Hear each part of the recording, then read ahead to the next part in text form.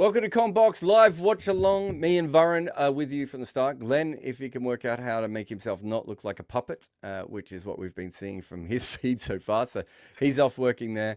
LSG won the toss and chose to field. Where are we now?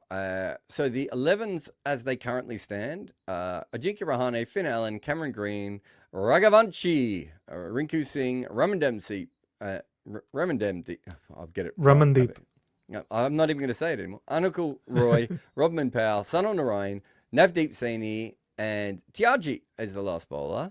So, Tyagi, I can't read anything here. I'm going to make this bigger so I can actually see it. And the reason is I'm also looking at who are the super subs there, impact subs, are Tripathi, Saifet, Manish Pandey, Aurora.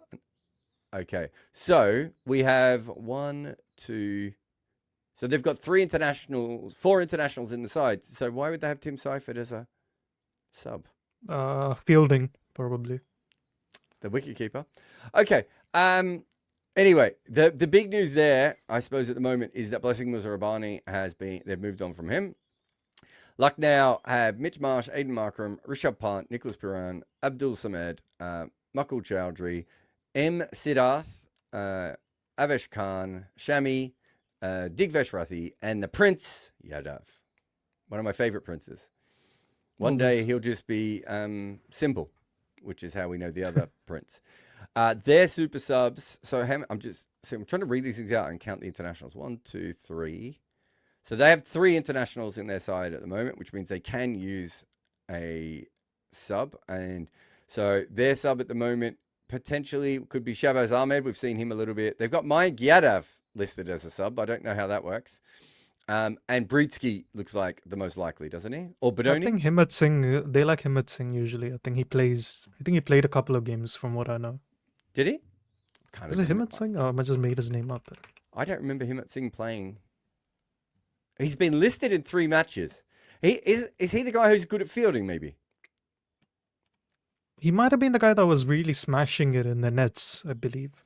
Okay. Sorry, Badoni. I forgot Badoni's in the team. He will play, of course. Yeah, I said Badoni. Yeah. Badoni or Britsky. They can bring in Britsky or Badoni depending on what they need there.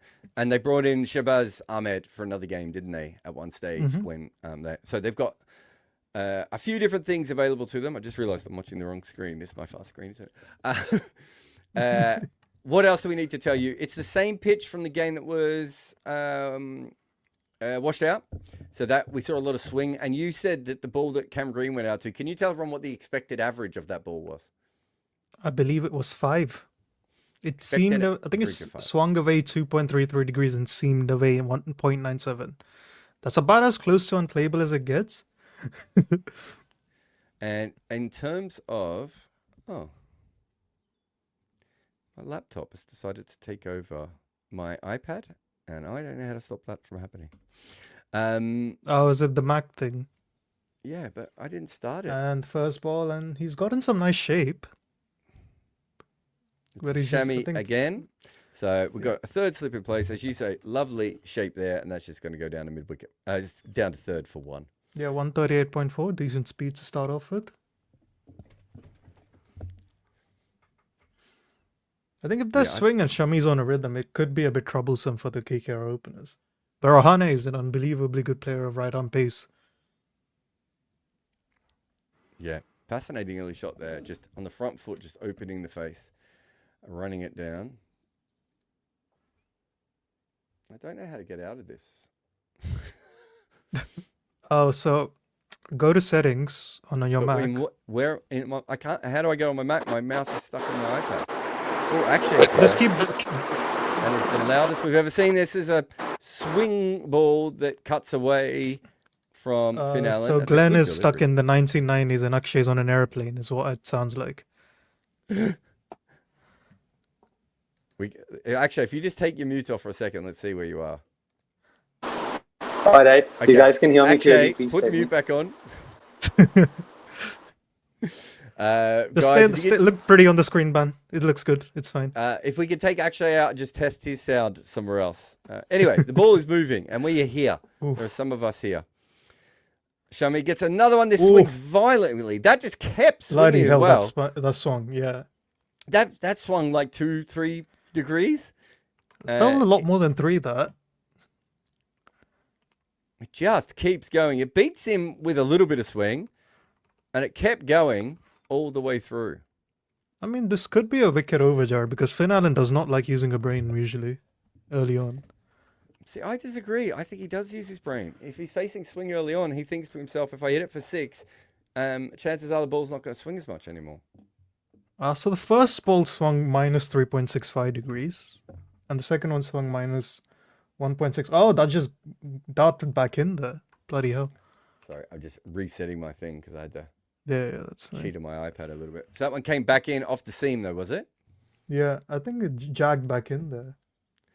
Just to say that the expected runs is at about 192, and I think it's about 200 when we started, maybe about high 190s. I would have said. So this swing has just brought it down a little bit. I think that swung in there. No, actually, he's got a meal going.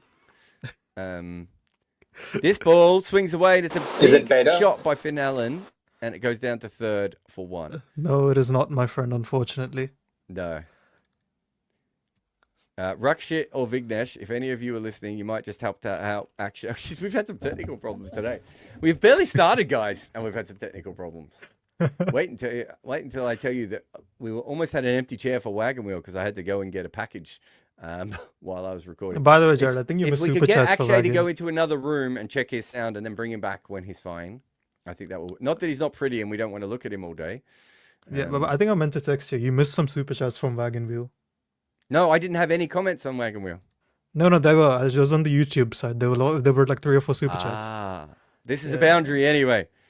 For some reason, the stream cut away. I just missed that entirely. So we just have a look. So they were 2 without loss off the first 5 balls. And then Rahane gets one from Shami that is full. He sort of slices across it. He makes beautiful contact, but it's a weird shot. It goes for 4. Yeah, I think it's apologies to anyone who came on Super Chats, because on StreamYard there was nothing. There was not just was there no Super Chats, Varun. No comments. There were no comments at all. Because I just finished asking Rakshit what had happened. And he said, I don't understand how that would happen. So at least that makes more sense. So apologies to everyone there. We'll try and get that. In fact, if we have super chats from Wagon Wheel, maybe if Vignesh or Rakshit have a chance, they could just take a screenshot of them and we can answer them on this show. Plenty of swing for Shami. I think there's only 1 ball. The least amount of swing in this over was 1.6 degrees. I think which was the second ball. So Prince Yadav coming on at the other end. Exceptionally short fast bowler. Doesn't help the standing next to Aiden Markram. Although Aiden Markram is only listed about 185, 186 centimeters, but he feels a lot bigger than that to me. Anyway, Yadav comes in, good pace, good swing, and some excellent wicket keeping here. It was a wide, by the way. Excellent wicket keeping down the leg side as he ends up trying to kick the ball away. Was that an attempt at outswinger, but it was just 2 leg side?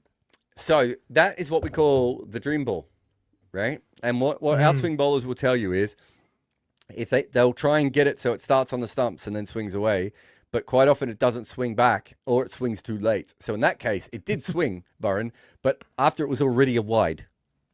Yeah. We've got a couple of super chats here as Finn Allen forces this one down a deep backward square and he'll pick up a boundary. 4-4. Oh, wow. Andy says, is Stubbs or Brevis better? Who has the more T20 upside? Brevis for me. Brevis. I think that Stubbs is leaving a lot on the table. I think what happened was early in his career, he probably over-attacked a little bit and went out too often. And now he's probably gone the other way a little bit too much. But yeah, if I was going to pick one. Also, wasn't CS the one who was telling us that he's actually a defensive batter who has to attack? It's not in his nature to attack, whereas Brevis, he feels a lot like it's in his nature. He's almost one of those new gen batters who like attacking for ball 1, isn't it? This is short again. He's forced this away for another boundary in exactly the same spot. Yeah. It goes a lot quicker than the last one. He's just he's bowling back of the length. Yeah, and he's bowling too straight and he's bowling the long length. And this shot of Finn Allen's quite interesting. It's almost like a front foot pull shot / flick all at the same time. He's literally just trying to get the ball as square as possible from. I mean, look at that last one. That might have been off stump. To be fair, I take that back, Yeah. Prince. There was It nothing was, wrong it with was. that. He's just going for this gap on the leg side, and he hits the ball so hard that he only needs to beat the fielder by a little bit. We'll get to this. Yeah, I think Stubbs' main issue currently is Miller does the same role, and both of them can't be in the same team. Yeah. By the way, well, we can talk about it later, but you won't believe this. Rob Barron has sent me an essay on David Miller. Yeah, based on what happened the other day. he said, Have you I seen think it? he said that. No, he said he talked about it in the group. Yeah, he's like, Yeah. as he spent an hour writing an article on it for some reason. I'm actually okay with that. And we can talk about it in a little while. I did a video on it. I'm sure Yeah. that's gone down well with people. But I think if you're a batter and you're in that kind of form, you back yourself to hit the next ball for at least a single, right? So, and I watch a lot of basketball where teams do that a lot. This is a top edge. Wait, It's gone that's very, very high. high. It should be 6, though. It is not 6. It is caught by Digvesh who's Rathi taking on the it? boundary. Oh wow! Just takes it inside the line. He didn't I look like think the most that's- confident man. I think that's the first ball he actually got the length right on. The one before was a bit overcorrection and he went too full, and this would look like a proper length delivery. Yeah, it was the top of off stump. He tries to flick it on that flick shot on the leg side really Yeah. again. And are we having a look at the boundary line? Just wondering if they've had a look at it. To be. It looked like it was fine to me, but he was very close Alright. to it. Yeah, we're just having a look. Yeah, we might have to have a look at that. Oh, Oh, that's he close. styled that out a little bit, Varun. But that Yeah. first step was really close to the padded triangle. Like, I would look at this more. But anyway, we might get back to that a little bit. So the expected runs went over 200 there when Finn Allen hit a couple of boundaries. They'll come back down again, I believe, in the next little while. We got Akshay back, and this time we can hear him and not everyone around him. Perfect. All right. Thank God. Thank God for that. Yeah. Jeez. Although I just don't know what the point is of you coming in now that Finn Allen's gone out, because that's the only reason anyone will watch them. Nope. Look at the jersey I'm wearing, Jared. I couldn't make it more obvious than that. Yeah, just having a look. Yeah, they just got over expected run line. So expected run line was about what was it? 200 exactly, actually, when they started play. And we're looking at about 190-ish at the moment. So we'll keep you updated with that. Raghuvanshi is coming out. It feels. I think it might be a bit of a walking wicket here if the ball's moving. Be interesting to see. They got 2 slips in place. They've got a third and a fifth. And this is bowled beautifully if you're trying to bowl to that field. And he just eases this out to backward point and they take a single. So this game was pretty much even money coming in. Lucknow of about 52% chance of winning it. And obviously now they're just a little bit further. Where are we now? They're at 57%. So nothing's changed massively there. What's the reason that Mujrabani is not playing today? They Don't know, got we in haven't got Rodman to- Powell.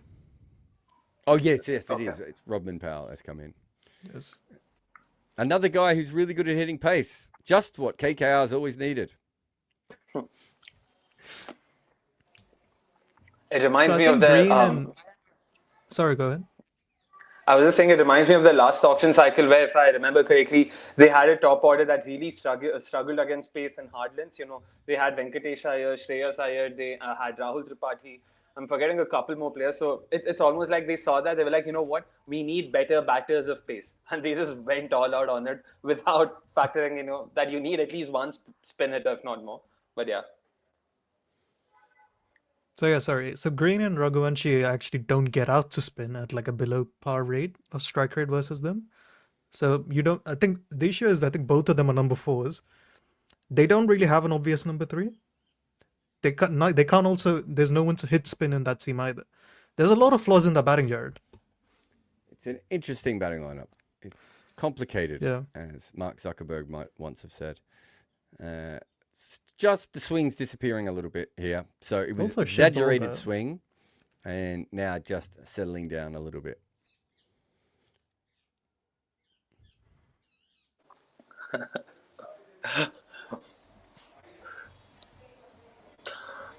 So Gyan did say me and Akshay are the only 2 LSG supporters. You've got my support, Gyan. Let's hope. Let's hope.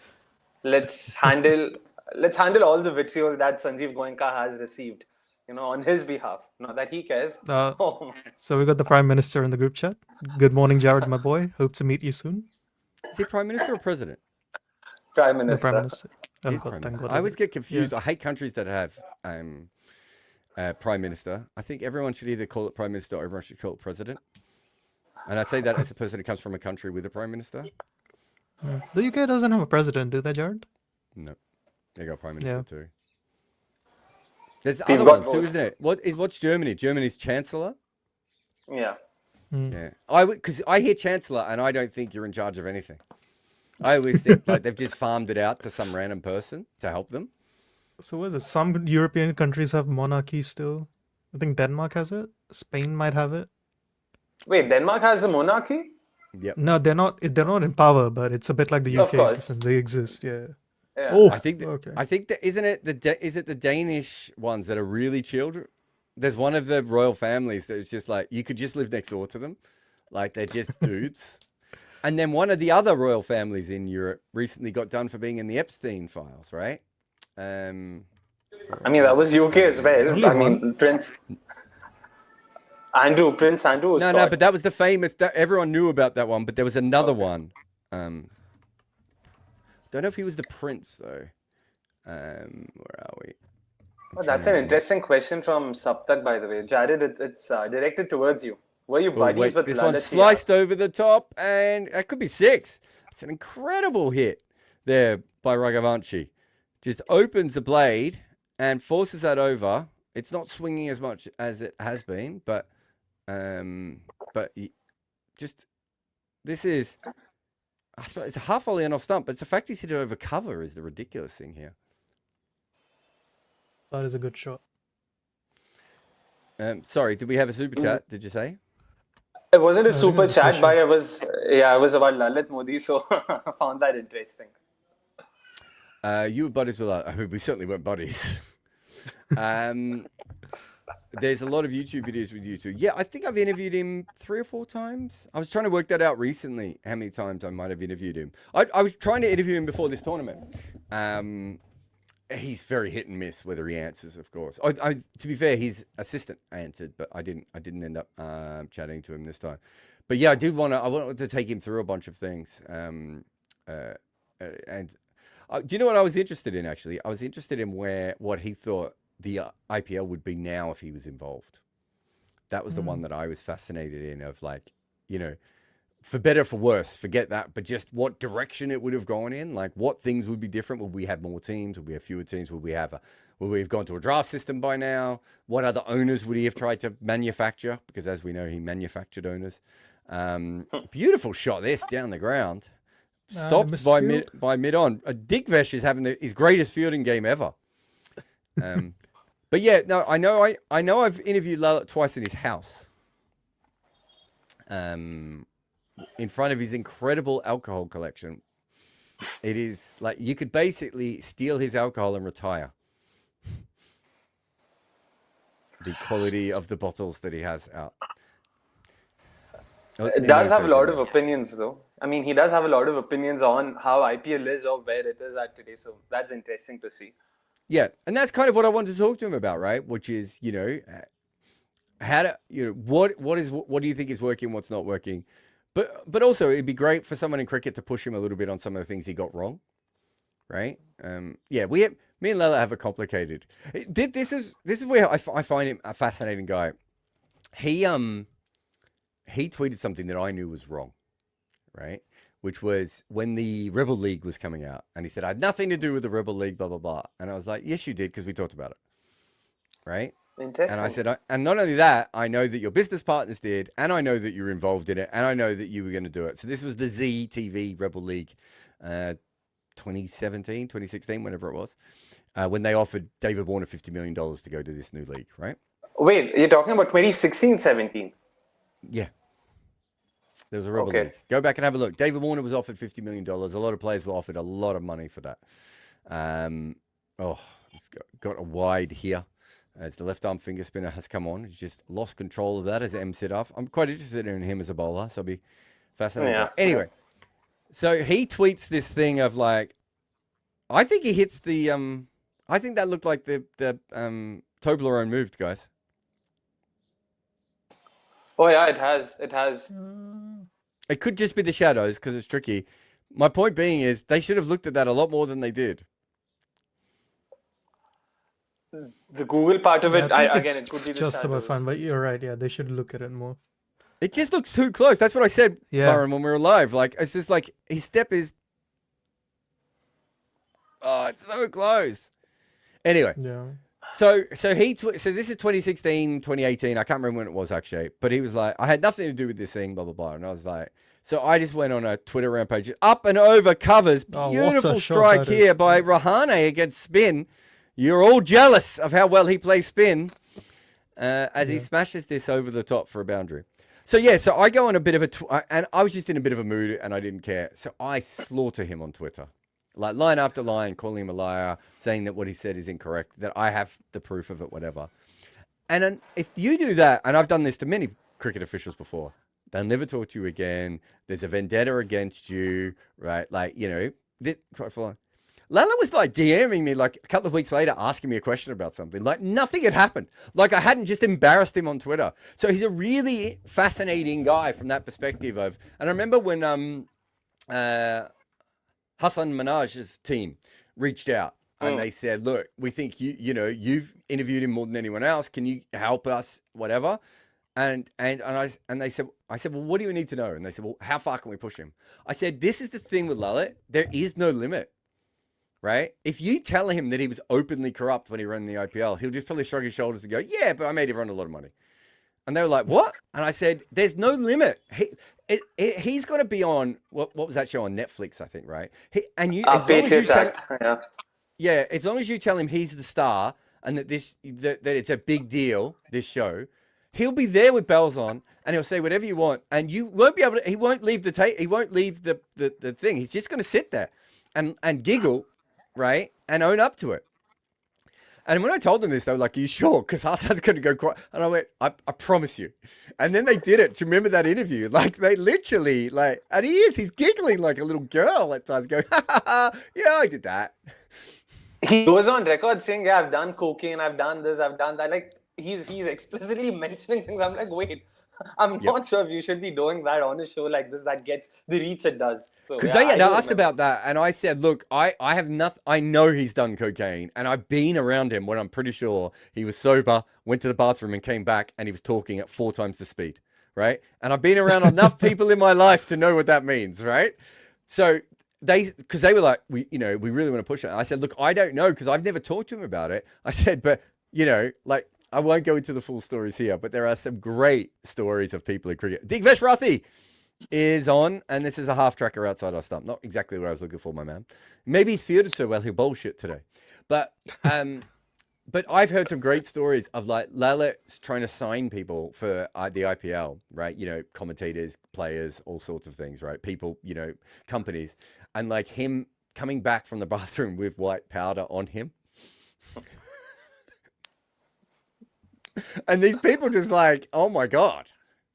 And you got to remember, at that stage, they were used to hanging out with like 69-year-old old Indian. Like Delmere was like the most progressive guy in Indian cricket before Modi, right? Must be some culture shock for them there. Yeah. But about the Rebel League, why is this the first time I'm hearing of this? Are you referring to the one that they were planning on like a mini IPL of sorts? Or no, this is entirely... No. This was... All the best cricketers in the world were supposed to go across to this league as there's a play and miss. Oh, the ball's stuck in his pad. I wonder where that had gone. So maybe it wasn't a play and miss. It might have actually just been an under. No, I think it's an inside edge. Yeah, he whacked it straight down into his pad. Yeah. Have a look. I can't remember what year it was, mate, but I know it was 2014, 2015 because when it was getting going. The reason it's a fascinating league. So it was the guy from ZTV trying to have one last play at cricket because he's desperate, obviously, to be involved in this. He gives himself some room here, Rahane. Oh, I mean, that did look like a shot of someone maybe not quite as good against spin, but he gets it away for a 4, and we'll take that as well. Really full that, I think. Yeah, so the score is 34 for 1. A couple of balls to go in Rathi's over, which is the 5th and his first bowling at about 100 k's an hour here with his spinners. Yeah, so they basically worked out that they could get grounds and everything quite easy around different parts of the world. And that all they had to do is the big expense, right, in cricket at that point was the spectacle and everything else. And it's like the players weren't getting paid that much. So as long as you gave, as Rahane scoops up another 4 here, not completely on purpose, he's trying to hit this inside out over cover, and he's ended up hitting it over backward point, but he'll take all of these shots. Glad that he watched our video, Varun. But Indeed. But essentially, they worked out they could do everything. But the biggest thing was, as long as they paid the players like 25% of the pot, 30% of the pot, right? They could buy every player in the world. That was That's smart, actually. So That was it was. smart. I forget. Do you know who I'm talking about? The guy who owns Z. What's his name? I've forgotten his name now. Basically, the guy who started ICL, I would say. Yeah, that guy. So it was his next league. It was him. It was Lalit Modi. It was Dean Kino, who was the guy who set up Champions League. That's him. Yeah. But it was all. We always thought it was a bit of a problem. But we were making the documentary about this other topic, and we stumbled onto this story, right? So they knew that we stumbled onto it, and they said, look, you can make a whole documentary about this because we might be about to buy all the players in the world. And we were like, okay, well, our documentary might come out before then, but if that's what you want to do. But while this was happening, someone at the ICC must have set an alert for like cricket domain names, right? And these people, I don't think this was Lalit or Dean, I think this was the Subhash side, had put up Global Cricket League, World Series Cricket League, like all these like really, really ominous sounding super villain names, right? I've like it might as well have said, this is the league that we're going to try and take over all the world's cricket with, right? Do you know what I mean? Yeah. And as Avesh Khan comes on, good pace, gets that through. So 40 for 1 after 5. A little bit of intent here. The expected runs are just under 109. Around 190 at the moment as well. But yeah, so suddenly you have this situation, right, where someone involved with cricket, I don't know if it was ECB or ICC, but they show this list to Giles Clarke, and next thing you know, the Guardian's got a leak, right? And Giles Clarke was very close with the guys at the Guardian at that time, and so they did a whole expose on this league, and it fell apart almost instantly at that point because it was too early, right? Yeah. They weren't ready at that stage, and I think Lalit and Dean Kino had already maybe distanced themselves from it because Subhash is a bit of a nutcase, right? And so I don't think it worked. But yeah, there you go. Wow, man, this is the first time I'm hearing of this. I have a lot of reading to do. I'd have to go back and check what year it was, man. But I think when I was tweeting about it maybe it was actually even earlier. Maybe it was 2014, 2015. But Could be. Yeah. Interesting. I mean, the way the IPL also came about, it's such a fascinating story, right? Like the way he went about buying all the top players. It's essentially what he did with the IPL, what he wanted to do all by himself yet again. So fascinating. Yeah. But I'll have to say, but it would also, I should say, it would have been right across all formats, by the way. It was an all format play. Yeah. That was one of the other big things. So I think, their idea was to replace international cricket entirely with their own franchise system. I've been pushing for a franchise test league for a while now. I've been sitting on it, hoping that someone please just start something like that. Well, there's a new white paper out, which the ICC has asked for. They asked McKinsey to make for them, which is essentially about Test cricket and having 2 tiers and everything else. And it's quite fascinating. It'll be out soon. I haven't seen it yet. I've been trying to get my hands on it. I saw a business magazine did a video on it. As this one is up and over, short third from Raghavanshi. So he's 10 off 13. It's an interesting surface. I think we just had a super chat about it and it's disappeared. All right. So quick things as us does. What do you guys think of this pitch? Is it going to ease up or will it be like this throughout the innings? Well, this ball's just been dispatched over deep cover for 6 for about 20 meters there. I think the swing was the bigger part of it early on, wasn't it? Than the seam. I think the ball's come on okay. Maybe the slightest bit of 2 pace because we've seen a couple of balls sliced away.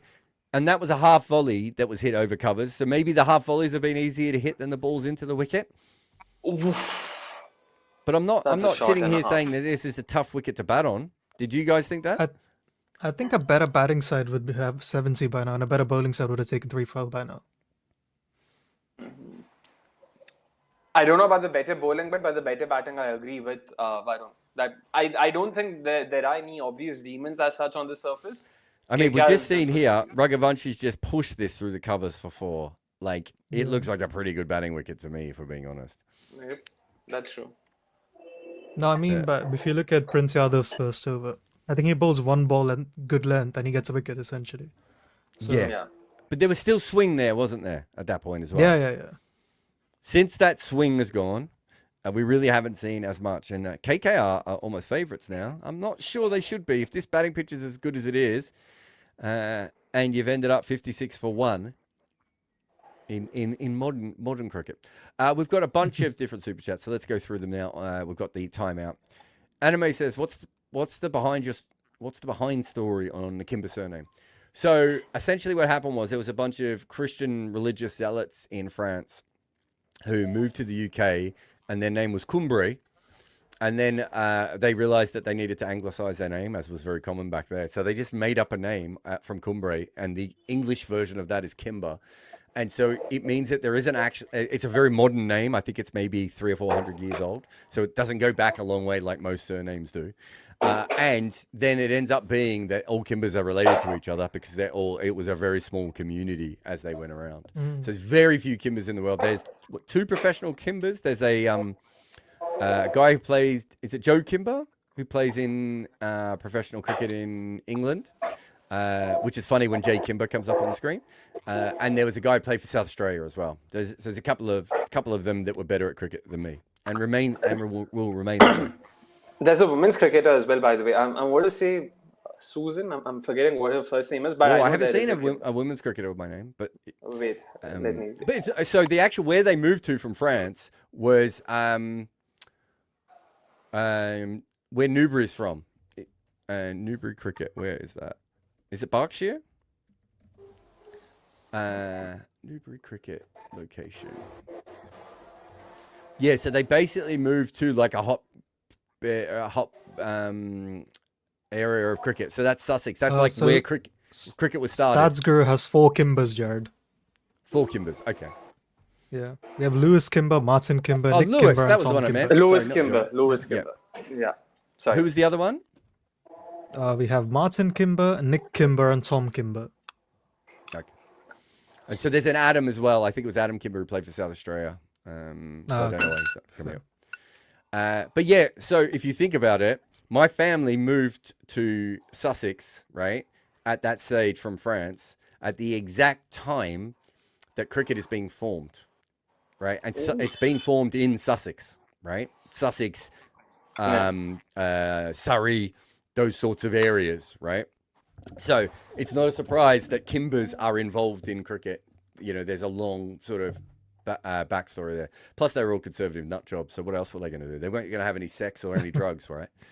Samit says, with Shami still swinging miles and bowling 135k, should India start reintegrating him back for New Zealand tour or the Cricket World Cup? Well, he certainly wants to be that. I think he's still the second best seamer in the country in pretty much all 3 formats. So I don't really understand why he's not on that. But he doesn't bat, and is he right-handed? If he was an all-rounder and left-handed, he'd be in the side, guys.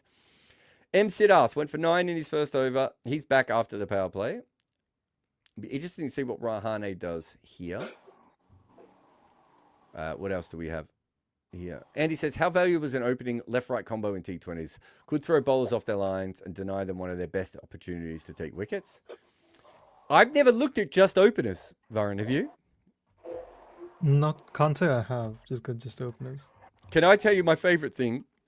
Which is that generally having 2 left-handers is better than having left and right hand. Yes. And there's a couple of reasons for that. One is, and the most important is that you bowl to left-handers a lot less than you bowl to right-handers. And so generally, even if left-handers aren't as good as right-handers, they end up with a slightly better record. If you have 2 of them, the chances of you having any bowling specialists in your top order who are good against left-handers only is quite slim. Right? Or sorry, any way through. So unless you have a team with in-swing bowlers or, late career Stuart Broad or Kemar Roach, the chances of you having someone who's better against left-handers than right-handers is pretty slim because most bowlers are picked because they're good against right-handers. Anyway. I don't know if that's a fun fact, but do you know what it is? Definitely a fact.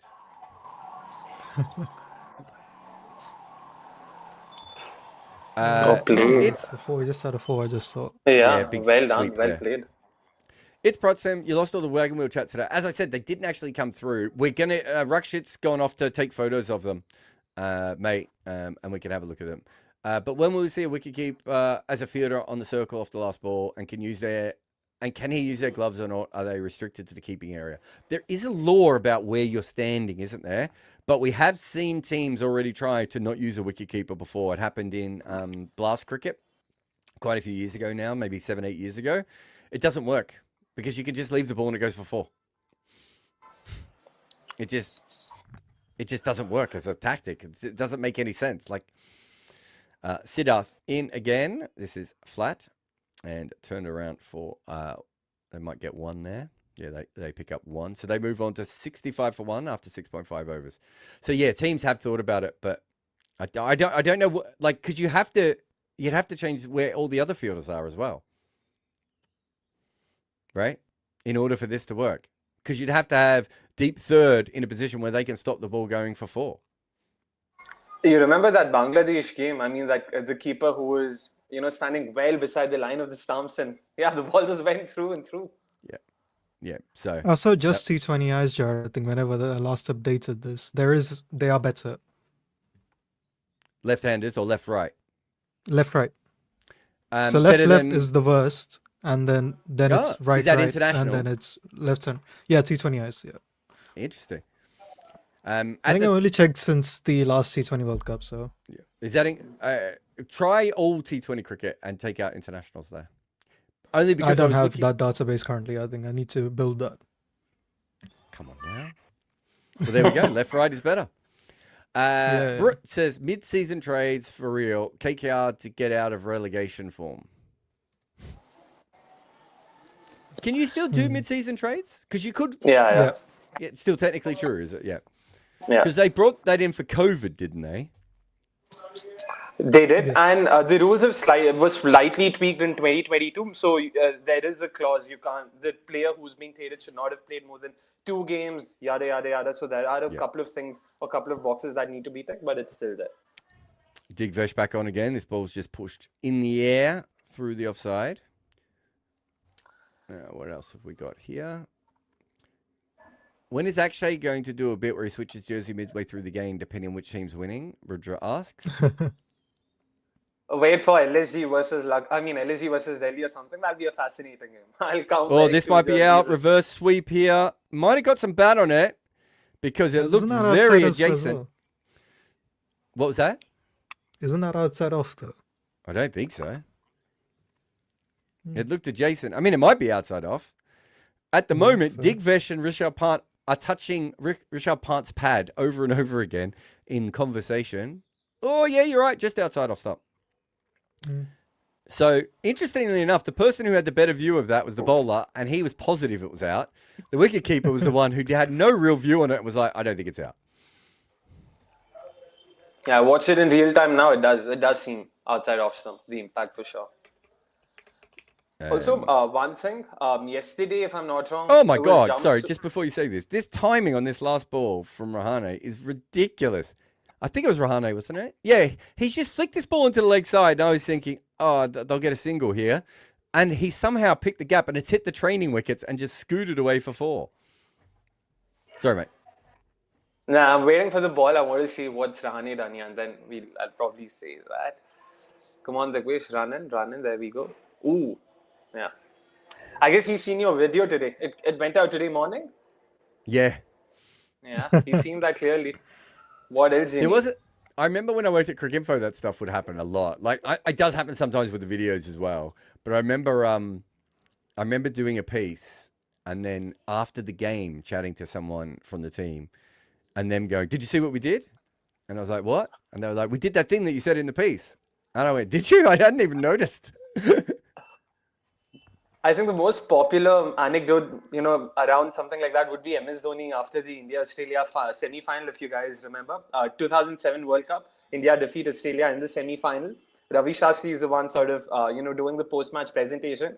And he'd written some article before the World Cup began that how MS Dhoni is an inexperienced captain and probably India is not going to do so well. So when he asked Dhoni, how does it feel to be a part of the final? He's like, well, I read your article on Cricinfo, so I remember that. You clearly didn't give us any chance. So I think the big one, you forgot the really famous one isn't that one. It's Mark Nicholas when he talked about the West Indies and he basically said something that the West Indies thought was coded racism. And I think he called them brainless. And they were like 5 years ahead of everyone in T20 cricket at that stage. And they really took that Cricinfo article to heart.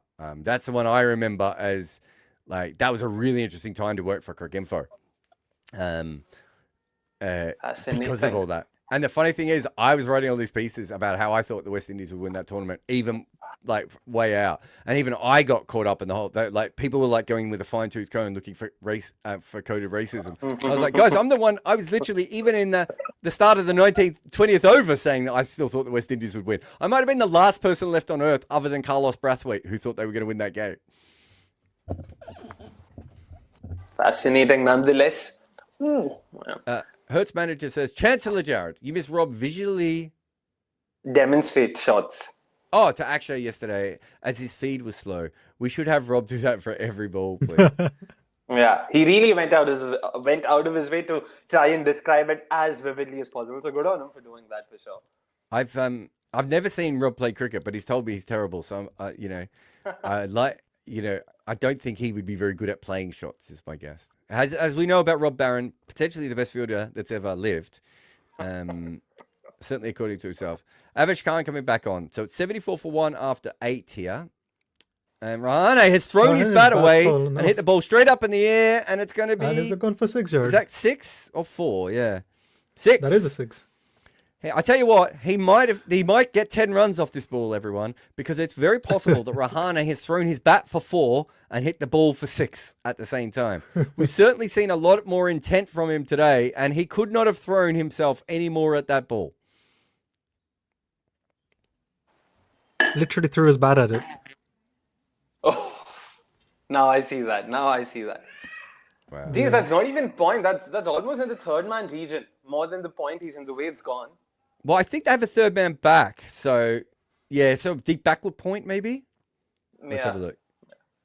Yeah, it was quite fine. I think right. It actually goes finer in the air, but it's still nowhere near third. So, yeah, you'd take 30 out of 20 from Rahane. Off the bat, I thought it might go straight up in the air, but no. Rahane, this is what we want him to do. Just keep going now. Oh, good shot. I mean, the timing he has on some of these balls is ridiculous. This is to cover for 1. But as I said, with that one he flipped off his toes a couple of minutes ago that went for 4. Again, the timing is ridiculous here. What do we have here? Prit says, by the way, Jared, India has a prime minister and president. So that's what I was trying to say before. Yeah. That is the one that confuses me the most, is when a country, and Pakistan has the same, right? Yeah, when you have a prime minister and president, I already have enough trouble remembering if your country has one or the other, right? Don't have both. Right? That does my head in. Rohit says, why Brits didn't bring rugby in India like South Africa and Australia? I don't know. I don't really know the history of rugby at all. If you want to know the full thing here, Rohit, most of Australia doesn't play rugby either. So Australia, there's only 2 states in Australia that play rugby. So it's not as if it's all over. And I would go a step further and say that there are 2 kinds of rugby, and Australia basically only play the one that's less famous. Rugby league. Rugby union, which is the popular worldwide one, Australia is not nearly as big in Australia as the other one. So I can't tell you this. As this ball is on the pads, flicked in the air, and that could be 6. Raghavanshi this time. Slow ball, got that wrong, steered it down leg side. And Avish Khan's having a shocker here, isn't he? What's he gone for? Plenty this season.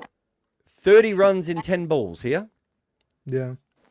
Even in the last game, he conceded 5 fours in an over to Klaasen.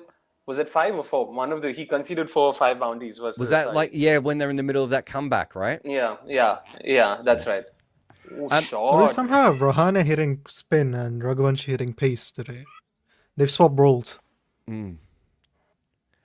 But yeah, so the only thing I know about rugby in Australia is the fact that, weirdly enough, Australia is very, very dominated at times by things that happen in Northern England, right? And not things that happen in Southern England. And I don't know if that has to do with the immigration patterns and how people move to Australia, and that rugby league is bigger in the north and rugby union is bigger in the south. But I don't know why South Africa is so big into rugby. I just don't know enough about rugby. I'm aware. I know it was a colonial sport. Well, anything Is English rugby colonial. more upper class or more like working class? Rugby union is upper class. Rugby league is working class. The only cricketer I know who's obsessed with rugby league is Johnny Bairstow. But I don't know if I'm allowed to mention him because he's quite upset at me at the moment. So he does have the body for it. Yeah, I reckon he would have played rugby. So rugby league's a bit more. There's maybe not as much open running. It's a slightly different sport. There's not as much kicking in rugby league, maybe is the best way of putting it. So yeah, just a slightly different sport. Yeah, isn't in England like all the cricketers have played rugby and all the rugby people have played cricket or something like that? There's so much rugby overlap, union, isn't not rugby there? league. Yeah. Yep. Yes, sorry. Yes. That's because all the cricketers go to private school, and those are the two big private school sports. Yeah, you usually play in winter, don't you? You play rugby in winter and then cricket in the summer. I don't know all I know is that rugby splitting into two different formats is potentially what will happen for cricket, right? So there is an argument to be said that rugby was all one sport, and then some people started playing it in one way and some people started playing it in another. And if you look at modern rugby, it's now 3 different sports. It's league, union, and sevens, right? So you actually have a situation where rugby is doing the thing that cricket has never quite managed to do, which is just separate, and people who like that one can go in that direction, and people who like that one can go in that direction. There you go. That's all I know. And thick necks, lots of thick necks. And I think young rugby union's the one where your ears go weird. I don't know if you guys are aware of this. Varun must know this. He's a posh boy from North London. He must know people who play rugby union. No. I went to a public school, Jared. A public school in England is where rugby. Yeah, I played rugby in school. You mean you went to a state school? State school, sorry, yes. Yeah. Yeah, private and state, isn't it? Yeah. Yeah.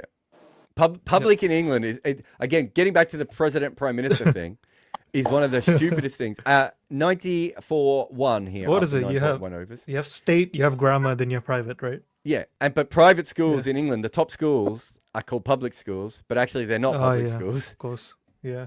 So Eton is a public school. Yes, very public. Eton is definitely a public school. Yep. Yeah. Naveen says, with the rise of high intent batting, a batter sacrificing strike rotation for big hits against tough matchups, resulting in more dots and boundaries, but fewer ones and twos. Yes. Has there been much? But one thing to this, yesterday I'd actually shared this graphic on the group as well, and we shared it here. The non-boundary strike rate in general across the years has gone up. Like especially the last years, it's not just the boundaries that have gone up. So it's not like basically what's gone down is dots. Everything else is up for grabs. They're just making sure there's run scoring happening in some shape or form. I'm talking about specifically about the high intent batters though. Those guys, there is, and the West Indies is what started that, right? But you're right. Like we did a graphic recently, and you can still see the West Indies are outliers.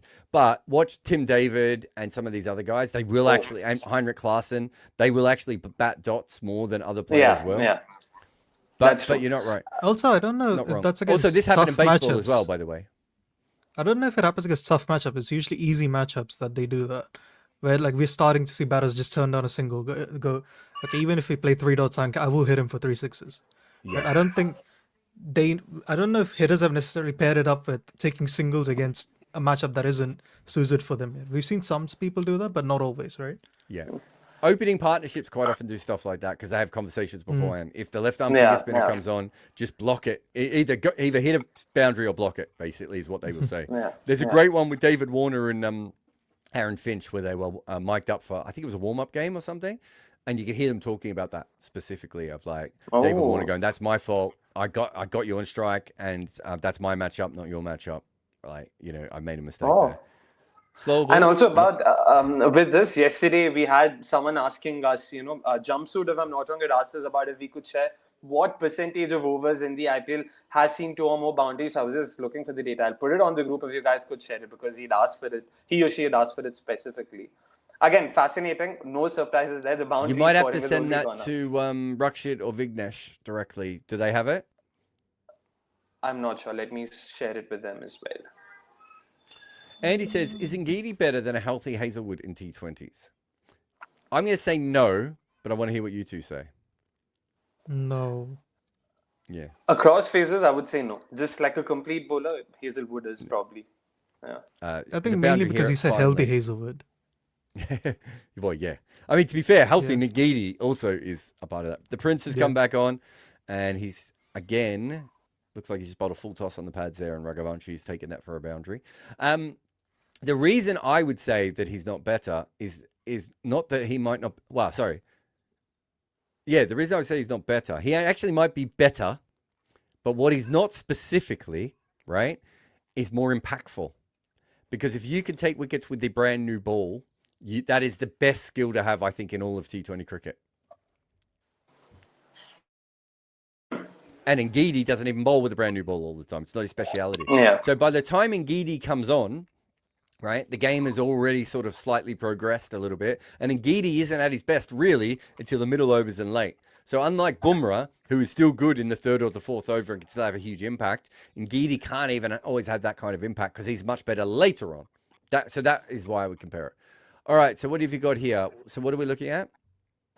So basically the percentage of all overs in an innings where we've seen 2 or more boundaries. So the whole sort of conversation came from the fact that someone had, commented that if the first ball of an over goes for a boundary, a minimum of 13 runs should be scored. Or else, the bowler's done a good job of coming back in that over. To which Robbie was like, mate, scoring 15 runs in an over is not that easy. It's not as easy as you make it sound. Then they're like, okay, what percentage of overs actually see more than 2 boundaries? So that's where someone asked if we could sort of get that data up. So what's that? That's about, so we're at about, what, 37% now, are we? Yeah, we're at 37.8 now. It started off at 30 in the very first season. Again, 2008 was an outlier in many different reasons.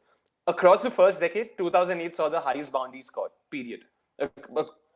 Till 2017, that is. You can factor in 2016, 2015. We usually think of those 2 seasons having a lot of high scores and everything. But 2008 was an outlier. But apart from that, it's more or less been constant. And then the impact player rule has come in and completely, accelerated that growth. Is this out? Is this caught at mid-wicket? It was a short ball, whacked across the line, and Shami's there, and I think he's just got his fingers under that. He might have. Dignesh just bowled it a little bit shorter. Rahane, with all of his intent, has done the right thing here, but unfortunately, he's just found short mid-wicket. We're going to have a look at it anyway. It was very close to the ground, and I should say that Shami didn't look that excited by it, but it looks like to me he definitely caught it. It was actually wide. I think that was part of the problem with Rahane. So I can't actually tell if this is a balanced pitch. Yeah, honestly, no idea. Wait, just reviewing it. Yeah, in real time, it didn't seem like he'd caught it. Like, I don't know, for some reason. Well, partly because he didn't celebrate it. He listened to the way I called it. Even I wasn't sure, and I saw the ball go in his hand. Yeah. We're just having a look now. It looks smooth to me. Yeah, I think he's gone. It's so blurry, though, this angle, that they're going to have to find another camera angle to make a decision from. Also, on the 13 runs thing, so I believe if you score, on average, if you score 1 boundary, you're expected to make 8.5 runs in that over, in total. So 2 boundaries is about 12.5, and 3 is like 18, or 18.5, that sort of thing. So, yeah. So if you want 13 and an over, you need 2 boundaries, roughly. I forgot to tell you guys this is a fun one that we used a lot on Cricket 8. So the market has completely given this out, right, at the moment. And so sometimes the market will do that and it will decide that this is definitely a catch, whatever. And then suddenly the market has to fix itself when it turns out they're wrong. So at the moment, just having a look at this, because I think they had got to, Lucknow only had a 42% chance of winning after being favourite for most of the games. And they're now back at 49%. So it's a 7% swing that the market's had. And yet, we're on our, 9th replay? And we still don't know if he's out. I think it will be given. I think the market's right here. Same. Yeah. So do I. Yeah, I he's think giving that what out. were LSG before the game, Jared? Like 52% to win the game? I Yeah, it wanna was say? very close. Yeah, 51%, Yeah. 52%. Wasn't much in it. That feels oddly like generous to go to KKR in my opinion. I agree with you. I thought I was a bit Yeah. surprised when we sat down. I forgot to bring it up with you at the time, but I Yeah. thought it was very interesting that was the case. Anyway, they're at 48.4%. So somehow he's taken that catch and people are backing KKR more after that. But maybe they realized it was Rahane. But 41 Exactly. of 24, I think this is fine. He showed intent against the spinners. He didn't get locked down. There was that little period where I think he slowed down for about 5 balls. Fine. We've got to give him something. Like, it's what he does. Other than that, I'm pretty happy with the way he batted today. Yeah, Varun, I know pretty you solid hate innings. all people. What did you think?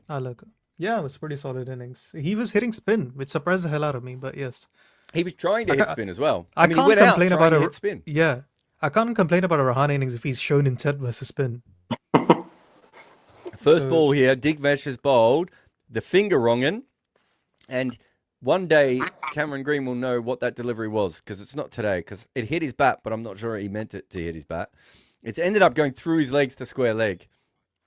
It's one of the things about being a tall batter of when you're not seeing the ball perfectly, and he smashes the next one to long off, so he's seeing that one good. When you're not seeing the ball perfectly, you do look less coordinated and less like you understand how to bat.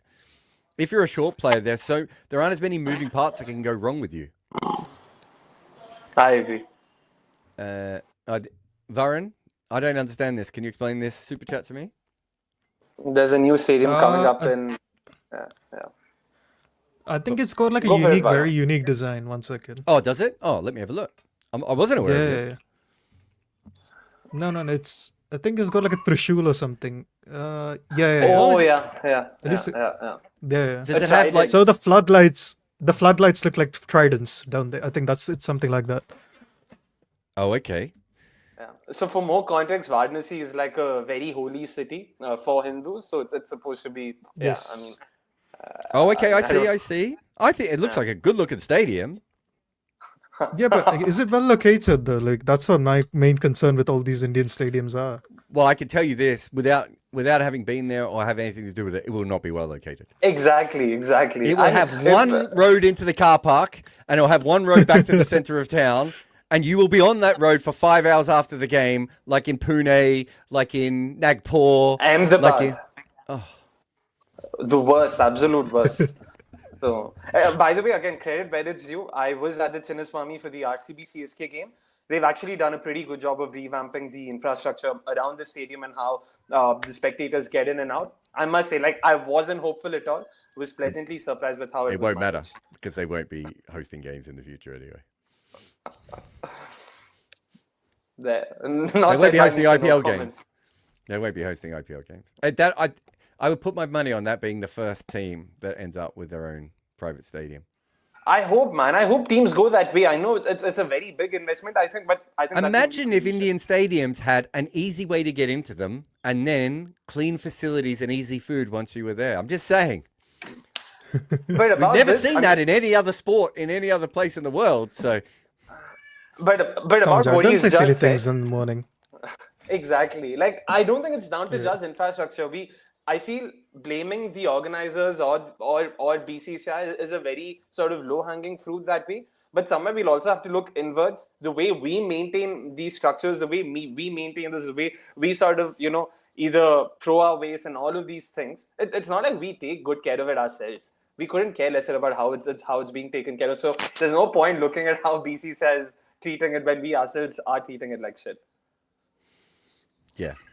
It'll be fascinating to see what their next future is. I was talking about this the other day with Robbie as well. Of the it's the thing that might change all this. Actually, Indian stadiums is not just the money coming in from overseas. It's the fact that when you own an IPL franchise now, it's a chance to actually show off what you own to partners and sponsors and potential business partners and everything. And and I've been in a lot of the corporate areas in Indian grounds. I don't know if you have, Akshay, but the corporate facilities are shit. Oh, he's out by the way, Jared. Oh, did I miss that? Oh, he doesn't. Yeah. Did he throw his bat or did he drop it?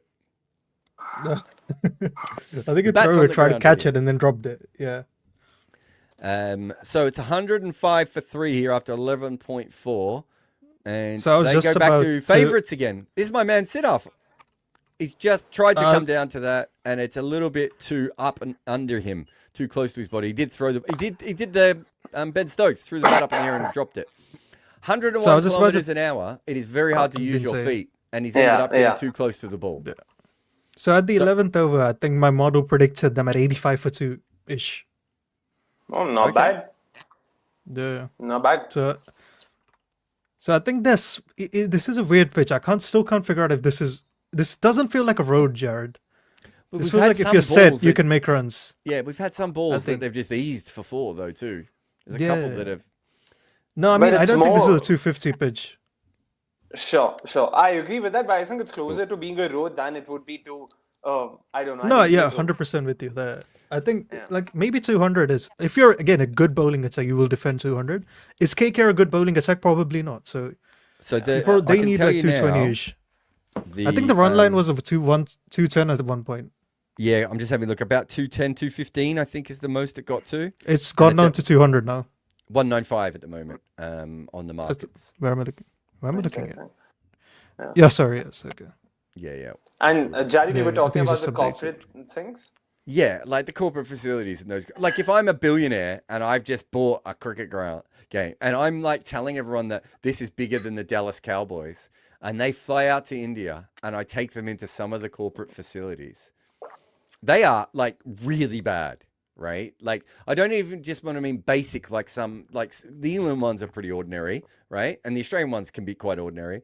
But like I've seen the American ones, right? Like you're not wowing anyone taking them to, I remember going to Chinnaswamy and being taken around to the fanciest room and going, this? Like you've got whiskey here. Don't get me wrong. I'm pro whiskey, but it was a dank room, right? Like it was not an enjoyable experience being in there.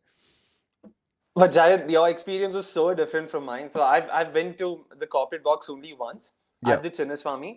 I was blown by the fact that I could drink just gin, whiskey. Oh, all no, of no, that. no. So, I'm a big fan of that. But, okay, but you can't drink while you watch the cricket. No, but then the expectations itself are so low. That's what, like, for an Indian fan, the expectations are so low. You see alcohol in the stadium, you're like, yeah, I'm sold. I'm sold, baby. Just go for it. So No, I'll give you that. But yeah, it's just little things like that. Even, Lords doesn't have great facilities. They're not too bad. They've upgraded some of them. As I said, the Australian grounds are good, but not spectacular. But you look at some of the things that they're doing in America now for corporate people. And I know we're like, okay, most of us are not ever going to be in those corporate boxes. But that comes down and you get better facilities everywhere. Like if you look at the new LA Clippers stadium, right? Like some of the stuff that they have there, isn't it? I think they have a thing there where you should never have to line up for the toilet or something like that. There's so many toilets in that place. And if you go to I think Dockland Stadiums in Melbourne as well is another one where I'm always shocked by how many toilets there are, right? Like you don't miss any of the cricket or football, right? You can just run off, go to the toilet and be back. And, you've maybe missed a minute and a half. Whereas normal stadiums around the world, you miss half the game going to the toilet. Like literally, most people get an infected urinary tract from going to professional stadiums. I'm not sure if you can get an infected urinary tract. I'm actually not even sure what a urinary tract is. But if I had a band, it would be called infected urinary tract. such an insightful conversation that Jared. No, I think I once went to a Blast game where like people were leaving because the beer ran out. I mean, things like that. I would. So I would no, what also was it? So walk out we about were that. going trying to get the ticket, and then they were like 3 old guys came out. They were like, "Oh, we were just going out because the beer was over. Do you want to take our tickets?" I'm like, "Sure, we'll take it if we don't have to pay for it." I'm like, "Fine." We went in the stadium. Once we got in, I realized the ticket he gave me was a senior citizen's ticket. I was 14, and they didn't care. So I'd already been paid for by then. 109 for 3 here. So Shami's back on. He's gone for 14 and he's 2.3. The run rate is 8.72. So they've not really kicked on at the moment. And the market still thinks they're going to. Cameron Green's on 5 off 7. Rinku's off 3 off 3. So they've got power in these two. But it is a bit of a, I don't want to say rebuilding, but it's a phase. Prudvi says, to be fair to Shami, he has an unbeaten 50 at Lords. Was that at Lords or was that at Trent Bridge? Because I've Both. seen Shami make a Trent 50. Is it? He has both. He has both.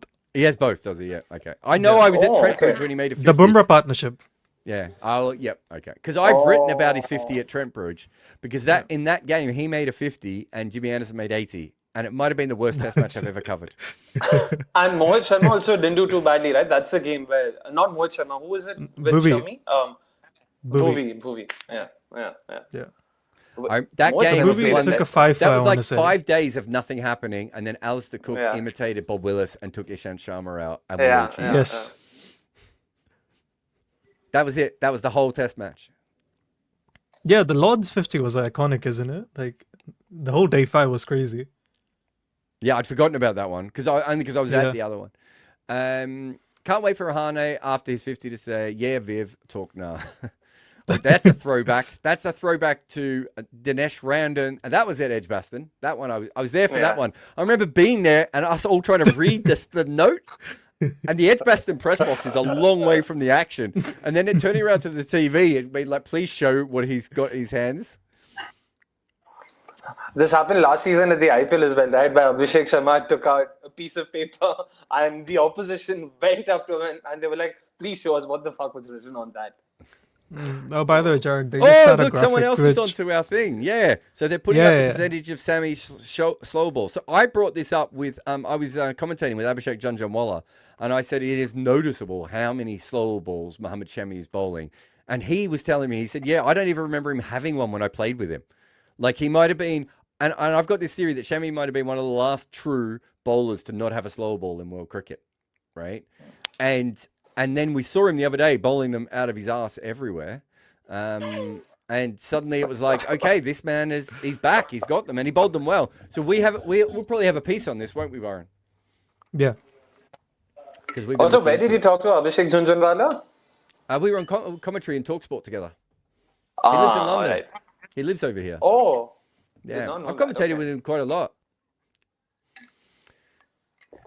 ICL legend, my man. Yeah, ICL and IPL. Wouldn't go as far as to call him an IPL legend, but ICL. so I'll give I it. think he's a legend just because he got to play in the IPL. Is my point. Fair. 111 I'll give for that. 3 after 13 here, and this is mistimed by Rinku into the ring, and there is no run. Province says 2007 ODI World Cup schedule release innovations. I'm not sure what he means by this. 2027. Yeah, but I'm sorry. What did I say? 2011. 7. 2027 World Cup schedule release. It won't be for ages, will it? Yeah, It won't be released what for will you do? another 6 months, will it? I'm sure At the least. BCCI released the World Cup schedule after the World Cup started last Yeah. time. Always. Yeah. Oh, he's bowled him. Oh, what a delivery here, Oh. coming around the wicket.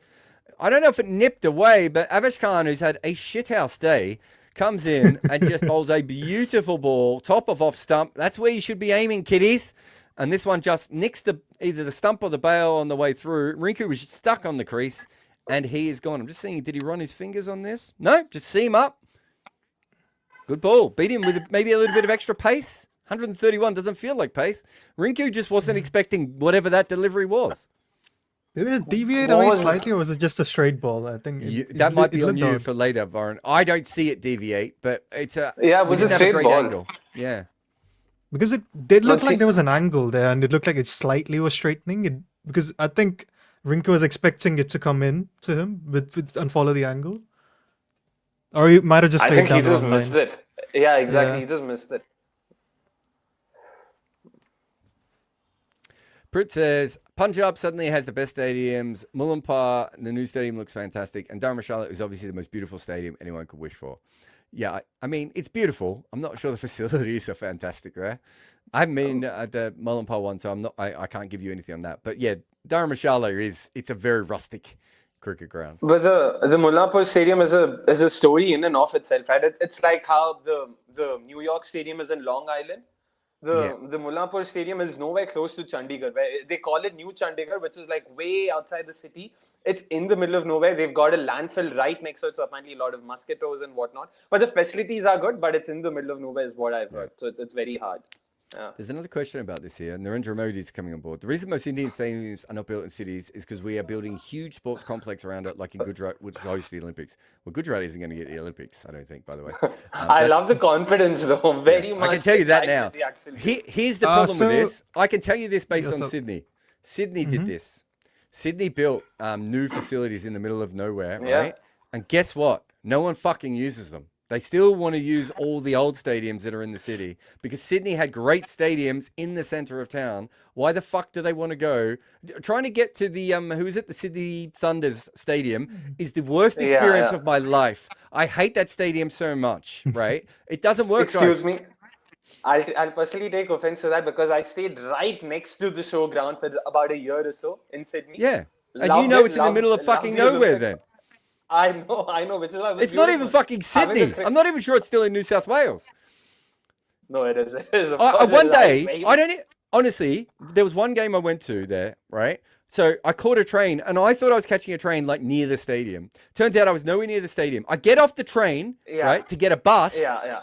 I then have to wait an hour to get on the bus because everyone else is trying to get on the fucking bus. I get to the stadium. I finish my report, actually. There's no public transport around there at that time of night. There's no taxis. It was early in Ubers. And I was like, do I just live here? Like, is this my life now? I'm in fucking the middle of West Sydney for fucking no reason? Nonsense. So Sydney So Olympic Jared, the Park models- has no direct trains. Yeah. Oh, sorry. Go Tell for us it, about go the for model, it. Warren. That's predicted 107 for 3 up to this point. So Yep. the close, I guess. Close 100. enough. And 11 for the 4, yeah? Rinku ball seemed away, actually, 0.64 degrees. So Fair enough. It's Well, okay. Incredible ball So- if that's the case. From that angle, very hard to Yeah. face. So, so what was it? I think I have it as an expected average of about 30. And the ball before just seemed in slightly. So I think he I was assume- expecting it to come in. Yeah, I assume that also means that that they've got the replacement ball in their hands. Sometimes we've seen a little bit of seam, haven't we, when the replacement ball has come on? Yeah. So there's a famous one in Melbourne, actually, and you may not know about this, but there used to be a stadium in Melbourne that hosted 90,000 people that wasn't the MCG, right? And they built it in an Okay. area of Melbourne in the east called Waverley, right? And it's now, the oval still exists, and they've just built houses around it. Because no one wanted to fucking go miles out of Melbourne to go to this world-class facility, right? And again, you couldn't get a train into it. The MCG is in the center of town. Yeah. So if you're unless you're in the west of Melbourne, every train line in Melbourne goes past the MCG on one side or the other. Yeah. Why do you want to drive an hour and a half into the fucking suburbs for a stadium that's the same fucking size? Right? This is So the one I've in seen this Geelong? before. You have to build up your stadiums yourself. Having these stadiums in the middle of nowhere is just wasting your money in the long run. I can promise you that, Narendra Modi 08X. Thank If you that for is adding your real OAX at name. the end of it. So let's go with that. But Jared, about what you said, especially even in India now, with any of the new stadiums that are coming in, they're not going to happen in the middle of the city because there's no space available in the middle of the city. Well, you have there is you can build existing on existing sites because there are stadiums in the middle. There is a way to But, do it. Again, there are a lot of legal complications, I can say, at least Oh for no, there say, are the Eden everywhere. Gardens. Mate, you want to get to legal conversations? Have a look at the 2 franchises that just got sold. Have a look at the way they were set up. There's always a way around these things if you try hard, right? And at the moment, the issue is that you're setting. I promise you guys. I've done this job for 20 years. Eventually, those new stadiums just get on people's nerves, and you start to see no one wants to work on them anymore, right? That Pune stadium, no, not Pune. Actually, Pune's a nice stadium, although they didn't actually fix the one side of it. But we'll get to that another day. But the Nagpur stadium's a really nice stadium, right? And everyone involved in cricket doesn't want to use it. That means that you are much less likely to actually get it given games. There's no momentum for it, right? These things eventually matter. I promise you guys. We're seeing it in America. In America, they started doing this, and now they're moving back to inner city venues again. But everything you're saying, Jared, is basis the assumption that whatever they do, they'll do a good job of it. The last thing I want right now to see in Bangalore is the middle of the city being completely dug up because a godforsaken stadium had to be renovated. Because these guys don't know how to do these things. They'll just that's take also a true. decade or two. Exactly. Yeah. So we've already seen how much time they've taken. Yeah, whatever. Yeah. I mean, that's what Bangalore traffic can use, more renovations. Yeah, exactly. Maybe we could slow Bangalore down more now.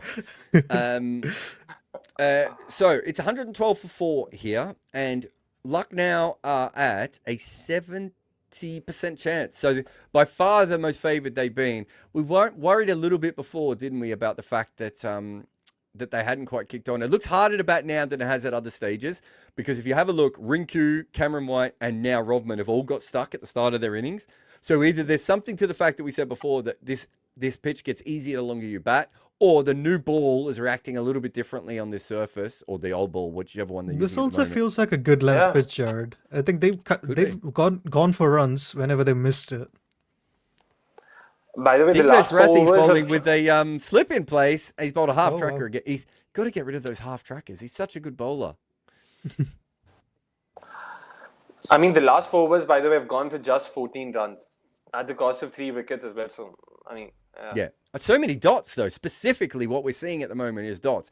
And that is something that's one of the key indicators I'm looking for if something has changed with the pitch or the ball, is that no one can get it away. Like that last one, anyone could get that away. But when the ball is on a good area, another dot here, and this one, I don't want to say it skids through a little bit, but Cameron Green ends up plays a shot where it makes him look like a giraffe on rollerblades.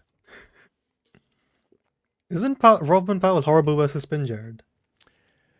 leg spin in particular. Yeah. He's got better. When I first saw him, it looked like he'd never seen spin before at that point. But And he just blocks it back to the As a bowler young- green. as a young man, his ability to hit pace was incredible, Rodman. But really, for someone who doesn't bat in the top 3, he would come in against spin sometimes. He'd be like, "Okay, well let's see how this goes."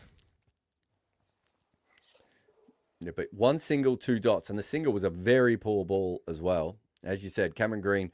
I mean, that last ball doesn't really do anything, and Cameron Green's just looking to push it back. Tells me that something has changed here. So it'll be fascinating. We'll get to the expected runs in a minute, because I did have that in front of me. I think it was Oh my God. 175-ish. That's what I saw last. Why have I lost it? Oh, you're right. Yeah, it is 170. Yeah. No, it's just dropped after that ball to 172. Oh. That one, I it mean, seems Is to this be. the last over a spin? Siddharth has bowled out, or does he have one more? I thought he bowled 3, but I can look that up for you. Yeah, let's check that. Digvesh coming in again. And this time, Cameron Green finds a single. A short mid wicket is really short at the moment. So it's good field placement as well, just keeping the pressure on. And Siddharth has 1 left, yeah. 1 left, yeah. He really he impresses me, this kid. He doesn't do anything special. But he do you know what he does? He reminds me a little bit of Michael Beer, who played for Australia briefly, who was a very good big bash bowler, in that he bowls the right lines and the right lengths to each batter. So the other day when they were hitting, he bowled really, really wide on a length that was a little bit tricky, which you couldn't cut away. Here he's bowled a lot straighter and tried to get up and under the batters, right? It's little things like that where he's looked at them facing left arm finger spinners, like, where's the best place to bowl my kind of bowling to them? So on Siddharth, I think there's only 1 ball he bowled today outside the good length region, so he's been very accurate. Once he commits to a bit, he's very good at it as well. And he's Was getting that- revs on it at a good pace. Like, there's a lot of things to like about him. Also, I He's think not it young, though, surprised is me. He only played like 7 games in the IPL. I feel like I've seen him forever. He's a Washi's age. Yeah, he's So, 27. So he's been around, hasn't he? Yeah. Yeah. The Not end got of a lot this of over. chances, unfortunately. They got another single. They thought about a 2. So 1, ... 1, 1. 115 for 4. And Digvesh finishes with 1 for 25. Is that right? Yeah. Yeah, 1 for 25. That's right. 17 of the last 5, man. Talk about a slowdown. I mean, 200, I think, is now not even an idea they can consider anymore. Something would have to get very, very right for them to get there. Yeah. Also, to answer Gardner Eden's question, can you guys please tell us where do you see the advanced stats, expected score, true strike rates, etc.? The expected score is on Betfair, I think, isn't it, Jared? Yeah, we're taking that from the betting markets, where there has been $5 million bet legally and probably about another 50 million bet illegally on the betting market. So we're accepting that all these people who are betting $55 million, especially those with algorithms and everything else, are working it out better, then we'll be able to come up with a number there. As Rodman comes down to Siddharth, as I said, great bowler, and he's been hit 83 meters here over long, but a great hit by Rodman. That's a really good hit. He already And for decided. true values, I'm just gonna put the link in the group. Not the group Yeah, chat. we'll put them up. In Someone the- asked about them the other day. I put it in the comments. Sorry. Yeah. But aren't we afraid that it's going to crash? Didn't you send me a message saying it was going to crash? No, I'll send you another link. I have it up and running for us anyway. Oh, have we got a second link? Have I got a secret Yes. link? That's the Yes. only way So I you like and to Shahan do it. have the secret link. Yes. But we'll put it up for you. We update them as much as we can. But it's not quite a professional level operation at the moment. As it's Rodman Powell's going to get another boundary here. Did he get bat on that? Yes, he did. It was a bad ball from Siddharth. He tried to cramp him, and he'd done it the previous ball. By the way, how far did I say that 6 was hit before? I think you said 83 Did you? meters. It was exactly 83 meters. Oh, I thought you saw that. Wow. Yeah. Oh, it's an inside edge. Oh, I thought he flicked this off his pad. No, that was good bowling, to be fair. He's unlucky here that this has gone for a boundary. It's a really good delivery. Gian Dub says, Bikana in a decent location, just one road to get out of. I mean, also, I say this, English grounds are a bit like this as well. And I think Manchester, Old Trafford's really good now because it has the trams at the back, so you can get a bunch of people on the trams. But like because I'm from Melbourne and I'm so used to it. So when you would come out of cricket ground, the MCG, trains would be lined up. Not only are there multiple trains already available to you, but you have football and cricket specials. So you can get the people out of the station as quickly as possible so people don't spend hours on the platforms. And then you come to cricket grounds in the rest of the world and you just like, you can be waiting like 2 or 3 hours to get out of an arena, even when there's public transport. And so when there's no public transport, like here, and there's one road, it's not very good. Anyway, as a man who's traveled around the world, I can tell you there's a lot of cricket grounds with a lot of different issues like this. I feel in India, the norm is to spend an hour or so, to and fro, spend an hour waiting in the line, and even while going back, just spend a good 30 minutes to an hour. Yeah, and also if you're used to that, it's probably when you travel you realize how much worse it can be in better it can be in other places, right? What about Delhi? Is there public transport around Delhi? Because the trains in Delhi are incredible, by the way. I'm a big train dude. They're some of my favorite trains in the world. Just shockingly good. Like I haven't been in many places where I've been like, the trains are better than Delhi. Is that anywhere near the stadium? Yep, there are. So if you're referring to the metro, Delhi's metro connectivity is fantastic, the best in the country by a mile. So it's one of the best in the world. Well connected that I'm way. putting it up there. Yeah. If Delhi Metro ever need like an ambassador, I will do it the job in a heartbeat because I was shocked at how good their system was. It's better than the tube, Yeah, that's high praise for sure. The quality of the train should be. The quality of the train. I mean, obviously the tube has its own problems. Do you know what? Actually, have you been to London? Have you ever used the tube? Yep.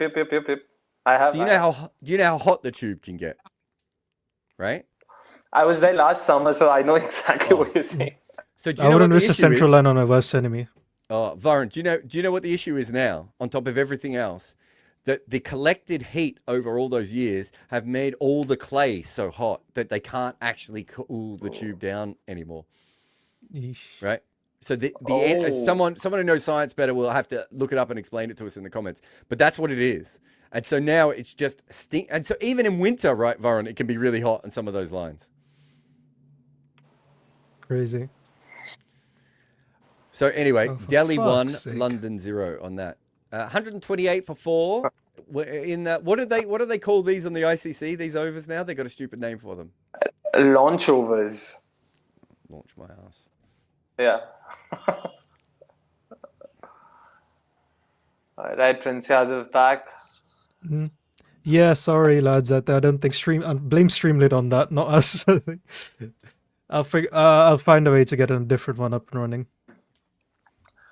Oh yeah. Narendra says, Jared, we're already hosting the Commonwealth Games in 2030. Yeah, no one gives a shit about Commonwealth Games. I say that as a person who lived in Melbourne when we had them. Top runner for the Olympics 2036. I don't think you are a top runner for the Olympics in 2036, is what I'm telling you, and that's based on reports. Who are the top runners, by the way? Yeah, I've got a piece that might come out in a little while about that, but I don't think it's Ahmedabad. Can't compare with Australia because 100 times population density. Hey mate, the MCG has 100,000 people that they have to get rid of at that time. And you know they're all going to be leaving the stadium at the exact same time. There is a way to do this. It is not that hard. And it's not just an Indian problem, as I've said before. It's a global problem around cricket. Don't give me this shit. I've been around India. I've been around Sri Lanka.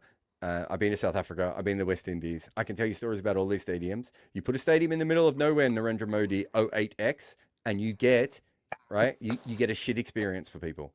If you don't want to listen to me, that's fine. But I've actually done this shit for a living. I know I've lived this, and I study stadium designs, right? Because of this sort of stuff.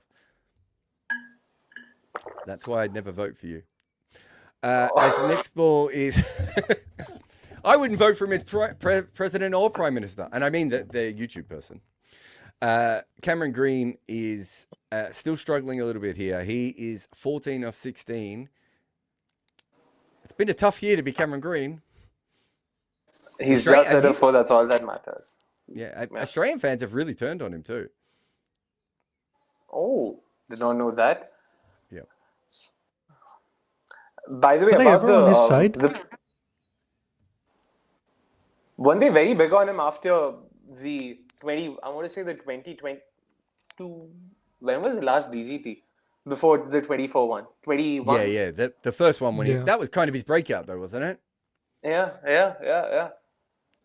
They seem super this big one is on him whacked then. back down the ground from Prince by Powell. Powell's looking in decent touch now. Obviously struggling a little bit early on, but he's got a couple of balls away here. Yeah, I don't think Powell would mind LSG's right on pace.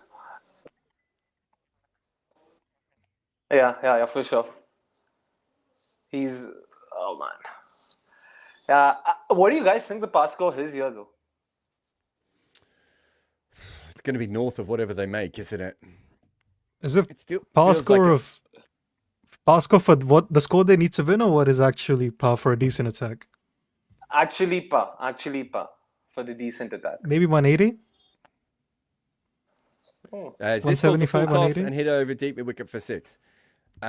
Big hit there, but that's a bad ball to Rodman Powell. He's going to hit those all day. Oh, just on that other one as well, when the guy said we'll get the Olympics in 2036. As I said before, Sydney got the Olympics, put them in the middle of nowhere, and now it's just a fucking waste. It's a wasteland, and no person with any brains would live out there. But that's why I still feel the surface, you can go up to a 200. It's just, for some reason, KCAP batted themselves into a shell and they've not really been able to get out of it, apart from Robin Powell in the last couple of overs. Yeah, so Garden of Eden is saying the True Values app can easily be monetized too. I think maybe run ads and all. I think it will work. Isn't there a Combox app coming, Jared? That's the end game, isn't it? That Combox will have it. If you go to combox.tv, we will eventually have that.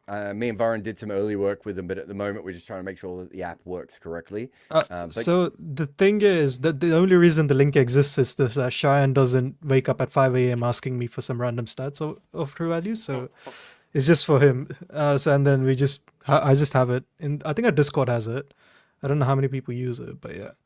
The issue with Streamlit is that it can't handle more than like 1 gigabyte of RAM at the time, I want to say. Yeah. So I found an alternative, but I don't know how much I trust it yet. So once I trust it, I'll share it on this. It's one thing on Combox. We will definitely have an advanced stats thing that will be searchable and will work in the future, but we're not there yet, guys. It's just too early for us.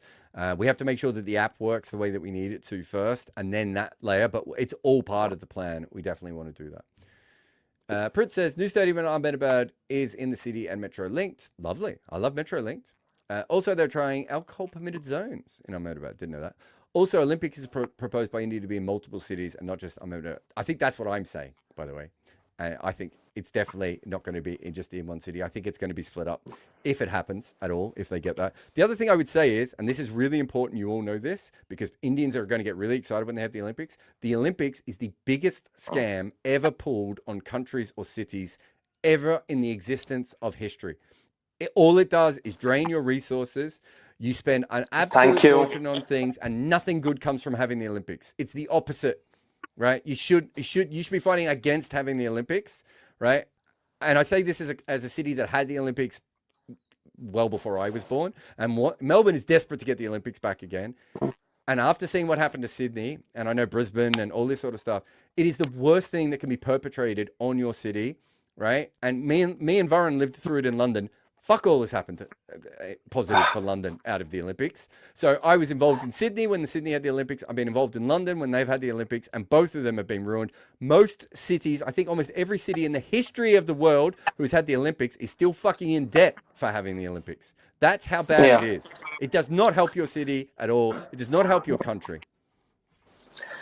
I mean, it's more of a soft power thing is what I used to initially think, but I now don't even have an answer. Like, why do you want to host an Olympics? Yeah. Because India cannot afford one. Simple, yeah. As simple as that. It's a real shame because I love the Olympics as a concept, and I love following it, and many different things of it.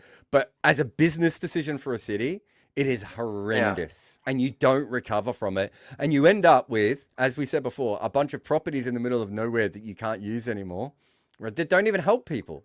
Right? They end up causing more issues than they're worth. This happened with China as well, if I'm not wrong. After the Beijing Olympics, it sort of became like a ghost town of some sort. I'm forgetting. Look at the history. Look at the history of the debts. The debts is worse than the ghost cities. Ghost cities, fair enough, I suppose. You've got to have, a couple of 100,000 live there. Maybe you're going to expect that a little bit. But the real issue is the debt. You just get into debt doing it. And it's because the Olympics keep pushing you to build new things, when in some cases you don't even need new things. Yeah. Right? You have the facilities already. And also about Ahmedabad, like someone spoke about it being metro linked and everything. But how will you ever get over the abomination that it is? I mean, that the entrances, you've got just one or two entrance gates for 100,000 people. I haven't been to that stadium, so I'm not an expert in that stadium. But I have had a lot of friends tell me that it's a pain. Man. I'll tell you a really good story about this. It's a stampede waiting to happen every game. Rodman Powell is doing something here, guys. He's on 32 off 17. He mishits this one, but it may not be enough. I don't know I'm not sure I like the dead bowling plans though. Well, you don't like bowling knee-high full tosses all the time. Yeah, slightly suboptimal there. There's been a lot of full tosses. There's a great story about Boston Red Sox, which is a very different kind of stadium because it is in the middle of Boston, and you can get to it from multiple areas. And I forget what the name of the Boston train line is, but all these different ways that you can get there. But they worked out something really fascinating by using data, which was that all they had to do was change the number of gates at each entrance, and that it basically meant you didn't have to wait getting into the stadium anymore. And it's like, I've talked to so many cricket grounds and stadiums about just using your data better. So counting where people come in. Because what happens is, quite often you have two gates at major grounds, but they're at either end to each other. But at one end, you have the same amount of gates open, but at one end it's free, and at the other end it's shockers. So I think, Old Trafford has this because of the trams. You can't get into the first gates because they don't have enough gates open. That one needs to be twice the size, right? There needs to be like the one at the front. So it's just little things like this. Anyway, as I said, I really like this stuff, and we're the people who pay for these fucking stadiums. We're the reason these things work. They should be made better for us, right? We're the fans. We're the reason that these things exist, and we are not treated correctly. Anyway, we'll finish with that one there. I mean, what is it? That's not a wide, is it? Oh, it says they're reviewing it, so yeah. It's just above shoulder, not above head. So yeah, I'm assuming that he's not bowled two bouncers before this already. No. Well, he bowled full tosses, hadn't he? So Avesh Khan, I think, what did we say he was? 30 runs off his first 10 balls. He's gone for 10 runs off his next, what's he up to? 20, if that wasn't a wide. Off his next 13. 13 balls. A hell of a comeback. Yeah. And plus that really good, important wicket of Rinku. So well done to him. Remind me to put that in my notes. There's more Olympic stuff, by the way. IOC have to fund countries to host Olympics. They don't want to. The IOC is the scam. Where do you think IOC themselves are getting the money from? Like how? Yeah. They are the scam, guys.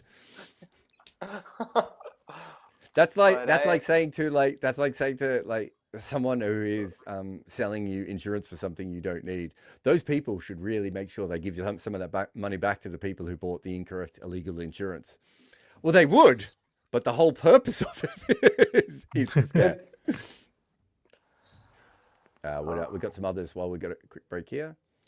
Good point. Have you tried the Mumbai local, Jared? I don't think I have. Is it good? It's interesting.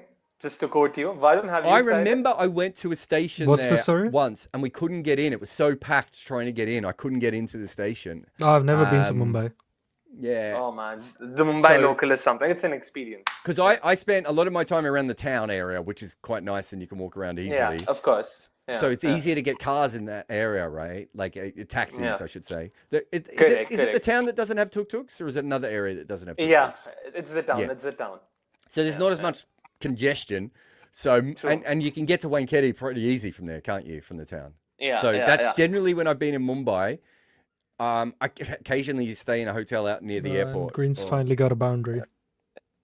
The only advantage with being in the town is the fact that the train line also starts from there, Churchgate, if you've heard of the station. So I think that's where we the tried to starting get point. into, yeah. Yeah. So that's your best shot at getting into the train. So if you found it difficult there, rest No, that assured was you're not getting I'm pretty sure it was the anywhere else. station when we got there.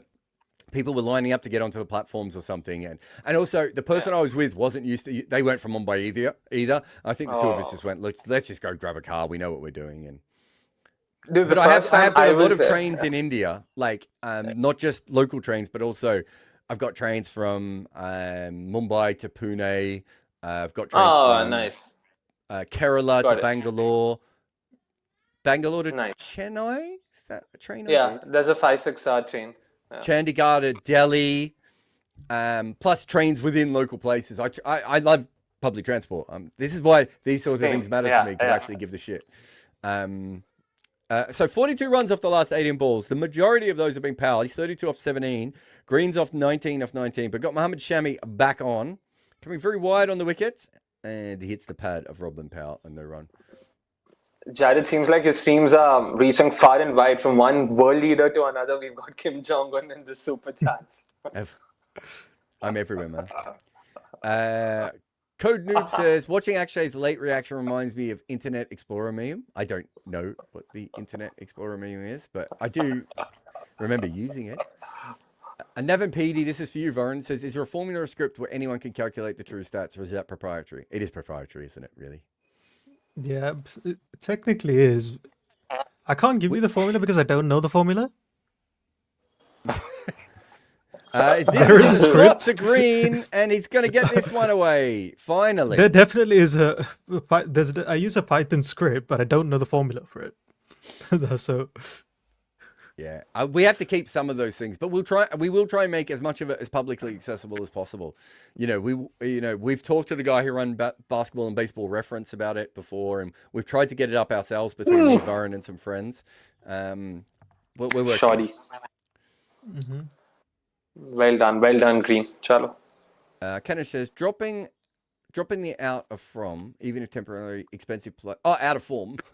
Yeah. Expensive play can actually reduce the pressure of price tag. No, not really. You feel it causes issues. I'll tell you how it causes. oh my issues. god, they reviewed the wide again, Jared. So hard to You get muted. a wide against Cameron Green from bowling and bouncer, guys, because he's very tall. Oh, you know that's a what? I wide, think- man, but that's a wide. It should be a wide, yeah, that one. It should be. Okay, so let me. We need to explain implement happens what here. Rob is saying. When you play in a tournament where you get sold for 100 grand and another guy gets sold for $10 million, $5 million, $3 million, right? When you get dropped, when that player gets dropped and you come in, there is a resentment that starts to fester in the team that you are now doing the job of someone and you are not getting paid their money. So imagine the CEO of your company went away, right? And you're on 30 grand a year and you have to do his job for a month and you don't get paid any extra. That is why in professional sport, that is a real thing and it's really hard to manage and it becomes a big issue. You can handle it, of course, but I can tell you what, I tried to do that as a general manager a couple of times and was told by the players, you are entering a world of pain here by even mentioning this. Even though Actually, they never agreed with thought me of from a this way. cricket perspective. Yeah, but that's a very fascinating way of looking at it, right? Because I genuinely have never thought of it this way. I've always been of the opinion that you have to field your best 11 and not your most expensive 11. But only- it does make sense. If only professional sport was that simple. That- It was given a wide, and this one's whacked down the ground. It's along the ground. They might get two. No, they don't. But again, That's Cameron Green's single. starting to time them. Laughing at Nothing says Commonwealth Games 2010 left infrastructure in Delhi, which are mostly ghost towns, which are almost never used. Olympics here will have similar at a larger scale. Yeah. Not to forget the scams. Yeah, what I would say about the Commonwealth Games is, as much as I hate Commonwealth Games as a general principle and just don't like it, because it's not as big, the impact isn't quite at the same. And you can also the people who run the Commonwealth Games don't try and get you to build everything from scratch. But you're right, laughing at nothing. I think we had some issues in Melbourne with the Commonwealth Games as well, but I can't the Delhi one was embroiled in scam, right? The Delhi Commonwealth Games, there was a massive scam that broke out of it.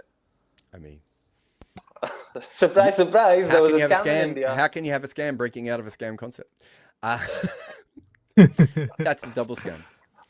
King John says, come here, Jared. I have enough space for cricket. Do you know, I wrote one of the only football articles I've ever written was on the North Korea in a World Cup. I wrote a whole article about them playing one year, knowing nothing about football, of course, and knowing very little about North Korea as well. It was lots of fun to write. By the way, there's an annual cricket tournament between South Korea and China. I hope I'm getting the countries right, but two of these random South Asian countries, they play an annual cricket tournament, and it's been happening for a while, like for 56 years or something. Isn't there also, I think there's a cricket club in China, and I forget the city, but it might be Shanghai, and they're called the Shanghai Hot Dogs.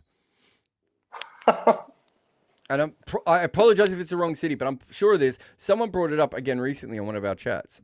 Is it Shanghai Hot Dogs? Cricket. Can't find it now. But yeah, there's definitely I think it might be. Yeah, the hot dog, Shanghai. There you go. All right. So we have Shami's bowled this ball, and Powell's played an incredible shot. He's moved his feet out the way to flick it.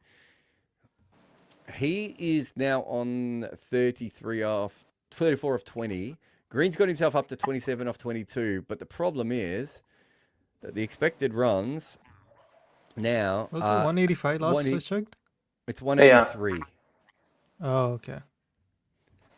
So 183 feels low to me. So they need what, a 25 run last over, guys?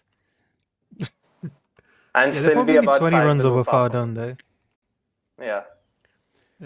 Jerry Bancroft says, from your view, what sport is tough? I mean, they're all tough. Have you ever seen someone like from another sport try and face a 90-mile-an-hour bowler, like properly bowl to them, not the full tosses and stuff? Like, you realize it's a different kind of toughness that is revolved around this. Like ice hockey, knowing that I'm going to have my face slammed into. Oh, we've got an interesting field here. Roman Powell just scooped the ball for 4 there. He has. Did you see the fielding position he had? They had the straight hit fielder, but inside the circle. So right behind the umpire in the circle. The old Kyron Pollard. Right? Yeah. MS Dhoni, Matthew Hayden combination. Yeah. Who else? Kyron Pollard, Matthew Hayden, Cameron White. They used to do that for Cameron White sometimes too. Yeah, so I think most sports are tough, like, but there are different kinds of tough, right? If you're an off spinner, that's about the easiest job you can have. And yet at one stage in your life, your entire fingers will be opened in calluses, right? I so wish Ashwin was here to listen to this. Yeah. Do you know about I get what you mean. Do you know my story about outswimming Ashwin in a pool? Anyways, for another day. I've told it before. That was a wide bouncer from Prince Yadav goes too high over Rodman's head. And about Blue what Eagle he said, who would you rather have, Raghavanshi or Matre? How old's Raghavanshi by a Raghavanshi? mile. He's very young. He played the 24 under 19 World Cup, so not very old. He's 21. 21. Yeah, I go him. Raghavanshi by a mile. I'm sorry. No offense to Matre. Raghavanshi by a mile. Yeah, I'm not I would pick Raghuvanshi's younger brother over Matre. If I don't know if that's proper. Akshay would pick everyone from the Raghavanshi family, apparently. His younger brothers are part of the KKR side, by the way. I'll just go different. I'll take Matre. All right. Another review on a wide here, if you're wondering why we're just talking a little bit, again, on height. Rodman did drop down quite a bit on this ball. Yeah, I'm not sold on Matre just because technically there's a lot of swinging across the line, and I just wonder if that is eventually going to come back to haunt him. It didn't with Steve Smith. But I'm always looking for things that are repeatable. And Raghuvansh's batting looks really repeatable to me for Yeah, a long yeah, period of yeah. time. That's true. I think that's Also, fair. about what you They said gave the on, wide, didn't they? Yeah? Are we? Oh no, sorry, they haven't given the wide. on the other sportsmen playing cricket or something. Last year there was this video that came out not last year, probably a couple of years ago when the T20 World Cup happened in the US. So one of the top baseball players, they did a video of him with Jasprit Bumrah where he gets to face Jasprit Bumrah bowling at 90 clicks. Boy was again, understandably, man's not used to this. Just because he plays baseball, he plays at the elite level of another sport does not mean you can play another sport altogether. It's a completely different ball game, literally. Yeah. I remember seeing an Aussie rules player who grew up playing cricket, right? Who faced Sean Tate in a studio. And this guy was quite a courageous Aussie rules player, like was known for that kind of guy, always putting his body on the line. And I've never seen him look so terrified. And it was because he couldn't pick up the ball, right? It just wasn't normal to him. So yeah, I don't know where that, but boxing is tough. UFC, is UFC a sport? It's probably not, it's a league, isn't it? Another 4 here is the inside edge past leg stump from Cameron Green. They're getting them. Yeah. They're not being pretty, but they're getting them. Yeah, I mean, I still think boxing has got to be the hardest. Or any sort of, even martial arts, I think there's more. I just think boxing is a weird one. Like, you're going in knowing the other person's going to try and hit you in the head. MMA. I would probably put. Sorry, Richard, you're right. Yeah. No, I would probably put it this way. This is You're very losing. true. Yeah, you stand to lose a lot more with UFC or boxing or any of these contact sports. I wouldn't necessarily call them harder because I don't think football at its peak or cricket at its peak is any easy. You just stand to lose a lot more because you're physically going to be hurt. So that's Being a jockey is one of the most dangerous things in the world, isn't it? I think it's one of the most dangerous jobs you can have, jockey. This one's hit out to deep in wicket for What one. is the most dangerous sport in the world? Let's Google this. I mean, a lot of jockeys end up as paraplegics and dying and, not being able to walk when they're older. I don't know if you guys have seen, horses are quite big. Yeah, of course. I've never done a rodeo myself or anything like that. But what about those the bull runners in Spain? That's also supposed It's not to a be real a very sport, is big it? You're actually going there to get hurt, and then, that's not a sport. Apparently it's mountaineering, Jared. I'm not sure mountaineering's a sport, but that's also, I can see why that would be dangerous, though. No, but if you're counting mountaineering, there's also mountain ironing, by the way. That's an actual legit sport. What about cheese rolling? Have you seen those guys who do the cheese rolling down the hills? Yes. That's nuts. Weird sports. What about chess, but emotionally? Chess boxing needs to be up there. I still haven't seen chess boxing. Rob is obsessed with it, right? It's hilarious. It's hilarious. Chess boxing. The first time I heard of the concept, I was like, wow, what a way to make a boring sport interesting. So... Yeah, I like chess, but I don't think I would watch people do it. It's a couple of great slow balls here. And they finished at 181 for 4. Rishabh could have had a go at the stumps there. Maybe Cameron Green was just too quick and it took too long. 180, what'd you say it was? 181 for 4. Yeah. It feels under par. I could tell you the market thinks that Lucknow are a 65% chance of getting this. So basically 2 out of 3 times getting this. It was an interesting one. There was a lot of swing early on. There was some good timing, and then there was a whole period of that game where it looked very hard to get the ball away, especially for the newer batters. Eventually, Rodman hit a couple. Cameron Green got 1 or 2 away as well. Rodman's got a 39 off 24, but Cameron Green's 32 off 24 could be very, very costly. It might also be his last innings in the IPL this season. No? I mean, for someone who just said that, you don't bench your most expensive players just like 10 minutes ago, that's an interesting opinion. Yeah. The different thing is, if they lose this game, it doesn't matter if you bench your most. It's only when you have a chance of making the playoffs that you worry about stuff like that. I get what and if they lose today, they may not have much of a chance of the playoffs. Anyway, we're going to take a break here. I should show you a podcast, and we'll come back for the second innings with more Varun Akshay and me, Jared Kimber, where I will not be shitting any further on the Olympics. Maybe. Are we not playing the podcast? Victor? Hello? Are you asleep after the Greens innings? Can you hear us? Baby? We love the game, but we love the stories. Fans have stories. Former players have stories. Journalists have stories as well. Combox brings them all together. The game lives on.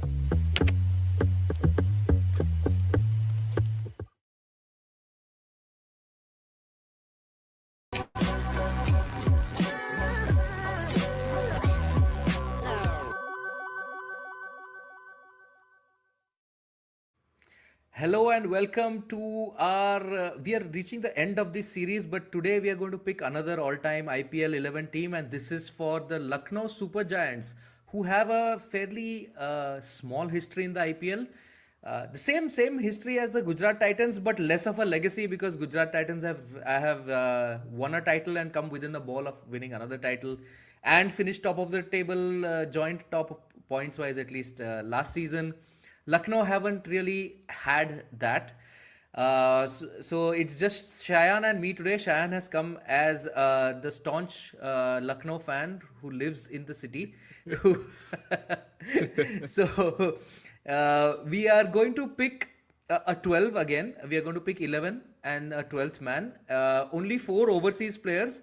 The only relaxation in rules that we have for this 11 as opposed to the others is that the minimum number of matches that people should have played is just 10 instead of the 15 that we have for the teams with greater number of years in the IPL. We did that for Gujarat also, so we'll give Lucknow the same consideration, and we don't know how this will go in a sense, but we also know how it will go because there's not too many ways it can go, right, Shahan? Yeah, definitely. I think with Lucknow, I was a bit reluctant to do a live for the Lucknow all-time team simply because there is not enough history. Unlike the city, because Lucknow as a city, of course, now it is time for me to do some Lucknow propaganda and talk about Tunde Kababi and all of that, like how rich of a culture the city has. But of course, I mean, the Lucknow team is new, but I think they're doing some cool things. They've actually started this new membership thing that I've actually joined, and it's like you can get a season ticket for 5,000 rupees. And so I'm probably going to look more into what they're going to do and might even do a piece and all of that. I've been in talks with the Taru and all those guys. So let's see what happens, what comes out of it. So they're a new team, and obviously the biggest challenge for any new team is to get a fan base. And right now, I feel the issue is that most of the people in Lucknow, they already have a team that they are rooting behind, right? Like obviously the ones that are pre-existing. Mostly you will find CSK fans, Dhoni fans, RCB Kohli fans, Mumbai Rohit fans, right? So these are the 3 most common ones whenever you even go to see the games. But especially the one that I went to watch, the CSK versus Lucknow game last year where Dhoni finished the match. That game was insane because if you see the videos of that game, it is just all yellow everywhere. And yellow also sticks out more, I think, a bit. So that also plays a part. But yeah, I think in due course of time, maybe if they have some star players, maybe if Rishabh Pant goes on a run, we might talk a bit about him later on, not in context of this team, but generally what it means for him to be a T20 cricketer right now, how he can, stake a claim back in the T20 squad and all of that. So I think those are my thoughts on Lucknow Super Giants in general at the moment. Yeah, I mean, yeah, just like you said, they don't have enough of a fan base right now, but Yeah. they are also young, and if they go on a run, the fan base will Yeah. build itself. I agree. They just need to, yeah, they just need to do that. They looked like they might do that last season, go on a very unexpected run when Nicholas Puran was winning them matches single-handedly, and then they sort of just tailed off. Nicholas Puran started like Gale, couldn't quite finish like Gale, Yeah. one of Gale's peak seasons. But which is a nice segue into I'm making the first pick. Yeah. So yeah, that is my first pick, Nicholas Puran. I course. don't think there was any other candidate who stood out as much as he did. Definitely. His raw numbers for Lucknow are also quite outstanding. I'll just read them out here. He has 1,381 runs in 43 games, and his average is 43. His strike rate is 183, which even in the impact player era is Yeah. quite amazing. So Nicholas Puran was the obvious first pick for me. There was nobody who has done great things for Lucknow as consistently as he has, and with as much skill and talent. So yeah, that's mine. I think that would have been your first pick also, Shayan. So I have stolen that from you. So you can go ahead and make your next two picks. Yeah, I think the next pick has to be Marcus Stoinis. I mean, I don't know if it's as obvious, but because he has pretty solid numbers for Lucknow, right? If we just look at his batting numbers, I think he averages 28 at a strike rate of 148 roughly. That's where he's at in average of 29, strike rate of 149 in T20s for Lucknow Super Giants, 952 runs. There was that epic innings against CSK as well, I think, in the Yeah. 2024 IPL that you had gone to watch, if I'm not wrong. Yes, I And was there. he has done a bit with the ball as well, though not enough. I mean, it's just 13 wickets from 40 matches, 17 innings. So I think when he is bowled, they have used him. So he bowls 32 overs in 17 innings roughly. So 2 overs a game when he is bowling, but obviously he's not a frontline bowler and you cannot bank on him per se. But I think he has had his moments for Lucknow Super Giants and he can easily slot in at, say, number 4 or maybe even number 5, depending upon how we go with it. If we go with Puran 3 or Puran 4 based on that combination. And the other thing is, like, obviously there is a very big name Indian player that, it is a bit hard to look beyond him, but also I don't want to pick him, if that makes sense, because now his best years haven't come for Lucknow. He actually has batted pretty slow. If you remember the 2024 season, he kept going at a pretty slow pace, so much so that we all remember the Goenka incident, right? Of course, that was not fair on Goenka. That was not fair from Goenka to KL Rahul like this that in is public. this is like one of those Bollywood blinds, no, where everything is given except the name of the guy, so you can easily figure out who it is. But carry on. Of course. Yeah, I know. I mean, it is kind of an obvious thing, right? But I just know, I don't know if I want to pick KL or not. I think we can consider him later on, but like, I don't think he is just as obvious. I am thinking if I should go for another bowler or an all-rounder. Yeah, dude, I think I'll just go for a bowler. I'll go with Ravi Bishnoi. I mean, he has been there. He has been there in every single season okay. for them. He has played 54 matches, so I think he is also their second most capped player after Ayush Badoni, if I'm not wrong. Yeah, he's their second most capped player. And since you have to pick a spinner in this team, you have to go with Ravi Bishnoi, I think, as at least one of the picks. I know there is another good spinner, but I would go with Ravi There Bishnoi are as one of them. two other good spinners actually. Yeah, I know. I would have. There is an all-rounder spinner, which obviously I Yeah. think we'll go ahead and pick him, but I think I'm happy with Bishnoi. Stoinis and Bishnoi as my first two. Okay. Yeah, I mean, you are happy with Bishnoi. Lucknow Super Giants weren't, which is why they released him. So he doesn't make their team. He makes our all-time Lucknow team, but doesn't make their team. And I just Economy of wanted to- 8.8. Yeah, which is not too bad in the impact sub era, I would say. He hasn't taken a lot of wickets. I think you probably be critical of that for a leg spinner. 48 wickets in 53 innings. But I think he has the numbers in the sense of he has the volume. I know this might sound a bit ironic given I just snubbed KL Rahul for the same reason. But I still think if you're making a bowling attack, you have to pick. I mean, you have to pick one of the spinners, right? And I think you can pick both the spinners and the all-rounder spinner, in fact. I think the way the team shapes up. So let's see how it goes.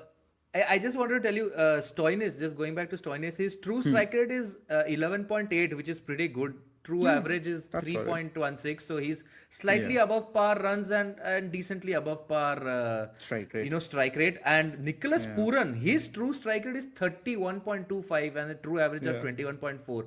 That is just mental numbers, man. If you're scoring 31 runs quicker than the guys who are facing the same distribution of overs as you are, that is something. Yeah.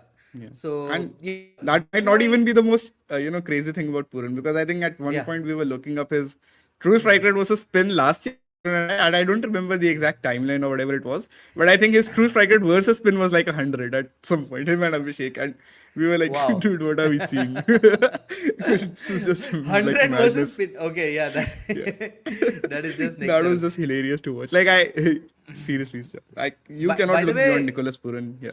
Yeah, by the way, Bishnoi has a negative true economy and true wickets. Almost neutral. Yeah. Actually, it's almost neutral. Yeah, but all it's slightly in neutral, the yeah. negative. Slightly in the Yeah. negative. So, but yeah, he does have the volume. So I Maybe I shouldn't have picked them that early, but I think Maybe you should the way we are constructing the team, I think he probably makes it. He should make it. I'm feeling less Yeah. and less confident. I don't know, for some reason. No, let's go ahead. But we We can also always make have- him 12th and the fielder. Yeah. And we also have only 4 overseas picks, so we have to, I think Puran and Stoinis were both straightforward. I mean, Puran of course was, Stoinis was also straightforward for me. Yeah, The fair other 2 overseas picks are the ones. So I'm wondering whether I should stitch you up and pick them, or be nice and leave one for you. Maybe I'll pick one of them, because I don't Okay. know if you will pick this guy or not. But I'm going Mitchell Marsh to I would have picked him. open the innings. You would have picked him. Okay. Yeah. Yeah, I mean, he has only that one season with them, but he Correct. did pretty well for them. So, Correct. and we don't have, it's not like we have like a huge sample size to choose from. So, in that limited sample size, Mitchell Marsh was pretty good. He could, depending on how we go, he even captain the team. He does captain Australia. So, he could even Correct. captain this team. And I'll pick a pacer who I had great expectations from, but injuries have laid him low. It's not Mayank Yadav. Unfortunately, he has played only 6 games for Lucknow, so we can't pick him. Yeah, we can't pick him. Yeah, I mean, just to digress a little bit, I loved watching Mayank Yadav bowl. Yeah, I went to his the debut two- game. You were, Yeah. that You was remember quite we were something, talking right? about it. Yes, at that yes. time. Yeah, And yeah, so absolutely insane. you went to his debut game. I went to his next. Cricket has never finished at the close of play. It lives in the arguments, the memories, the comment sections. Cricket makes you talk. Combox is entering that chat.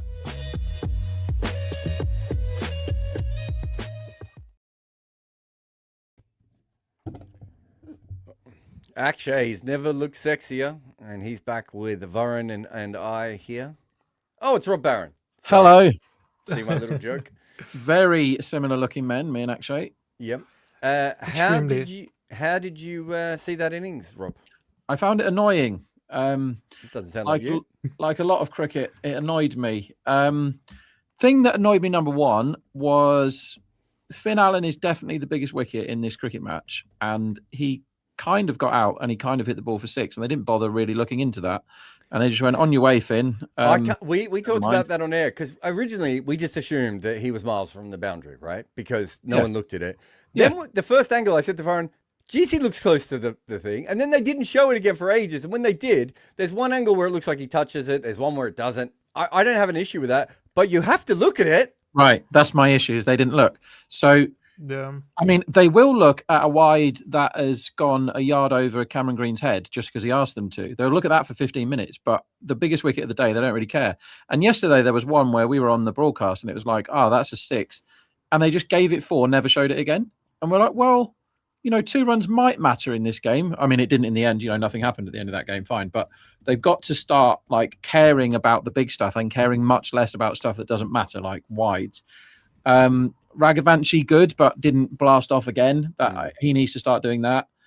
Rinku has issues. Cameron Green was boring me to tears for the majority of his innings. Whacked a couple at the end, boring. He struggled a lot, didn't he?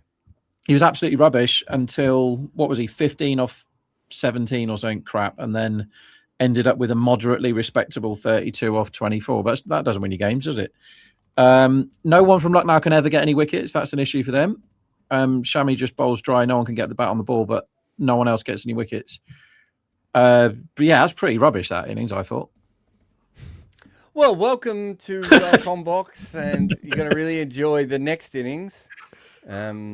No, I think we felt the same. We spent about an hour talking about the Olympics in that innings, which does tell you that perhaps the cricket wasn't quite at its best.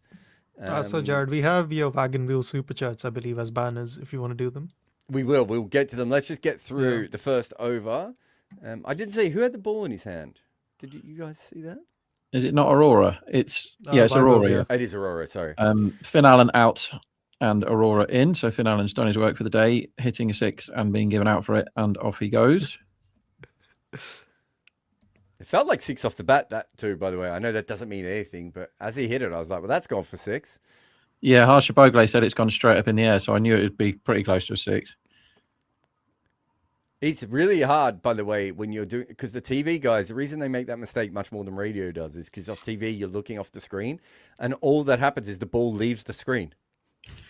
I think. Do you know what I mean? Like if you're in radio, you're looking for the ball, so you still make mistakes, but you're looking for the ball. Whereas in TV, it's like, there's the ball, it's off the screen. Okay, it's in the air. I can see the ball and the sky.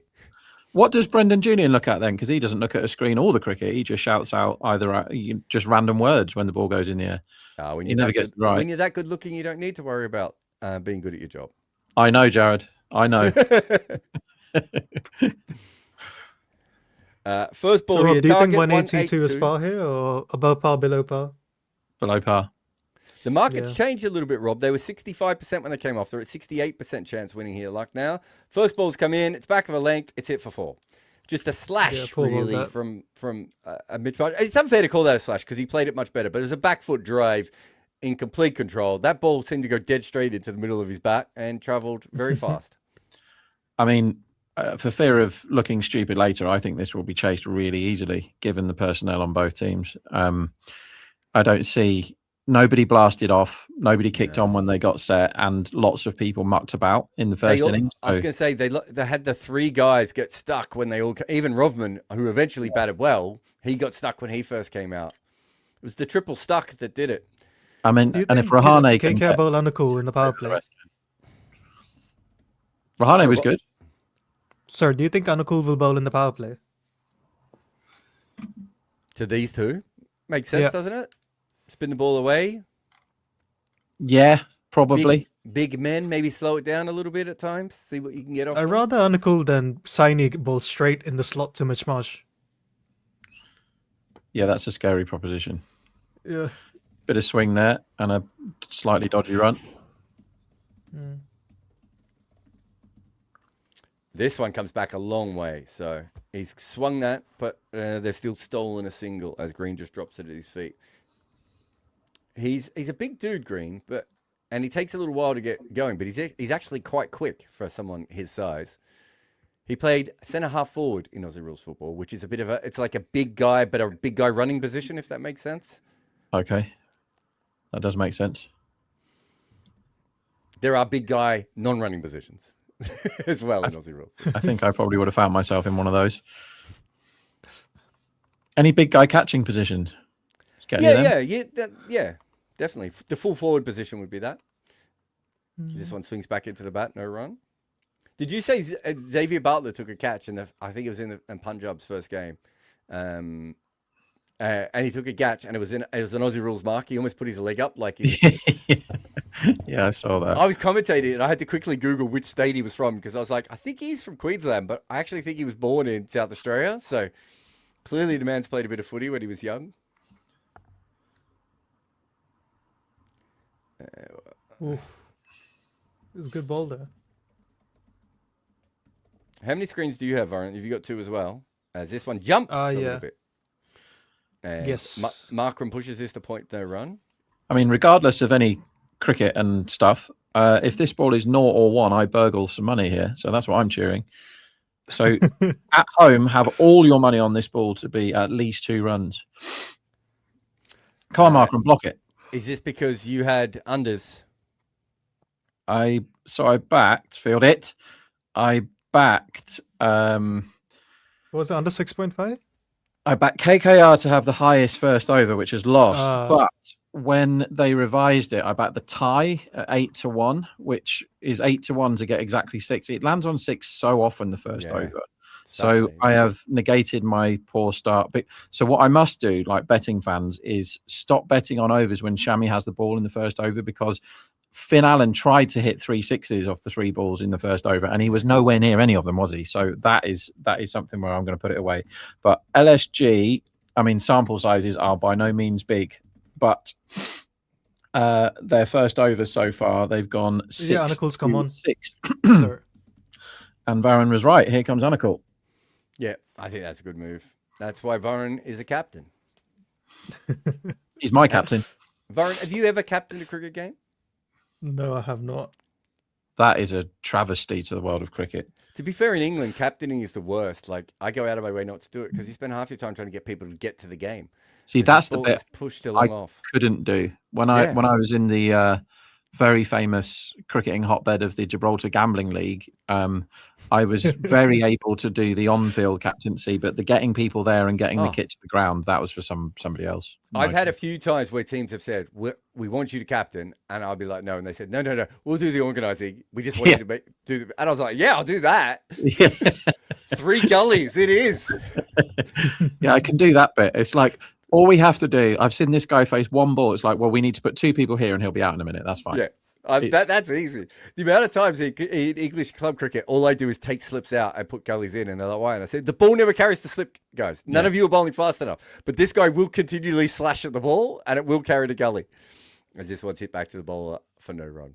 And you have to know which of your fielders can move, Oh, which that's the can other one, isn't run, it? That which does can me. throw, which can catch. And so some fielders, you just have to picture them as the big sack of potatoes. It's like, just imagine I have somebody that can, if the ball goes there, it hits them. Then you need the catcher. And then there's usually like one or two that can actually throw it from the boundary. And it's like, I'm sorry, lads, I don't care how good you are at fielding. You have to be the boundary riders. I find that really hard because people in Australia can field, right? Right. So in Australia, it's like you're picking your fielders to be in the best positions. Whereas in England, anyone who can move has to be in the ring because there's going to be 4 guys who can't move. There's always going to be a 65-year-old, isn't there, in one of these games? And he's not even going to be the slowest player either. There's always going to be someone slower than the 65-year-old. And so you're spending your whole time doing that. Whereas I can't do that, Rob. If you tell me who should be in the catching positions and who should be in the run-saving positions, from a fielding position, from a normal fielding, that's easy for me. You tell me which Muppet should be in. Like, is this guy the guy at first slip that's likely to be hit on the chest, but the ball will rebound upwards? Yeah, I mean, captaining low-level cricket is an art form, and I think it can have a huge impact on those games. Yeah. If you just get people standing in the right place and doing the right thing, it's like you're 15-20% more likely to win the game, whereas the stuff that we're talking about here, which they don't do, as we watched a game full of it yesterday, which was a cracker, it's fine margins, right? But as we saw yesterday, games are won and lost. These are big money games that we're watching here on very, very small things. Undercool is bowled a very good over, except for the fact that in the middle of it, he's given 2 wides. So he's gone for singles, a leg by, a dot ball. If he's just got to get it out of it in this last ball. He's tossed this up, and yeah, he has. He's gotten out of it. So he's ended up going for what, 7? Was it 7? It felt a lot like he was 6. just trying to keep the it leg by, quiet 7 runs more in than the actually over. take a wicket, right? What was that, mate? I think it felt a lot like he was just bowling defensively rather than actually trying to take wickets. If he was trying to take a wicket, it was sliding the ball into the base of leg stump from a slug sweep, which is fair enough. I don't have any issues with that. Mm. But yeah, no, you're right. It was actually funny. There was one time I was playing last year. A bunch of my teammates said to me, "We really need you to take over, with tactics and everything." I said, "Look, this game on this pitch, I'm not sure I'm your best bet for tactics." Because the captain, who you guys aren't respecting, has actually played 10,000 games like this, right? Whereas my brain is more, on harder, faster pitches from Australia or professional cricket. And this is neither of those things. Having the guy at cover just because he once did a marathon 40 years ago is like, that's beyond me to keep that in my mind that this guy might have done a marathon when he was 15. Anyway, we got another seamer on, and this is hipped, I'm saying, onto the pitch. And we've seen those pitches out there are quite fast. That's the second boundary we've seen today, just because it's hit the practice wickets and gone away for 4. Cameron Green almost injures himself on the way out, and Saini's first ball goes for 4. Bad news, KKR fans. Cameron Green is absolutely fine. I knew you would say that. I kind of left that for you.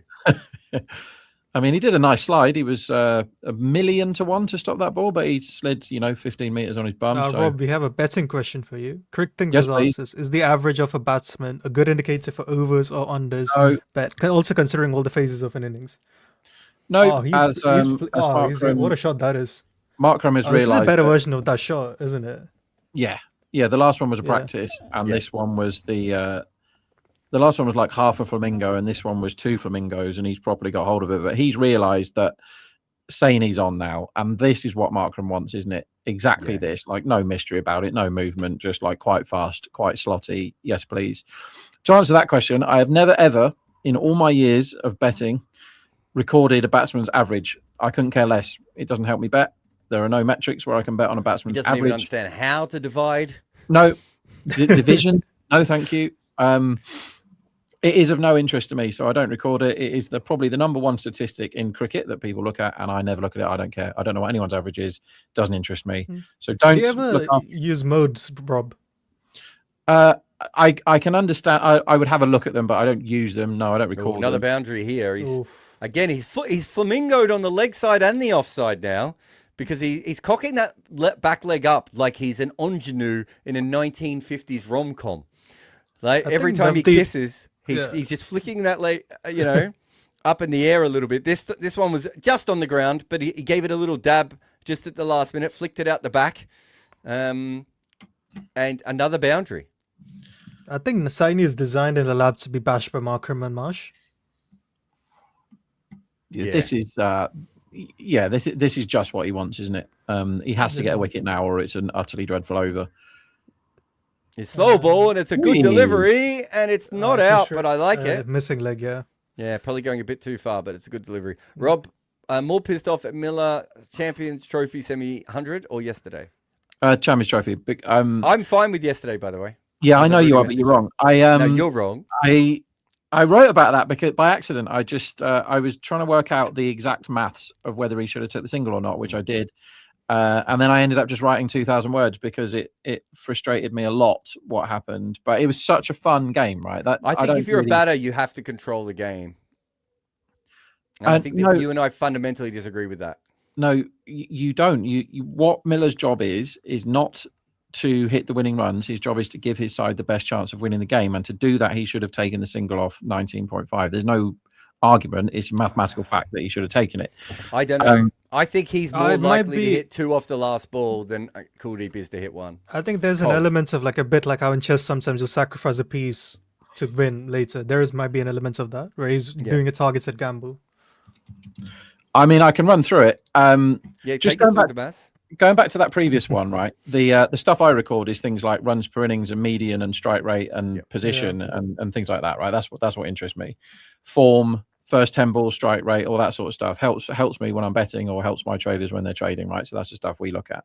When it comes to the Miller thing, right? As what an easy over that has been, other than the one ball where he did something different, the slower ball, the rest have just been take as many runs as you want. So they're now 31 for 3, nice and easy. Okay, so Miller, right? I'm just gonna run through this quickly. I'm not going to run through it quickly. I'm going to run through it and take ages. Right, Miller needs 2 off 2. Right, we know that to be a fact. Yeah. So if him and Kuldeep get 1 off 2, it's definitely a tie, and then we all go round again. And but we're going to assume, for the purpose of this maths, it's not. But let's assume that it's 50-50 who wins a super over, right? Because we don't know what decisions they're going to make. We saw that with South Africa, Afghanistan. Any old nonsense can happen when we get there. So let's say it's 50-50. So Miller knows this. Miller knows in his head that it's about 50-50 who wins a super over, right? He also knows he will probably get to have a go in the super over. Another thing he knows, he's faster than Kuldeep is, right? He knows that as well, which is, I think, slightly important. He is offered a single on the penultimate ball. It's not a question of maybe he can run 2 or is there 1 there. It is a 100% single if he wants it. He hits the ball into 20 yards of open space, right? So if he wants the single, he can have it. Now, it's up to Miller to decide whether or not he wants it. If he takes it, their route to defeat is only through a super over. They cannot lose in normal time, right? So then you've got to go, well, what price we don't get there? That's the price that Kuldeep is to get more than 0 from the last ball, that we don't have the super over. More than 0. Obviously, it can be a wicket. But it's not the normal ball because they will 100% run the bye. And now Miller's off strike. He's fast, right? Kuldeep isn't. We saw that. We saw him waddling around and he didn't even try and run and all that. So Prasid knows that You're assuming that the ball's going to the wicketkeeper, yeah. No, the Prasid knows he must either bowl a dot or get a wicket. You know, Kuldeep is very, very, it's almost impossible that he hits a 6. It's very unlikely that he tries. His basic job is to try and get bat on the ball and run down the other end, right? All the fielders know that they either restrict them to 0 or they've lost. So it's not a normal percentage chance of getting a single. But considering everything, and I ran loads of numbers, this isn't a number I just plucked out of the sky, it's about 75% that Kuldeep scores a run off 1 ball when he's 1,000,000% running the bye if he doesn't get it, right? So if he doesn't get the run, he gets out or they get run out, they're 50%, let's say, to win anyway. So if Miller takes the single, Delhi are 75% to win in regular time, and they're 12.5%, which is the 25% of him getting out or being a naught, divided by 2 to win after the super over. That means Delhi are 87.5% to win the game if Miller takes the 1. right? That's what it means. And that is based on loads and loads of, years of betting experience, knowing what price every ball is and all the rest of it, right? That's about right. And then he's chosen to go through door number 2. Now, what's the chances if he does that? Well, so now he definitely needs 2 off Prasad to win. We know this. Yeah. 1 is a decent second prize because you get another spin of the wheel. Slug sweep here, and that is 6 off Anukul. Traditional Mitch Marsh shot. And if you're wondering why we're not talking about the game, they're well over 80% chance of winning at this stage, Lucknow. It's Sunil or bust now, isn't it? He probably bowls this over. I think he has to bowl this over. They've gone through their cards and none of them are trumps, so they have to pull out Narayan and hope it works. So door number 2, Prasad is going to try and get him out, or at least try and bowl him a ball that he can't score 2 from, right? So bearing in mind that Miller is on a heater now, he's 29 off 9 since he came back. He had 2 innings, didn't he? One where he broke his hand and couldn't score any runs, and then he came back as a completely different man, and he's 29 off 9. So what price is he to get 2+ off this ball? Again, going into all the numbers and everything, I came out at 53%. He's slightly likely to do it, just to get the 2+, not the single, the 2+. He's got 4, he's got 6, he's got fielders mucking about, extras, Y+1, loads of ways he can do it. Then the second prize is the single. Now, normally in the last over, you're about 40% to get a single off any given ball. Once again, this isn't a normal ball because the fielders know if they stop it, they've won the game, right? They stop the single. So all the fielders are massively on it. This is up in the air. And is it going to be caught out at deep mid wickets? Yes, it is. Well, that's what we needed. Not the best ball in the world. It was just back of a length into the stumps. And unfortunately... Also, it was Viber who came back in. Yeah, which we weren't expecting. Yeah. And Markram has just tried to sort of strangle the pull shot really as much as it. Have you seen where his hands are on the bat? He's like right down on the blade. Choking, isn't he? Yeah. Yeah. I don't know if that had anything to do with that shot, but it looked like a choking pull shot as well. Well, there's life in the game at least. And that's life in the game without having bowled Narayan yet. So that's a really big wicket, actually. Right, let's finish this off. So you're normally 40% to get a single, but you're not here. You're less because of loads of things. I reckon they were like 33% to get a single off that ball. So that leaves the dot or the wicket, which is ultimately what happened. The dot or the wicket is something like 14%, and that's about right? That's about the right number. 7-ish that it's dot or wicket. So if Miller takes a single, they're 87.5%. If he backs himself, which is what he did, and turned the single down and said, right, well, I'm 53% to win the game right now, or 16.5% via the single and then super over route, comes out at 69.5%. So he's made an 18% bad decision in favour of the other team. He is 18% less likely to win. Here's my argument. I think you're way too high on Kuldeep scoring a single. And I'll tell you why. Wicketkeeper's got the glove off. It's not a normal situation. He didn't have the glove off and he was miles back. He should have had his glove off, right? But I'm saying if that is the situation that you would have had, right? From that point of view, if it was the last ball, he would have had the glove off and he would have been closer, is my guess. The reason he doesn't have the glove off in that situation is because of they knew the bouncer was coming, right? So it was a different kind of delivery. That bouncer wouldn't have been bowled to Kuldeep. So I'm saying if Kuldeep's facing, right, I reckon the keeper's got his glove off, is my guess, and he's closer. Secondly, you have all the fielders in. You've got a guy who hasn't faced the ball yet, who now has to get good enough contact to get it through all the different fielders. On top of that, you will have someone running to the wicketkeeper's end, and you'll have someone running to the bowler's end. No, you will have all of those things if you're captaining, Jared. How many times have we watched the last ball? Okay, also fair. I was about to say Gill is very defensive as a captain. But that's not defensive. That's just a normal field for the last ball. Yeah, there's no such thing. I've recorded lots of last ball fields of the IPL. That is true. I will send you back to Brett Lee's last ever game in the Big Bash final when he's on a bloody hat. What a game that was! And Either all way, they have to do is stand we by all the agree front that and they would go. have fielders in the circle, and that Kuldeep is not a very hard hitter of the ball. He's not a very fast runner either. I agree with all of that. So I think your 0.75 is where I have the argument. Right? Okay.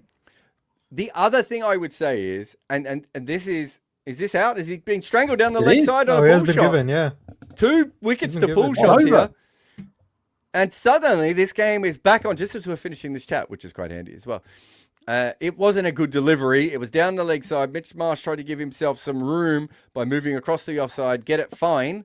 And instead, a little bit of glove, do we think, guys? Must have been. Yeah, glove, I would he's say. walking off, isn't he? Yeah. Just a little bit of glove on the way Also, so through. Jared, to ask you a question, like if Miller was on the non-strikers end, and so when Kuldeep was on the non-strikers end, he was completely backed up, wasn't he? He was not trying to gain advantage. Miller would have tried to gain advantage, right? It does not increase the odds of a single.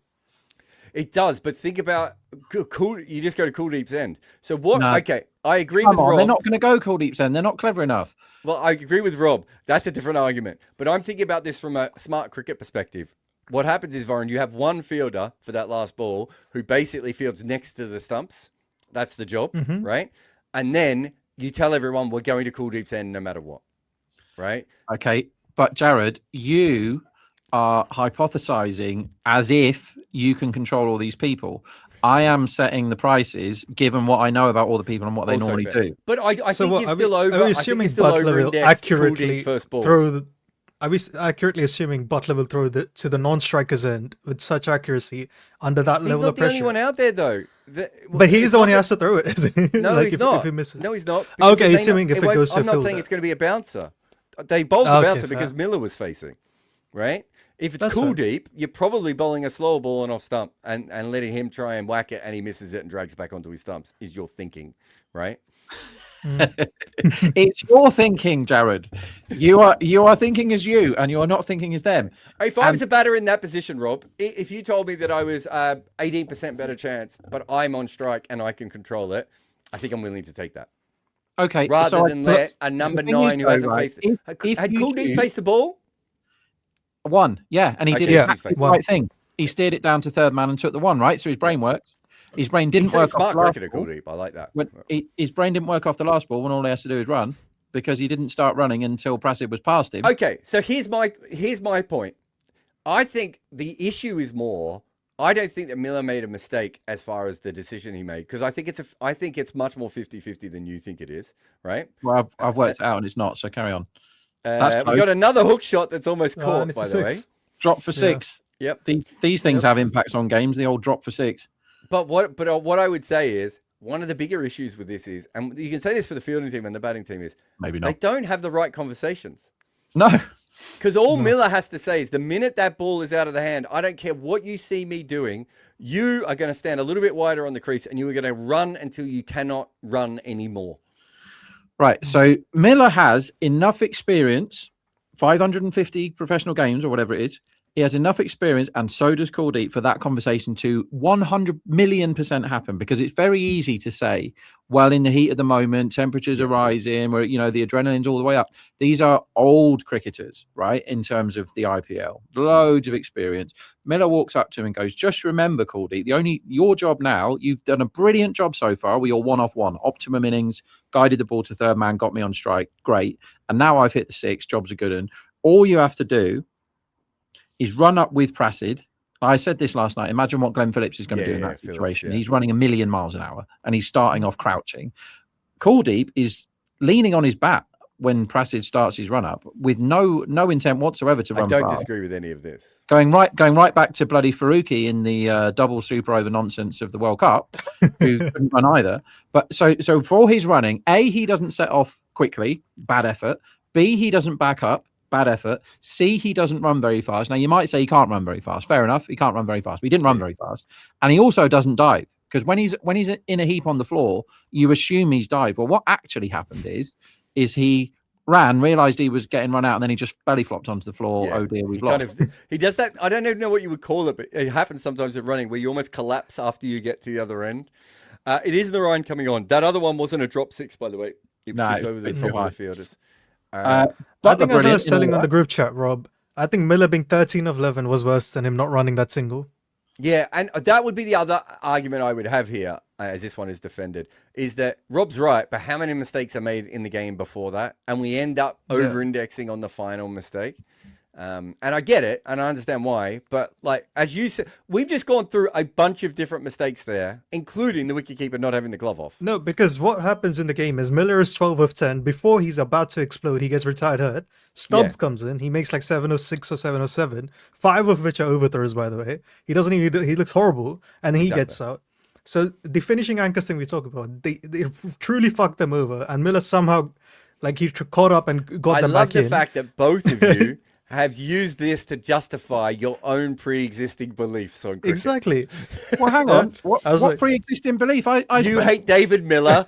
I don't. And he hates finishing anchors. I hate all anchors, right? I hate. But I'm going on my finishing anchors hating run. I hate what he did in the Just to answer the question that was asked originally, I hate more what he did in the Champions Trophy semi-final, because he scored 48 runs in the last 3 overs of that game to land on exactly 100, and then he celebrated it while his team lost a semi-final of a proper tournament by 50 runs. Unacceptable. You've never mentioned it to me before.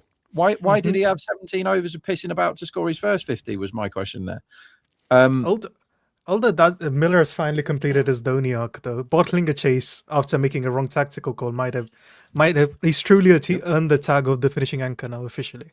We've got a good one here where a wicketkeeper and fielder have clashed at backward square leg, trying to get the ball. We've got a bunch of super chats that came up in the wagon wheel, but for some reason didn't come on the show, so we're just going to do them here now. Prathmesh says, "Is there a case for dropping a keeper to the edge of the circle?" Oh no, we've answered that one. There's no case for it. It doesn't help your team at all. Andy says, "Bar the IPL, which leagues have a cultural footprint?" Big Bash, SA20. CPL, I would say, a little bit, Rob. Does a Blast count? Cultural footprint, it does. CPL. Does Blast maybe as well then? Yeah. Yeah. I mean, if you're talking about cultural footprints, the Bangladesh Premier League does, because we've had a lot of stuff in the wrong direction, perhaps, though, Rob. And I would say the PSL. Is that a cultural footprint or a legal footprint? Define cultural footprint to me, guys. This is what we're here for. Define cultural footprint to me, and I'll tell you which ones are in it. Andy says, "Is Stubbs or Brevis?" We answered that. We did that one as well. We've done that one. Sam says, "Why are quality seam all-rounders rarer than spin?"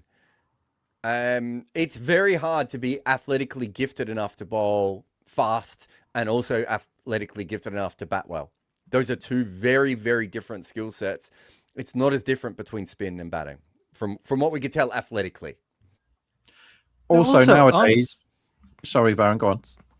Sorry, I was about to say, aren't spin bowling arounders quite rare too? It's just people think of spin bowling arounders like Maxwell is not a spin bowling arounder. Yeah, but I think that's part of it, right? You can kind of fake spin bowling. You can't fake being fast, can you? Like, by that logic, is Saurav Ganguly a seam bowling arounder? Well, no, because he was bowling slower than the spinners in this competition. Sorry, Rob, you were saying. But I think you can cheat spin. You can't really cheat pace, right? You can be Darren Lehman or Viv Richards, right? It is very, very hard to be, to be someone who can, even Ganguly, right? Like, or Paul Collingwood, they're always limited by the fact they can only ever bowl, they can only ever move their arms so fast, right? It's also easier to have a late career surge where you learn spin, right? We've seen that before. There aren't very many people who at the age of 30 suddenly go, do you know what? I'm going to bowl right arm medium fast now, well, left arm medium fast in his case, like Sobers, right? It's very rare. If you're not a bowler when you're young, chances are if you're a bowler when you're older, it's going to be spin, not pace. So I think there's a few different moving parts there. Samit Khan says, South Africa's pace factory rolls on. Rabada, Berger, and Geedy, elite.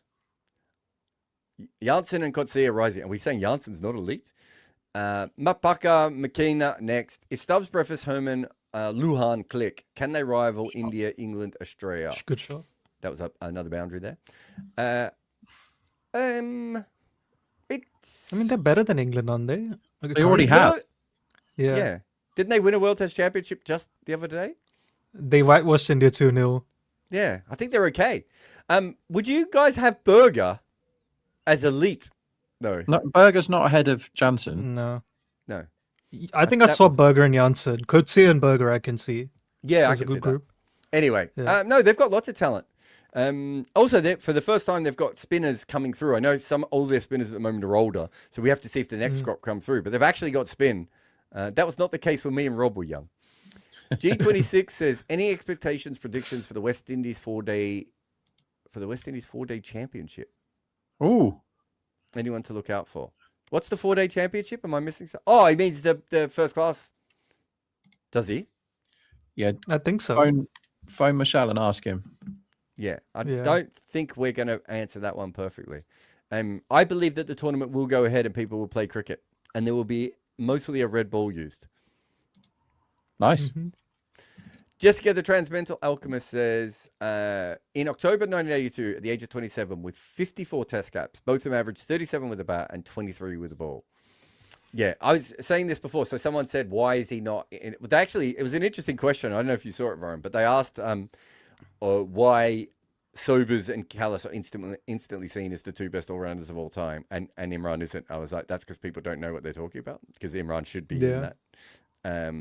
I'd have Imran at least at the level of Callis, and I think I could make a pretty good case for him to be a better player than Callis. I think he's better than Sobers. You think Imran's better than Sobers? Yeah. Big call. Okay, I never compared the two of them, but I like that. See, I think the issue is, Jared, you respect batters, and I think they're idiots. So that's where the difference. I don't respect right, batters at comes all. I from. think Yeah. that's pretty clear from my work. You did a book called The Art of Batting, Jared. Yeah, but I've also got a book coming out called The Art of Bowling, to be fair, to balance it out. Yeah, if you respected bowlers, you would do the art of bowling first. You're a phony. To be honest, I didn't even pitch The Art of Bowling first, which is crazy because I do enjoy bowling more. Maybe I wanted to warm up with the idiots first. That's fair. And so we were talking about Botham. As I said, a young Botham is definitely in the class of the other three guys. It's just that he doesn't continue with playing that way, does he, Rob? By the end of his What would career, that be like? Ben Stokes' batting and Pat Cummins' bowling, I want to say, at one point, at his peak. The thing with both of them, Yeah. right, is what players, boringly don't do now is that he was drunk for half of it. Like he was literally taking days off in the middle of test matches to have massive benders, and invite some of the other players round for it. And it does catch up to him, though. Yeah, well, And he's really bad in the fourth innings with bat and ball, Rob. So maybe the massive... he's levered. Whereas Sobers did the same thing, right? But Sobers, it doesn't catch up to him. So, there is an element of that as well. But yeah, no, look, I still think both of them is a great. I just don't think I don't think you'd ever put him on the level as the other. I tell you what, they've got to change these pitches. They can't have these practice pitches out there because that and any other ground on the world is stopped. And he's hit that. It's hit the quick part of the pitch for a shot putt, and the fielder has almost shit himself. It's come so quick towards it. There's so many fielders at this ground that look like they've given up when they're boundary riding, because basically the second it hits those practice pitches, are like, well, it's going off there at 1,000,000 miles an hour. There's no chance I've got stopping it. So he's tried to go off cutter there, has he? And Pant has just absolutely seized upon it, and that might be the best shot he's played in this competition, Pant, because I didn't think he looked very good despite steering them home the other day. That what he did there as well, Rob? He gave himself room, so he didn't just come down. He gave himself room. And this one, he's got up and under on the leg side, but he got nothing on that. It might have even been off the toe, was it? Bit I lucky. thought that was 4, then it just somehow only got like 1. God, it ended up at mid-wicket. He was trying to hit it to very fine leg, so it must have hit the toe. It's a fascinating shot. Also, like, what is it, Jared? Imran has I want to say a 40-inning streak where he's averaging like 14 with the ball or something, and like 45 with the bat. Right? I mean, it's crazy. He has almost and a that's 10-year actual, period where right? it's 50 with the bat and 20. But that's 20 with not the ball. actual. The issue with that is there isn't some years where there isn't an overlap, right? This is, I think, where there was an overlap with his batting and bowling. So I think at his absolute best, he's the only person that for about a decade was as impactful as Bradman. yeah, fair. And I think that is, that's a ridiculous thing to, for anyone to be. I just want to have a look at both of them then after the age of 27. So from 28 onwards, let's see what we've got here. Narayan to these two should be quite fun because neither of them play this type of bowling, even though Narayan's got his own type of bowling, really. Neither of them score quickly against this type of stuff. After that last over, they don't need to. So I'm interested to see whether they just push him around and take the 5 or 6 singles that they'll get. That's a pretty loose ball from the Ryan there. Yeah, that was a bad ball. So Jessica said at the age of 27. Oh, wait, she said at the age of 27. Let me just change that then because I've got the years wrong here. So October 1982. Oh, I'm just doing the age thing on Crick Info. No. But tell me if I'm wrong anyway. Yeah, he played 54 test matches, she said, didn't he? Yep, I've got that one here. All right, so he's averaging 37 with the bat and 23 with the ball. Do you guys want to have some guesses at what he does for the next 50 test matches of his life, essentially? 47. Was it 30, 40, I want to say? He averages 29 with the bat and 37 with the ball. It's pretty good. Pretty close for him. Yeah. So he basically flips his numbers, right? Yeah. So if he kept going the way he was when he was young, no issue with him being up with the other guys. Yeah, easily. It shows that to me that when you talk about Sobers kind of smashing it up at the same time and his numbers not dipping, and Warren's improving, if anything, towards the end, you think the level of genius that those guys had. Well, can I but give both of you them one have to with do more Warren? with his body, I guess. Warren wasn't sleeping a lot because the shagging, but he wasn't a big drinker. Right? Yeah. Okay. Same with Sobers. Sobers was I'm not saying Sobers didn't drink a lot. I don't think either of them drank at the level of both of them. They were both up all night because they were with women, right? Whereas both of them was up all night with men and women and anyone with an ashtray full of beer, right? So I do think there is I mean, I'm not an expert on how much sex takes out of you, but I would assume it's probably better than 15 pints. Varun?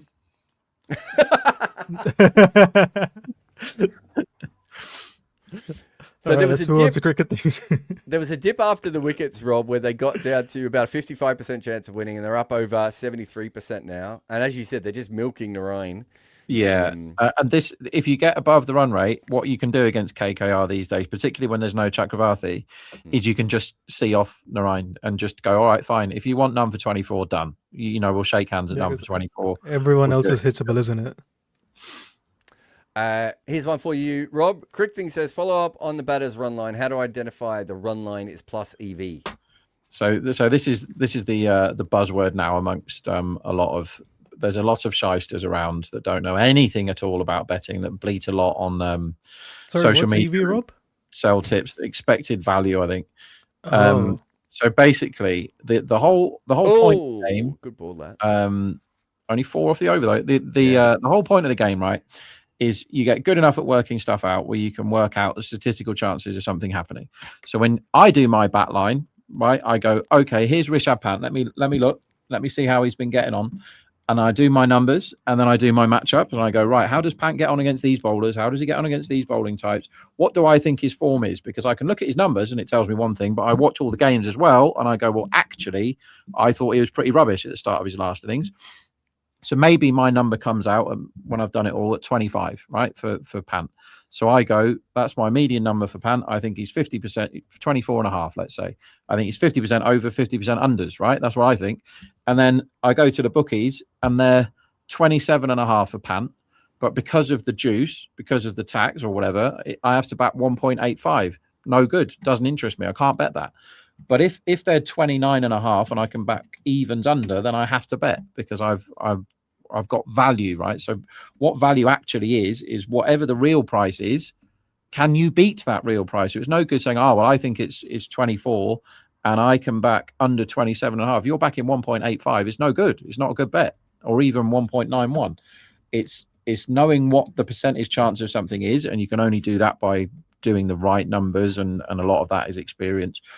And then looking around and going, oh, well, they've got this wrong. It's really easy if you're tossing a coin with somebody. If Jared and Varun sit down all day playing heads or tails and Jared lets Varun have 2.1, he'll win eventually. He'll win. He might not win the next one. He might not win the next 10, but he'll win eventually because he's definitely got value. That's what value is. So it's the first bit is the hardest bit, is working out what the right number is. And then you go and look at everybody else, and if they're away from you. But if it's a 1 or 2 run difference, how can I sit here and say I know exactly what the definite median number is for Rishabh Pant today? I don't know how well he's feeling. I don't know how well he trained this morning. Do you know what I mean? I could be 3 or 4 runs off. So it's be very wary of people that think they that use this EV nonsense all the time and say they know all these numbers, because they bloody don't. Yeah. No, that is very fair. There is I've seen some of the guys recently sort of come up on my feed, and I was like, I don't think that logic actually makes sense from that perspective. I see why people are trying to go up with it. It's Prasum says, grow up, Kartik. Which Kartik are we talking about? I think I was replying to someone. Possible in India, if biz and politics line both need people. Wanketi was renovated in a dense heritage area because they wanted to. It's easier to in India as legal can be swept away. Yeah, Wanketi. We were talking about stadiums before, Rob, and how it's better. We're going to a break here, obviously, with the timeout. It's much easier. there are many reasons why you can and can't do stadiums in a place. I forgot about Wankhede. That's a great stadium. It's just a bit small, I think, for Mumbai. Right? It's a shame that they couldn't get another maybe 20 to 25,000 people in there. I don't mind Wankhede, but even the facilities feel a little bit dated there as well. Rudra says, in Australia, is it more financially beneficial to play Aussie rules football or cricket? So this is quite fascinating. I've never quite run the numbers on this, but how much would Cameron Green be on? So he's on about 2.8 million in the IPL a year. He's probably on what, another 1.1 million, 1.5 million with Cricket Australia. I haven't He's seen bowling. He's bowling. Yeah. Well, we know he's about to be dropped then if he's bowling. He's bowled that short and wide outside off stump. It's been timed beautifully, but straight to the sweep out just for a single. So Cameron Green would be on what, about 3.5, about anywhere between 3.5 and 4.8 million, depending on everything. I wouldn't say he has a big sponsorship, but he'd have to be one of the highest paid players in Australia. The highest paid Aussie rules player is a guy out of St Kilda called Wanganeen, who's on about 1.5 million US dollars. So there's a big difference between what Cameron Green is earning and what the top Aussie rules player is earning. The difference is, though, that there are 500 professional Aussie rules players, all of which getting paid a lot more. This could be out. It is. I tell you what, they've got something out of the short pitch bowling today, haven't they? Another one. 3 wickets on the pull shot. And Cameron Green comes in and he's worth every single dollar. Take that, Wanganeen. But yeah, we thought they might. What length were we saying they should bowl earlier? Maybe they just needed to bowl shorter. It's just banged it I in. think good length was the best one. I don't think they bowled a lot short when I last. They didn't. I think you're right. So I think there's about 500 professional Aussie rules players. It might be more than that. It might be 700, 800 now with the bigger contracts and everything. But I would assume that the average person gets about 100 to 120 grand. Whereas there's probably only about 150 guys in Australia who get that. But if you get to like Ricky Ponting's level, right? Even before, or Shane Warne's level, the ability to make a lot of money from advertising goes massive. Whereas the top Aussie rules players can basically only get advertising in their local markets, right? Because they play for that team. So even we had a guy a while back who was really famous, who played for Richmond. He struggled to get nationwide endorsements. Whereas, I'm going to tell you this, Rob, and you're going to love this. Dougie Bollinger once had a nationwide endorsement in Australia. And so he should. And not even He's a for his legend. cricket, but for his performance as a man in the background of these ads, right? And so if you get to the top level of Australian cricket and you're like Ricky Ponting or Shane Warne, you're worth 5 to 6 times what an Aussie rules player will be, right? But if you're a mediocre player, you're much better off to be in Aussie rules. You don't want to be the 18th best player in a Shield squad. You're much better off to be the 30th best player in Aussie rules squad. So higher floor, lower ceiling, right? Yeah. And there's more of them as well, right? So Cameron Green, I think Cameron Green was quite a good footy player himself, actually. So, you know, he would have picked the one that he thought would have got him more money, which in the old days was almost always footy, and now is increasingly cricket, as he's bowled the worst ball of the tournament, which has landed on his toe and is about 30 metres over the head of the It's new landed batter. on the, there's a secret bit in the pitch that if you bowl it directly in front of you, it actually it's a trampoline, and he just bowled it straight onto the trampoline, and it's twanged about 30 metres into the air. But yeah, if anyone wants to go for a shave or a cup of tea, I'm sure they'll check the wide now for half an hour. Did that hit the foot marks? Did he actually bowl that into the foot marks? Is that what happened? Looked like he bowled it directly bounce, down. though. Didn't it? That's what I'm saying. Into the foot Yeah. marks. I was a slow ball bounce. I can't see where it landed. Oh no, that's the Rishabh Pant one. I don't care about that one. It must have gone 4 meters in the air after bouncing that one. That was really fun. Do that again. He's just a comedy character, isn't he, for his £2.1 million for playing in this competition? Talking about that, Andy asked Varun. Well, I'm asking Varun.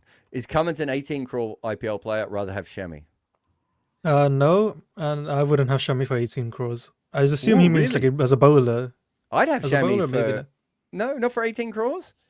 No, because he's so inconsistent in the IPL. There was a period he was really good, but then he was absolutely horrible last season. I think that was coming back from injury, right? But yeah, Okay, so you take Bumrah before him. obviously. Yeah. Who's the next Indian seamer you take before him? I think Bowie is more reliable. Okay, Boovy's a good one. general. Okay, what do you pay Bowie's more Boovy? reliable. Would you pay Boovy 18? I don't. Not this version of Bhuvi, I think. I don't know if I there think- is okay. another seamer up 18. All right. I'll be honest. Prashi Krishna.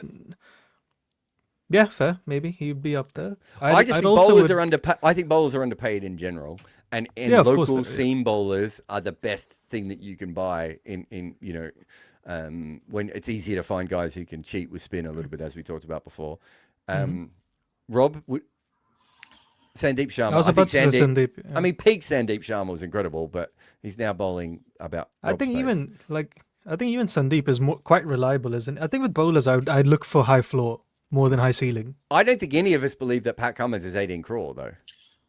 The trouble with it, no, that one season he played for KKR, he was a If much he was an better Indian player, of course, bowler. sure, but like not for an overseas player, I wouldn't pay. I that don't think much. he's worth it as an Indian player for 18 crore, is he? No, because With if his he's figures? a number 8 that can hit and he's a seamer, of course, and he's an Indian, of course, he'd get a lot of money. Yeah, he's I very don't know about- valuable if he's Indian. Yeah, Yeah, I don't know Yeah. about his batting though. It's very inconsistent. but he as we've can always get a said this, 50 ball Jared. 15. As we've In a said, dead Jared, he rubber. does. You 15 don't ball need 50. to be good at batting. Teams just need to think you are. That is also true.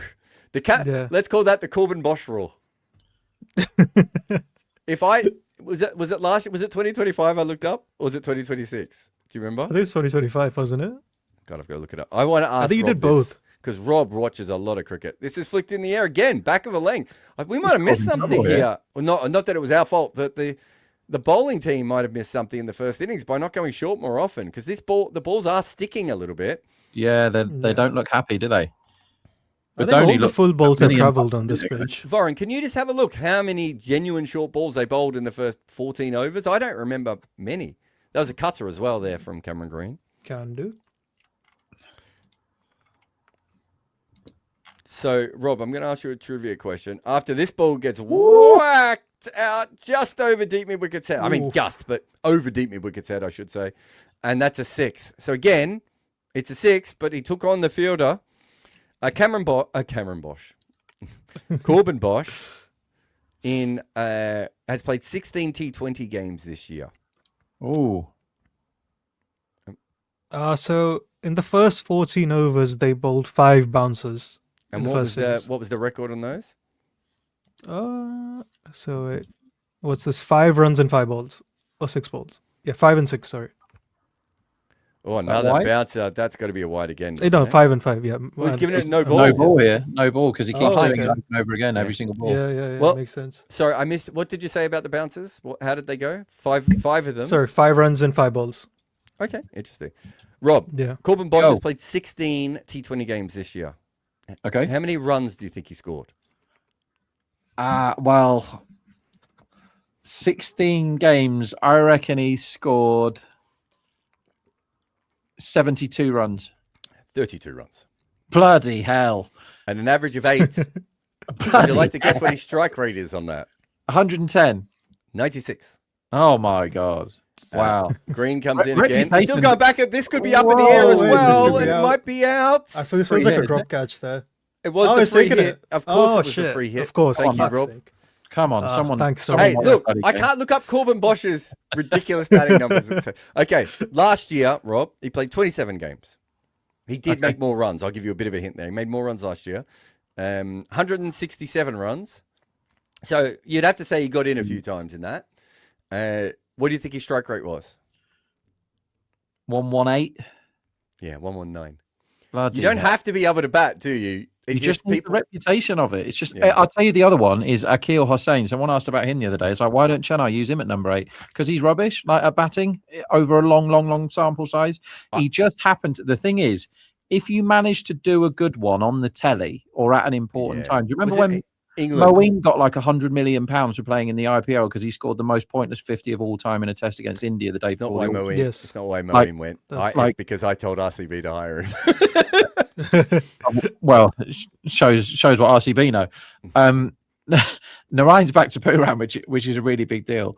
But yeah, it's like when you actually go through Akil's numbers, he got a really rubbish 50. I think maybe his only ever Oh, what a fucking ball hell, this right. is. Rolled that Puran ball, in yeah. half.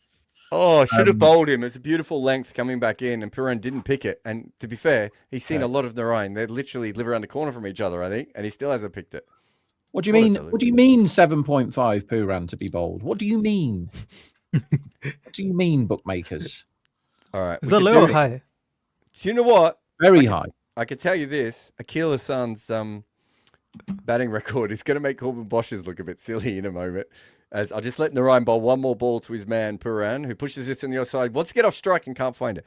2026, 18 games, 43 runs, an average of 14, a strike rate of 122. So not a great year so far this year. Last year, Rob, 60 games, 275 runs, average of just under 20, strike rate 134.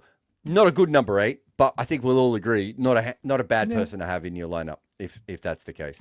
But yeah, you're right. I think He's not a number 8 in the impact sub era. No, definitely not. Yeah. His numbers, his batting numbers, it's only the last few years with him. Although Corbin Bosch is pretty bad over his career, but his batting numbers are an average of 15, a strike rate of 114. It's probably similar to what Bosch's are. And yeah, and it's not. So people in their heads have these guys as like power hitters, or they hit loads of sixes, whereas really they don't. They don't get many goes. They and hit sixes. It's just the 5-dot balls that people have. Oh, Jared, your favorite example of this, Chris Jordan. Chris Jordan. He's done it a couple of times in the Big Bash and in the Blast. The thing about Chris Jordan's batting, he needs to find his level. It's like if he plays in the Blast, he can play at number 4 in the Blast in some of the games. If he gets 3 rubbish bowlers bowling at him, he's absolutely great. But if he gets one good one, he's out pretty much. LSG has no structure, just 3 overseas and no all-rounder. Yeah, I suppose all-rounders aren't quite as important as they used to be, but I do understand what you're saying there. I think I've got an article on LSG where I'm like, I'm not sure how they are set up to win games outside of Puran being Puran or Marsh and Markram going nuts. There aren't that many other options that they have to win games. Oh, sorry, and Mohammad Shami taking like 3 wickets in the 2 for 9. He should definitely do that more often. Okay, well, we've just seen the market jumped, and I wondered why. And then we just saw dew cam, didn't we, with the camera thing on the wheels and the tires, and it looks quite wet. So even though Narayan is bowling ... the market has made the chase more likely. They think forward defence against Narayan is absolutely fine because of the dew, and I kind of get it, because who scares you at the death? Because Saini doesn't, Tyagi doesn't. Aurora definitely doesn't at the death. You know, Cameron Green's got to really start nailing these bouncers. But also, Narayan's only got 6 balls left, right? Yeah. And they're defending him. Badoni's coming down there, full front of the full face of the bat, defending. Okay, so Chris Jordan, right, was a very good bat when he was young, and then it slows down. So in T20 cricket, remember he plays 1 million games a year, right? This is never any small sample size for this man. He averages from 2016 through to 2022. He averages 15, 18, 12, 9, 8, 18, 17. And yet people are still calling him an all-rounder. That's not an all-rounder. If you average 8 over 2 years, you're not an all-rounder. What if you're really good at fielding, though? Does that count? He is one of the best fielders I've ever seen, by the way. He's really good at fielding. Do you remember him as a slip fielder? Yeah, he might be one of the best slip fielders I've ever seen. Is he the best fast bowling fielder? That isn't an all-rounder. I mean, Anderson's Anderson's good, but he's nowhere near. No, Jordan's. He's nowhere near Jordan. Yeah, I can't think of anyone else who's a better fielder. Yeah, I think that's fair as a bowler. S. Sharma says Arshdeep and usually already getting 18 crore. I did forget about Arshdeep. Yeah, fair. Yeah. I think 18 crore for Arshdeep seems about fair to me. Yeah. He's not done that well in the IPL, right? Yeah, Yuzi's also the all-time leading wicket taker and has been playing every year. Just so you know, if Puran doesn't get a boundary soon, he's going to get out because he's really angry. Because it's one thing to be blocking Narayan and getting deliberate dots, but now he's at a massive 6 and he's 9 off 9 and he's missing balls from Saini, and that one has stayed really low. And Nicky P has not had a good 2026, and now he's 9 off 10, and the rate is going up. I think he's going to have a massive, great big mow at Saini very, very shortly. What he has to do here, which he doesn't do enough for someone as talented as he is and I've seen him do this, so I know he has it in his wheelhouse, is teams just bowl wide to him, right? And the odd bouncer, maybe. Wide bouncer. By the way. Yeah. York is early on. Fine. straight and full early on. Then afterwards, once he's faced a few balls, it's basically the odd bouncer, and then they try and bowl wide to him. Have you ever seen him hit over cover? Just forget about mid-wicket, but he can't. He cannot do it.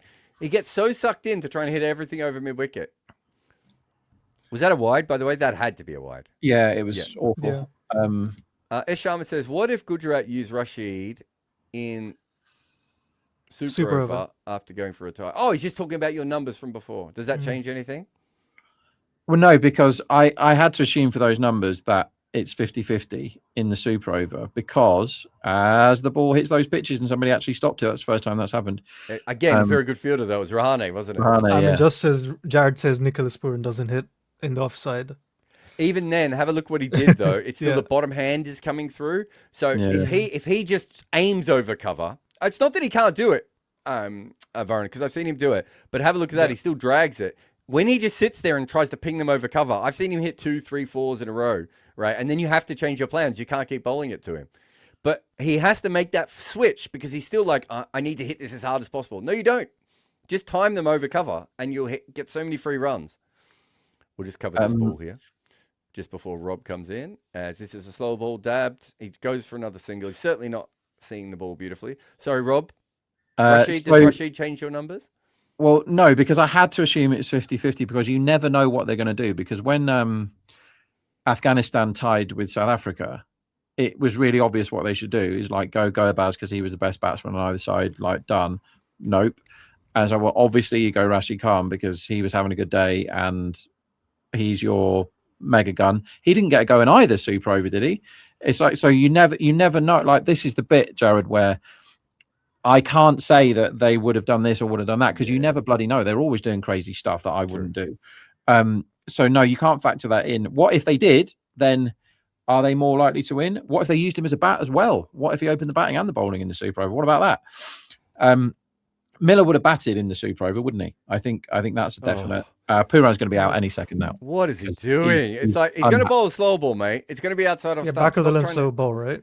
Yeah. If the next ball isn't a 6, Pooran isn't getting another. What are they? Your only problem is he might not get bowled because I don't think they're going to bowl many balls at the stumps. That's probably the closest one. 33.5 is his line, and normally for Pooran, who's faced 13 balls, I mean, he could also chop one under. It does feel like it could happen. Yeah, I know, but I mean, when you're backing bowls, I can tell you what you're looking for, Varun. You're looking for them to bowl at the stumps. You want Narayan to bowl at him, actually, the way he's swinging like a rusty gate. He missed that by a foot, Pooran, isn't it? He has missed that by a foot. This is what I mean. He's so skillful. He doesn't need to just be the big power hitter. He can just slam these balls through cover, or time these balls through cover, or the offside, pick up some runs there, and then get his eye in again. Which is what he's facing all the balls, and he ain't scoring many runs off them. He's got another 2 there. Yeah, really good over Afghanistan, Zimbabwe, Ireland are in the World Cup in 27, confirmed. Also, Rob, India's Minerva FC defeating Liverpool 6-0 is the equivalent of Uganda giving an innings defeat to India in cricket. Well, did that happen? Like, what? When did they play? Like, they didn't play in a proper thing, did they? They might have played in a friendly because friendlies don't count. Is this back in the old days? Is this like I don't know. I don't know what this is. Sorry, I need more context. If Minerva FC have defeated Liverpool 6-0, I don't know what it was in. Tiagi's back, so they're saving Narayan's last for later, which is funny. I mean, let's talk about Lesotho women because we don't get much of a chance. I watched them play yesterday, Lesotho women, and I didn't have a chance to watch them today when one of the Brazil women took a 9-for and had 9 of the first 9 wickets. Wait a minute. He's talking about underage football here. Is it underage football? What is it? Yeah, so it's absolutely nothing like Uganda beating India. Is something going on with the pitch here that is it dying or something? I think when you hit the pitch, there's certainly something happening, and they've been rolling their fingers over it a little bit. There is a little bit of inconsistency, and the ball is, as you say, it's dying off the surface. 92 off 54 looks tough for me, unless the Jew comes in. Yeah, I know the death bowling's not good. There's so many factors at play, and you've just named most of them. Like that's it. Like, I thought, given what I saw in the first innings and given the death bowling that is on show here, it's kind of you've got Narayan and then you don't have anyone else. I thought that this would be an easy chase, and I've changed my mind. I think it's probably 50-50 because of the Jew.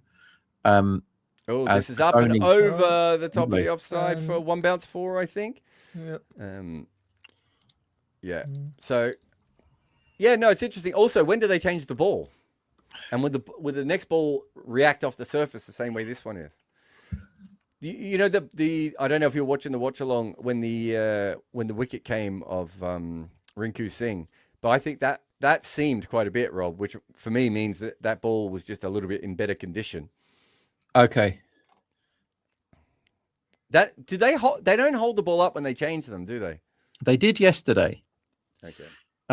But yesterday's game was very memorable to me, and none of the others are really. Yesterday's game was absolutely brilliant. I loved it.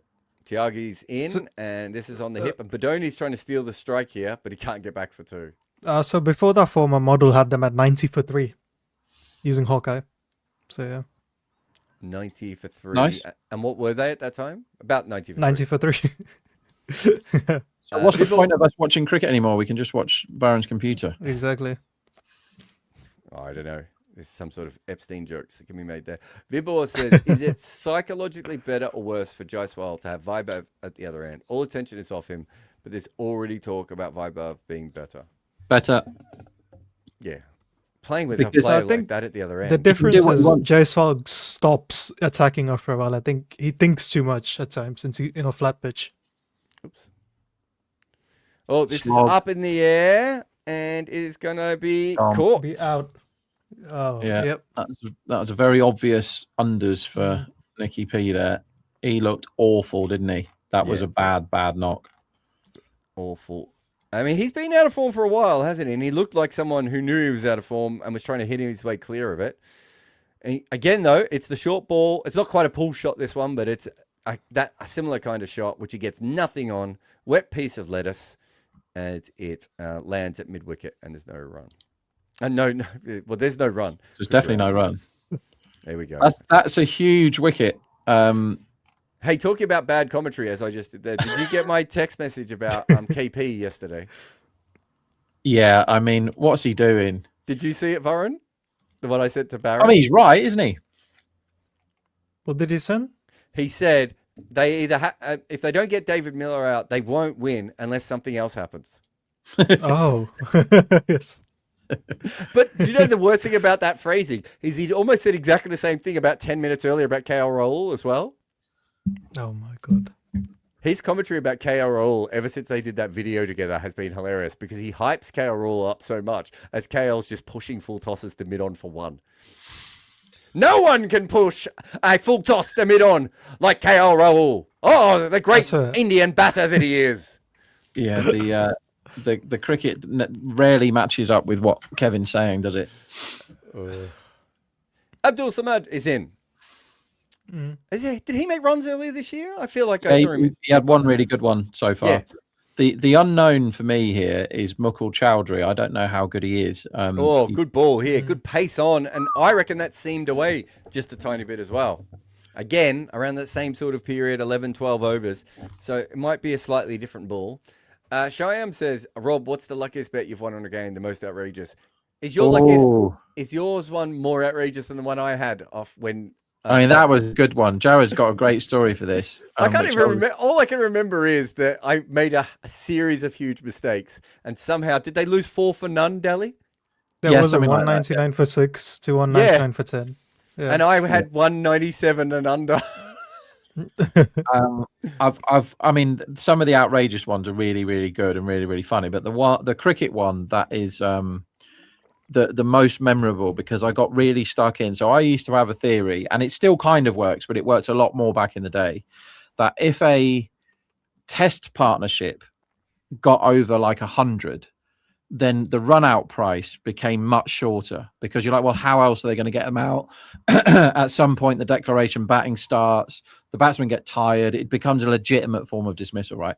And you used to be able to bet it every time at 33 to 1. That's what it was. And it was the Stokes and Bairstow Johannesburg mega long partnership, right? And they couldn't get them out. And I just kept betting run out. And every, I was betting on runs per over and bat runs and all the stuff I always do. And whenever I won a bit more, I'd have another 30 quid on run out, another 50 quid on run out. And back then, you used to actually be able to get these bets on. You couldn't do it now. You'd probably get 20 quid and they'd stop you betting. But I ended up racking it up that I'd had quite a lot of money on run out at 33 to 1.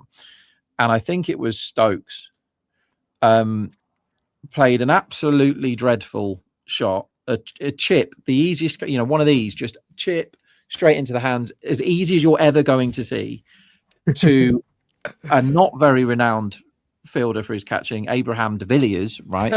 and AB 1.001 to catch the ball, like a lob dolly straight into his hands, drops the ball, and Stokes is halfway down the pitch, and AB angrily throws the stumps down, run out. Thanks very much.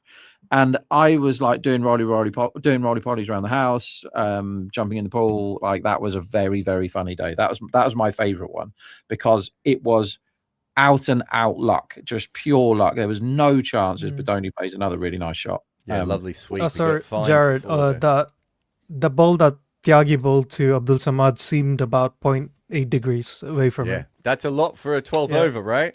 I think that's something we have to start looking at. So mark that down as another potential piece, because I think we're seeing a lot more seam when they get these replacement balls on.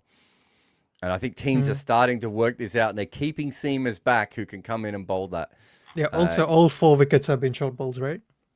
Yeah.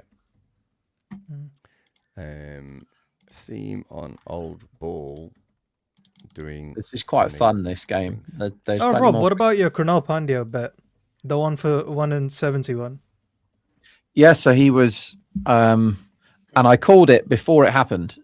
And before it started, he's plinked that, Badoni. He's lucky that he did.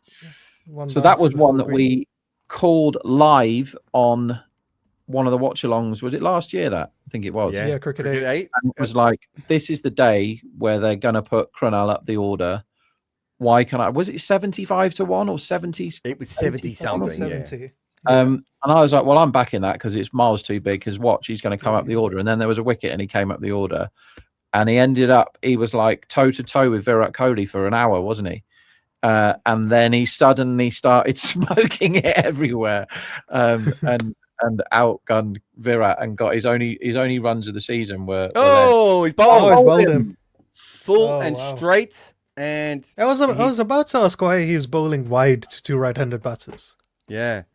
He's gone for the big hit. He got away with the last ball, which was a dirty full toss, which he almost got a wicket off. And now he's gone straight and full on this one, Anakul. And yeah, just a standard spinner. And it flicks his pad on the way back through and hits off stump. And pitch is dying here, I think, in front of our eyes. I think there's whatever it was in the first innings. I mean, there were bits in the first innings where we thought, well, they're just not scoring as quick as they should be here. And maybe it was the pitch. But I think this pitch is getting worse and worse, because Samad played that as if he knew exactly where the ball was going to land and he could just hit through the line, and he's nowhere near it. That's a huge wicket, that. They've got very little help. Ball, I don't think it turned. No, it just slid on. Straight ball, right? Yeah. Maybe kept in the surface a little bit, went a bit slower. So they were before Purim went out, they were a 57% chance to win. And they are now about 20% chance to win.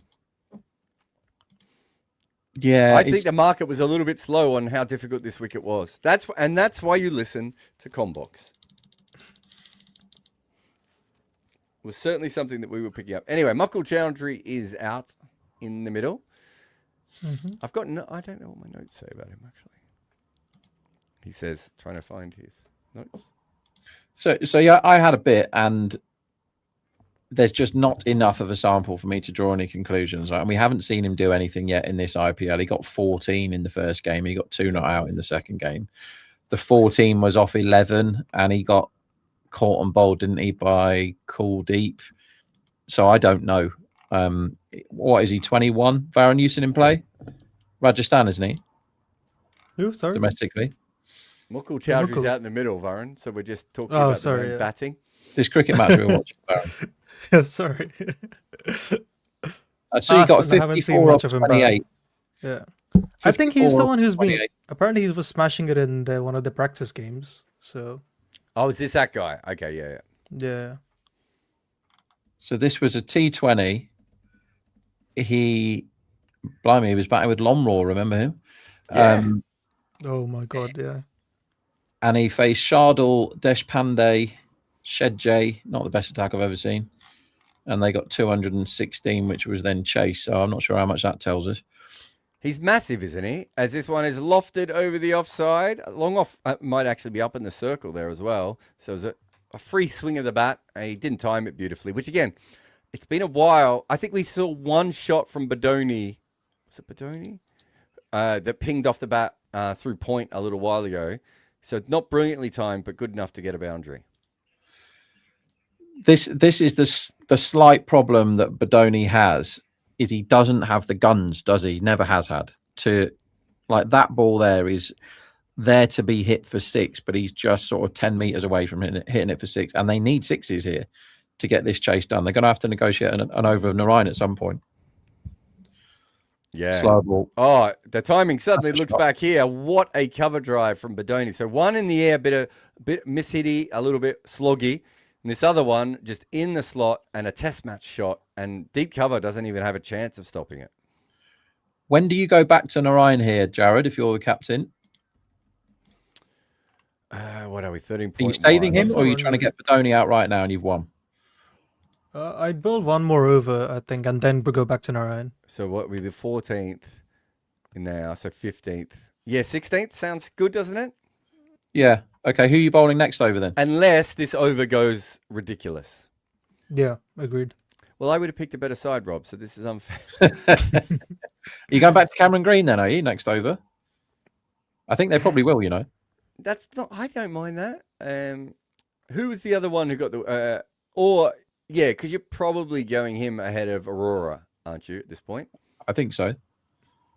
Older ball. But it's one of those two, and I want slower ball bounces. I think you'll get them. Oh, my God. This ball's rolled along the ground. Yeah, the pitch is dying, lads. It's dying in front of our eyes here. Leg cutter on that played one. very well.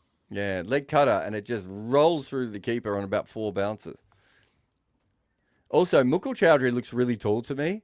Do you know what I don't want if I haven't faced many balls in the middle of recent times? Is a pitch where the ball's rolling along the ground and I'm tall. Yeah.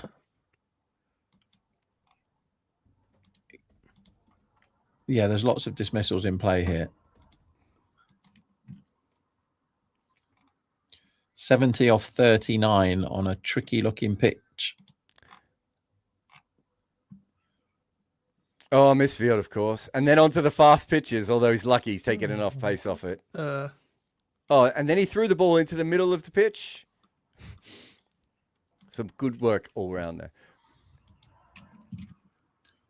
I'm seeing here somewhere online, and I know some of these are just made up, but it says Mukul Chowdhury is 5'10". He's not. Just have a look at him at the non-strikers end, guys. I think some of Saini's cuts have spun as much as Narayan's have. Yeah. The spinners actually haven't got that much purchase, but the slow balls have really stopped for whatever reason. I don't know what the difference is, but... I want to know Mukul Chowdhury's height. That's what I want to know. Never mind the cricket. Yeah. 6'1", 6'2", maybe? He's no Brett Dorey, is he? He's no Brett Dorey. Oh, this is up and over the offside. And does that carry? 6, is that? Is that 6? Nope, 4. He's given us 4. Okay. If you're going to bowl the slow ball bounces, they either need to be shorter. Goodness me. But this is what I mean about Badoni, right? If I was his coach, I would say weights for you, please, because both of those balls that Saini's bowled are absolute 6 balls. And I know it doesn't sound like a lot here, but he could have 4 more runs this over. And that has failed to be a 6 by what, 6 inches? Just a few more bench presses or a few more weights or whatever. You've got to be able to hit dreadful balls for 6. And that was a dreadful ball, wasn't it? That was a hit me ball outside the off stump. And he's set and he's looking really good, Badoni. But he could have a higher strike rate if he added a bit more power to his game. He's going to be facing up here again. And this one he hoiks on the leg side. He's just going to get the one. So They we have just got got some a good message fielders, here haven't they? from one of Deepak's many personal trainers, Coach Athav, who says, I love Nicky P, but again, a tacky wicket and he hasn't made any runs. So this is why you can't just look at one innings and one game and say, oh, this is the reason he hasn't made any runs. And I'll tell you why. Because this year in 2026, he's played 10 games and he's averaging 13. That's a lot of wickets that were bowler friendly. Last year, he played 63 games and he averaged 39. Did he not get any wickets that were tacky or bowler friendly in that time? The good Puran is possibly the best out of everyone. He's up there, isn't he? He's in the conversation for being the best. He would Like be the up best. there. If I think he's everyone's just at their slightly best, too flawed to be the best. if everyone's playing at their best, Puran's. Oh, okay. You're saying peak Puran. Yeah. Yeah. Incredible. But the one we got at the moment, I don't know what I would do with him, because last IPL he came out and just belted it absolutely everywhere, and then he kept getting LBW in his first 2 or 3 balls, and he ended up having a normal season instead of a brilliant one. But considering he had a really, really bad SA20, not much cricket because he doesn't play in the World Cup, and whose fault is that? I don't know. West Indies board, I guess. Doesn't play in the World Cup, and then comes into this having not played much recently and had bad form when he did play. So no confidence. And then they go, right, you're our number 5. And that doesn't seem to be the right answer to me. Dirty full toss here. Has he got the guns? He has. Yeah. I mean, to be Guys, fair. and it's his 50. Yeah, it hasn't Well been played, a mile, but he it's a good innings considering the match situation as much as anything else here. And he's got himself in. So 54 off 33, which for this pitch is kind of where everyone's been, right? Rahane looked like he was smoking them and he slowed down, and Rodman started slow and then got to this sort of 160, 170 is like good form on this wicket. This is a very, very good innings from Badoni. Not an easy pitch to tame, is it? And he's tamed it so far. Ribu says, Fleming basically said that he wants CSK to play Bazball, but is Samir Rizvi's success proof that there is always room for the old Dhoni-esque adage of just stay there and the runs will come? So Rizvi is just a terrible starter. Rizvi would love to score quicker when he goes out there, but he has trouble hitting the ball for the first 7. So I haven't watched Rizvi and thought to myself, this is a guy trying to get himself in and then hitting later. As Badoni hits this over cover. No, he doesn't. It's out to long off and he's out. Oh, wow. That's the game. Okay. That was there to be hit. His hand just came off the ball, the bat, didn't it? Sorry, I was just checking the bounce. Definite inconsistent bounce. Yeah. Just seeing how wide this was. Was it on the wide line? Yeah, it was out, maybe even outside the wide line. As you say, Robbie lost his shape a little bit and didn't quite get it. He probably, again, talking about what I was saying with Puran before, he was trying to power that away, whereas actually the best shot for that ball was probably just to try and time it over cover. And instead, his bottom hand has come in, and then eventually the hands come off the bat. Look, he's batted really well today. As we said, everyone has been got to about that level and then struggled. Abe says, Rob, what is your solution to fixed odds betting mess? Do you think it will ever get good for sharps? Also, Decimal provides odds to which books? I don't know if I'm allowed to answer the second bit, but all over the world, Decimal provides odds. All over the world to multiple operators, some really, really big ones. What is my solution to fixed odds betting mess? Well, they won't put me in charge of everything, which is the only way it gets sorted, but it is a complete mess now. Do I think it will ever get good for sharps? Well, no, because they're running businesses, these people.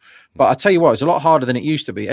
Obviously, every year it gets harder, but what unfortunately is happening now is people that want to bet and get bets on in fixed odds, who have any kind of brains in their heads, must go black market. It's your only option. And that has its own huge problems, the black market, because, you know, if somebody doesn't want to pay you, what are you going to do about it? And the days of getting accounts with all these firms and getting all your mates to get accounts and stuff have become numbered, because even if you do get one, they last 5 minutes these days. And it used to be like, well, at least I'll be able to win a couple of grand off each of these betting accounts before they kick them into touch. And now they're getting kicked into touch, not just because of your IP and because you've used the device before and all that sort of stuff, because the models now, you know, some of the very biggest companies, I know people that work for them, and they used to have to justify why they shut somebody's betting account to their boss. They'll say, why did you close that guy's account? You know, he might have been profitable for us in the long run or whatever. Tell me why you did it. And now they're getting bollocked by the same bosses for not closing people's accounts. So they get people employed full time that don't know very much. I mean, I know quite a lot of these people. They don't know very much. And they just sit there chopping accounts all day long. Hatchet. Oh, look, this guy's had a winner. This guy had a bet the same time as some other clever man. Gone. And there's no benefit of the doubt. I remember when I opened my accounts, I lost a couple within 5 bets where I wasn't even betting big amounts of money. But I think they were just Googling my name, right? And just taking the thing off. And the other thing is, I would say, is I think they're now using AI to check betting patterns. So people like Rob, they're actually trying to find his betting patterns, even on an account that has nothing to do with him, and they're just closing it. Yeah. So they have lots of spyware and stuff that they shouldn't really do, where they track your IP, and there's some of the stuff, I think it was called iOvation or something, where they know which websites you're opening. So even if you're a brand new account and you go onto the bookie's website and you also open Betfair, they're like, no, we don't want that. This guy knows how to look at prices, so we're not interested in him. Whereas if you sit there opening up bloody, Daily Mail or some site that rots your brain, you might get more of a run. There's lots of ways where they're tracking you, but yeah, they're now using AI, as Jared just said, to do the betting patterns. So then you have to try and do stupid betting patterns to make the computer think you're stupid, and that's fine. And then you might get a run, but you don't get a run anymore. You used to be able to get a run when you did jumped through all the hoops and did all the stupid stuff. Now it's like, well, what do you do? And most of my stuff historically, I don't do it now because I've got a job, but was live, betting all the way through the day and all the way through the games. It's not possible to make a living doing that anymore. That's why I've got a job. The pre-match stuff is still, you can still get it, but things like shops and betting in Asia and all that sort of stuff. I mean, there's lots of ways to skin the cat, but the easy ones have all gone, unfortunately. If Shami's your number 8, you're in trouble, lads. I was about to say, it's giving me flashbacks to India in the 2023 World Cup. That He's reminding me of the 50 I saw him make at Trent Bridge, but not the 50 at Lords I wasn't at. That was a fun day. Which one? The Shami 50 against England at Lords. Yeah, the Trent Bridge one certainly fucking wasn't. Why not? It's just that pitch. Do you remember? It just nothing happened off that serve. Do you remember how bad the Trent Bridge pitch was for about 4 or 5 years in Test cricket? Where if you could survive the new ball, it was like batters couldn't really score easily, but bowlers couldn't get them out. So it wasn't it wasn't even enjoyable to watch the batting. And the best dismissal I saw at that ground at that time was Ian Bell, and they fucking took it back off me because apparently he thought the ball had gone for 4, and you can't get run out if you make a huge error. Yeah, what a joke that was. Fast. God, that's a woke nonsense by MS. That was the worst. Was Duncan Fletcher was the coach then? He should have fired himself. Narayan back. Yeah. Maybe it doesn't matter anymore. This is probably a situation where you could have even held him back until it got out of control, right? Agree. But yeah, I'm not having a go at them because this is the exact over I said they should bowl him, so I'm not going to complain. But no wrong answer here. They're going to win the game anyway. Yeah. Oof. Oh, he's missed that by a meter. Neil says, how do you get players like Abby NP in form whose batting feels like it needs lots of confidence, and are they really out of form or just have a patience problem? No, you're out of form. I think Nicholas Pooran in the last 2 years was averaging 40 with a huge strike rate, and he's now averaging 14 or 15, whatever I said before, 13.4. So that's out of form. The thing with Pooran is, and Rob will know this, he's actually had this happen to him a lot in his career.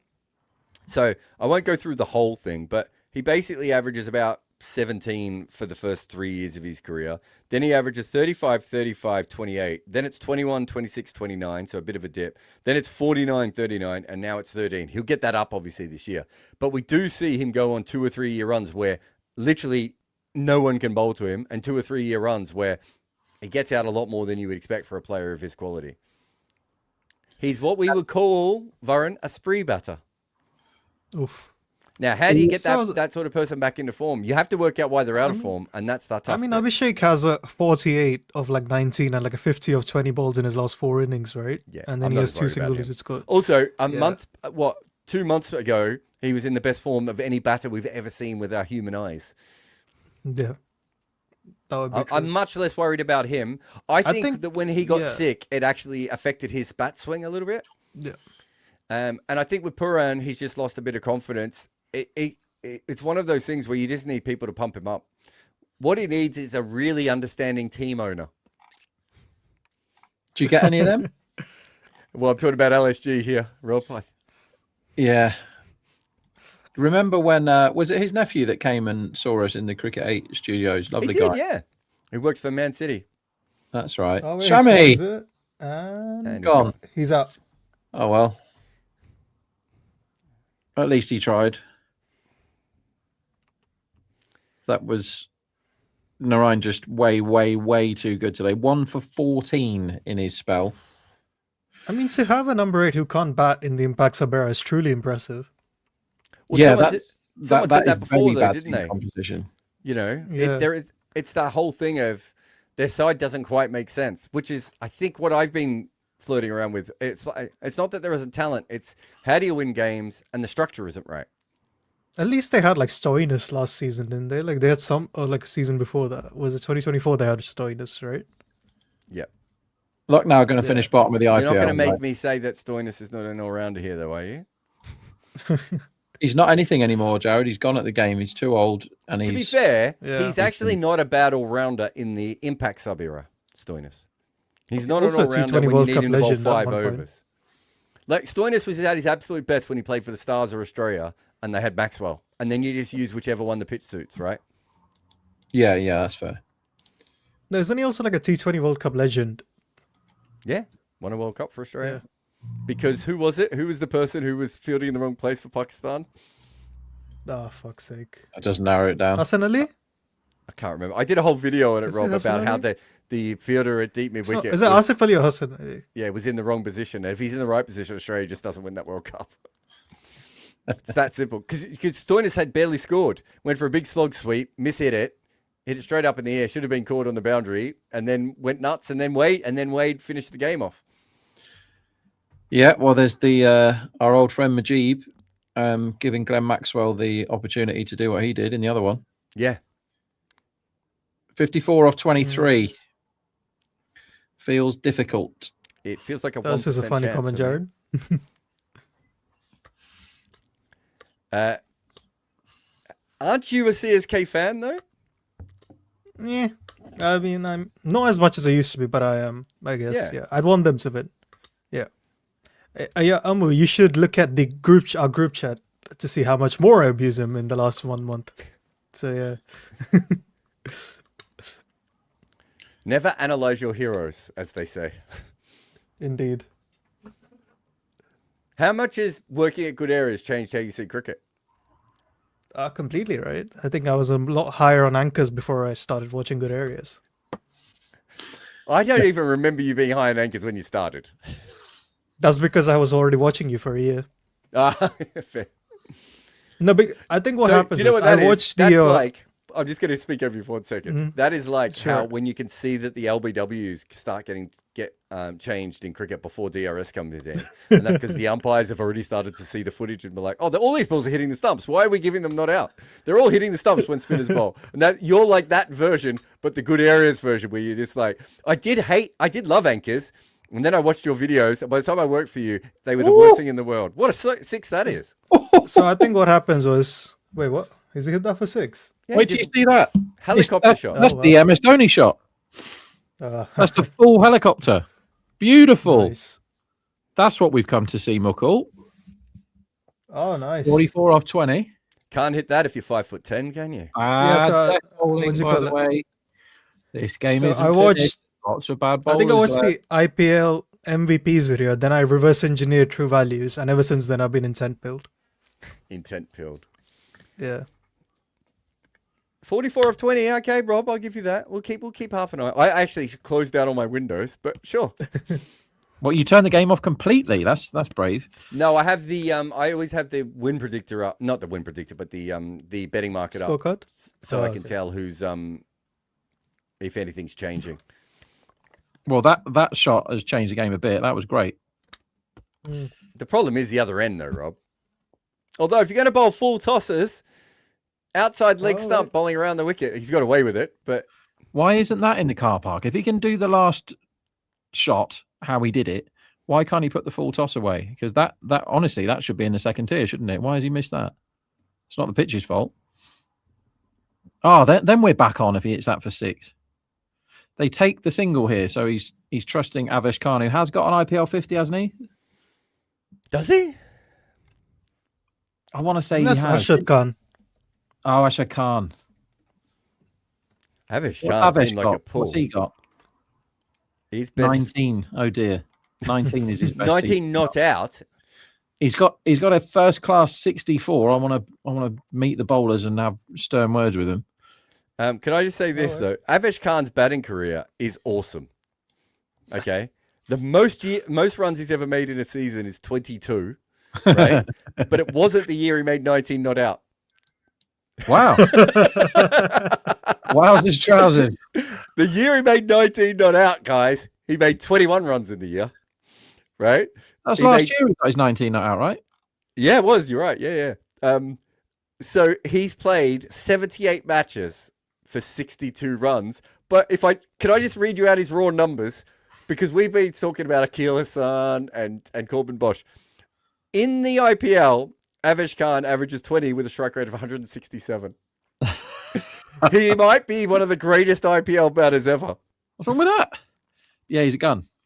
He's just about to win this game for his team as well. As Tyagi comes in. I mean, what a shambles Lucknow are, the way they put their team together over and over again. And basically they were banking on the top 3 being amazing. But if Pooran isn't, and if Pooran, firstly, he's not in the top 3, and secondly, if he isn't amazing, they're done. You know, they spent all their money on Pant, haven't they? Basically. Oh my God. What a shot this is. This is double another helicopter. helicopter shot, but from the Oh my short God. ball outside off stump. So he's played the helicopter movement, but to a slower ball outside off stump that he's hit over long off for 6. Maybe even extra cover. Where's this guy been? More of this, please. Watch this, everyone. I tell you what, he's 7'2" now. He's growing an inch every shot. I'm loving the helicopters. Absolutely loving it. He's tried to bowl, what, slower ball bouncer, has he? It's just slow and wide into the surface. Not even a bouncer, is it? Or if it is a bouncer, there's nothing in the surface anymore. So Jared, Avesh Khan had a true strike rate of 83 in 2024. He might be the greatest batter we've never thought of. Greatest intent merchant we've ever seen.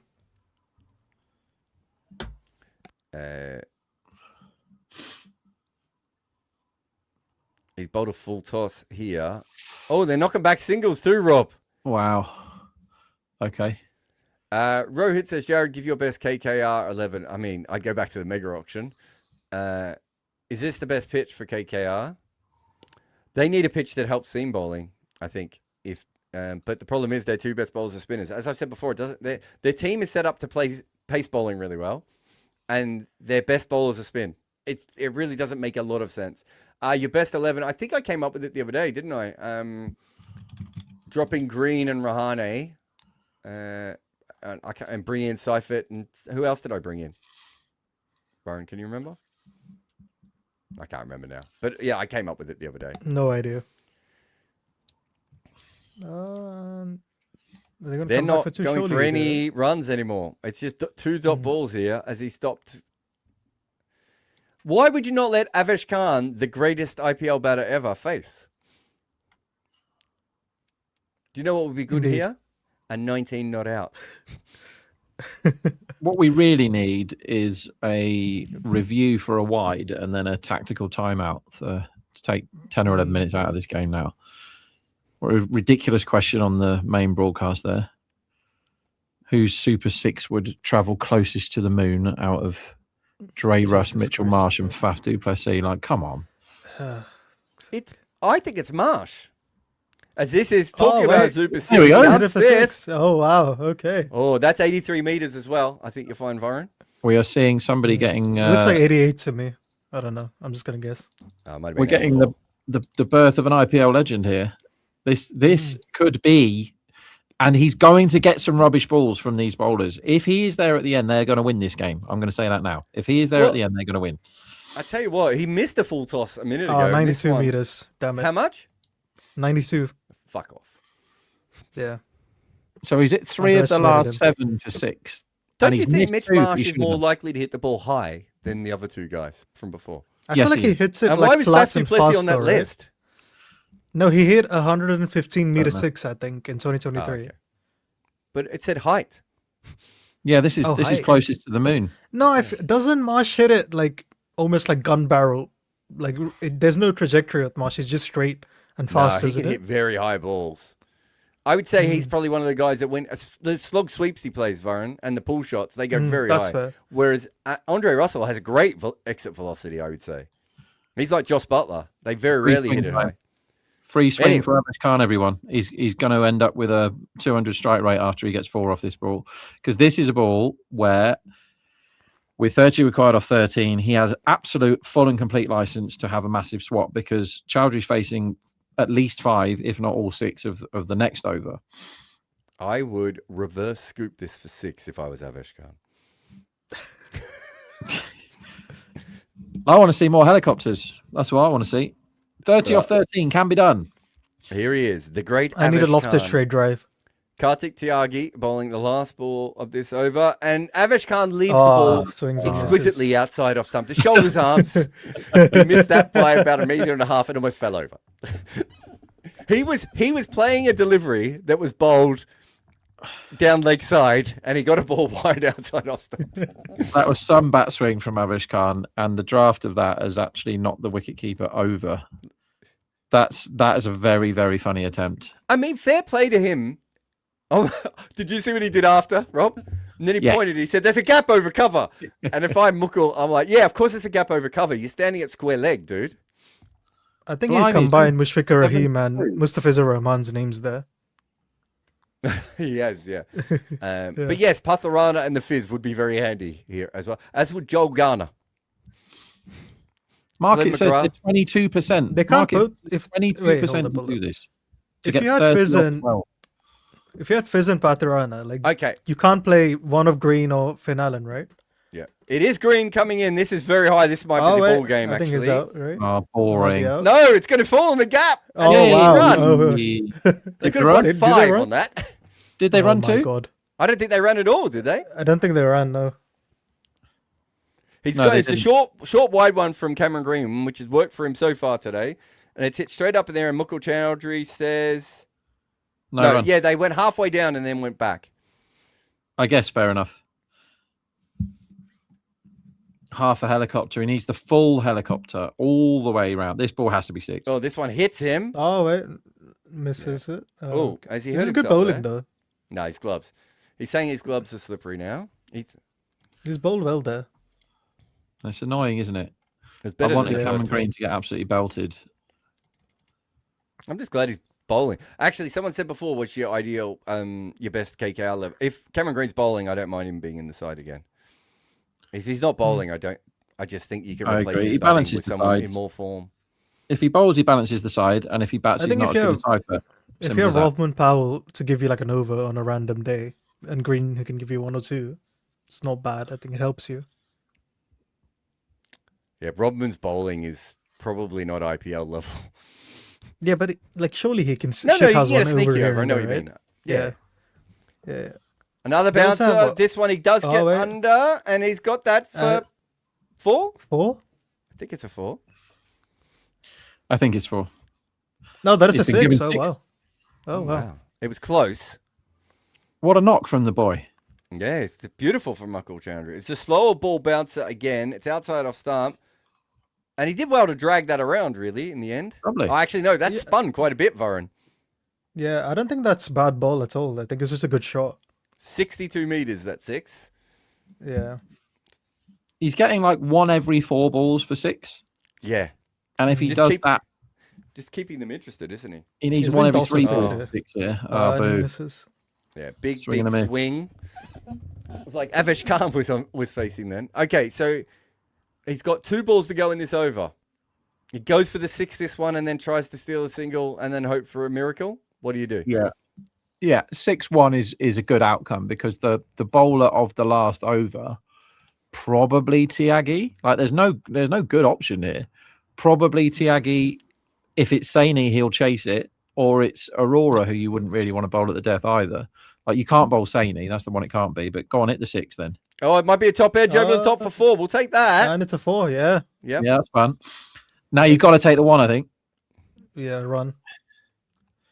What you want really here is the wide. So Yeah. Scamper down the other end. 1.74 degrees, Jared. the ball before. 1.74. That is ridiculous. I mean, they've done think that's well to as get much as close Narayan is considering spinning the it. wicket. Kanish says, Jared, who'd be your ideal Hasaranga replacement? There really isn't another guy out there who bowls that level of leg spin who can occasionally whack them, is there? Am I forgetting someone? A fit Shadab Khan, but he's not a replacement. in the Just get IPL. James Coles in. Let him have a go. Yeah. Slow left arm. Big I ball just did this. a piece on James Cole. This Oh, is huge. shot. He 6. didn't go for the strike. Oh my God. He's gone for the strike, and he's just whacked this over Oh, deep mid fuck. wicket for 6. Huge hit there. What a knock. Muckle. Now he's left himself, though. 14 runs needed off 6 balls with Avesh Khan facing. It's 2-1. Yeah, so it'll either be like 13-5 or 13-4, isn't it? Assuming it's not a risky run. This is fun. Where's this come from? What a wonderful innings this is. So what we want here is Saini to bowl the last and bowl a wide first ball and they scamper the bye. That's what we want. Then it's on. What we want is Avesh Khan to just go 6-6, drop his bat, walk off, and never face another ball in the IPL. Aurora's I need getting an a outside lot. edge for Rob. I want an Aurora. outside edge for. I Or a want a hoik no and ball it goes over the single. keeper. No ball single, please. I want This is the- like I it want could the be also siren be like gun. a hoik and then it's an edge and it goes over the keeper. One of those. Wow. Well, this is fun. We've obviously got the slow over rate penalty because we have that every day. Mm-hmm. So only 4 outside the circle now. Which matters. There's going to be like a 5-minute review for a wide in this over. It's 100% going to happen. Yeah, of Well, they're course. going to bowl probably Yeah. slower ball bounces, aren't they? It's Aurora. It's Avesh Khan. Imagine if they just had one person out of their If they bottom bowl 4 a bats. bouncer, They've got no one out on the a top edge offside is a at 4, all. isn't it? And he's knocked this Oh, on the this leg is side smart. and got Lovely a single. batting, Beautiful. Avesh. Beautiful, Beautiful batting. batting. Because That's he's a doing his gun. job. And I'm sick and tired of you guys being down on his batting when we know he is the chosen one. Absolutely correct batting. 13 or 5 for the kid. Easy, I would say. Easy. 1 in 3, according to the market. 1 in 3 does it. Fair enough. Tell you what, gets to 6 here, it becomes very interesting. Yeah, 1 to 3 seems fair, doesn't it? Come on. I want to see him do it. He's going to face all 5 balls, right? So Yeah. he's got to hit. 2 6s. Yeah, that's the only issue is the 6s, isn't it? Because But he he's- can get it in boundaries. It's just whether he can hit them in 6s. But he's hit 5 of them already, Jared. No, I'm not saying he can't. I'm just saying he can't, like, he's going to have to hit 3 4s or 2 Yeah. 6s. That's Come on. the Let's see issue. the 6. Here he comes in. Anyway, he swings this across the line. Bang! Might be Wait, the he's first throwing of the it. sixes. 6. It is It's a the 6. first of the 6s. That one goes 68.4 God. meters, if I'm not mistaken. He just hoiks that across the line and puts it into the grandstand for another big one. And he's an just hitting the absolute ball legend. incredibly well. One more of these and they've done it. He One more might of them. be. He might be 9 foot tall by the end of this game. He's getting an inch at a time. I'm not sure what the thinking on that delivery was, fellas. Was that pace on or pace off? But it was a length ball angled into the body. This is awesome. But we knew this. KKR's death bowling is rubbish. This is one of the 3 options they had, and the other 2 are Tyagi and Saini. So they don't have death bowling options, this team. But the other team So doesn't have an 8 last 9 season, or 11. And So- we're watching. They're going to win a game where their number 8 was Muhammad Shami. And he came in Insane. with about 5 overs to bat. Come on, do it, kid. Do it. So Vaibhav Arora's 20th over economy was 15.5 last season. Okay. Okay. He needs to defend 7 or 4 to a man that is 6 6s now. What He's a just knock. bowled- Oh my! He's bowled a cross seam length delivery in at the body of a guy who is literally just with his all hands at the moment. This kid, Mukul Chowdhury. He's 7'8". He gets an inch taller every time we mention his 6s. If Babar's on strike now, he takes a single now, tells his partner to get a single, and then gets another single. Oh, did you see that? Did you see that PSL game, Rob? In the same game as the yesterday's one. I didn't see it. No, I wasn't So watching they it. were like this field is 116 for crazy, 4. guys. Sorry, just let me talk So they about were- the field. Sorry, They go can for only it. put 4 Yeah. fielders out. They've got a deep mid wicket, a long off, a deep backward point, and a deep point. They have no fielders out on the leg side except for one. Oh my god. So he's going to bowl round the wicket, slow and wide, I assume. And that's he can wide just review. go for square leg again, can't he? Mhm. He can just he can just swivel and smash this into the square leg region if he wants to, which he's been doing really well so far, Mukul. This is all about Chowdhury now. Can he keep his head on? Because he's got 4 goes here, and he will get a ball that can be hit for 6 in these 4 balls. He just needs to make sure he doesn't get out to this one. Keep your head, Yeah. boy. He will definitely get a 6 ball. Here So we he go. doesn't He's coming wait. around the wicket, right arm seam. He's It running, is the yeah. wide one, and it's a good Yorker. Oh, to be it's a fair. good ball. That's a very good ball. That don't know if he got some bat into the ground, but it sort of it looked like it hit the foot marks and it went up after he missed it as well. It's good pace on that. So Aurora, who goes at 15 runs and over, now needs to defend 7 off 3 balls with this remarkably odd field that he has at the moment. It's a 50-50 game. It's a 50-50 game. It's going to be a tie. Oh man. Around he's the wicket running again. What does he do? He scoops. He misses. Oh, And that's gone through to the wicket keeper. Disappointing. I wonder if he did hit the toe on that other one. Did you see? It did look like it bounced weirdly. Disappointing. But again, to be he's fair, got 2 good more balls goes. as well. He's got 2 2 more balls, 2 goes. good balls. There's eh? 6. I mean, Keep one your of head. these has to be a full toss, right? Did that? He's I going think to bowl a that full scoop toss, went through his legs in the end. By the way, the attempted scoop. Oh, it did, it yeah. did. 7 off 2. Anyway, what a game! Come on, kid. Can Mukul Chowdhury do it? He's got the wide one outside off stump. He's played the helicopter Oh, shot. He's hit it shot. over That cover is- for 6. Is it for 6? Oh! Scores a What are we level. talking about here? That's the What shot are of we the talking tournament. about? It's the shot of the tournament by a What million shot that miles. is. And he's got a Oh, 50, no, right? Nutmegged himself the ball before this. This is an extraordinary. Fucking hell. What a shot.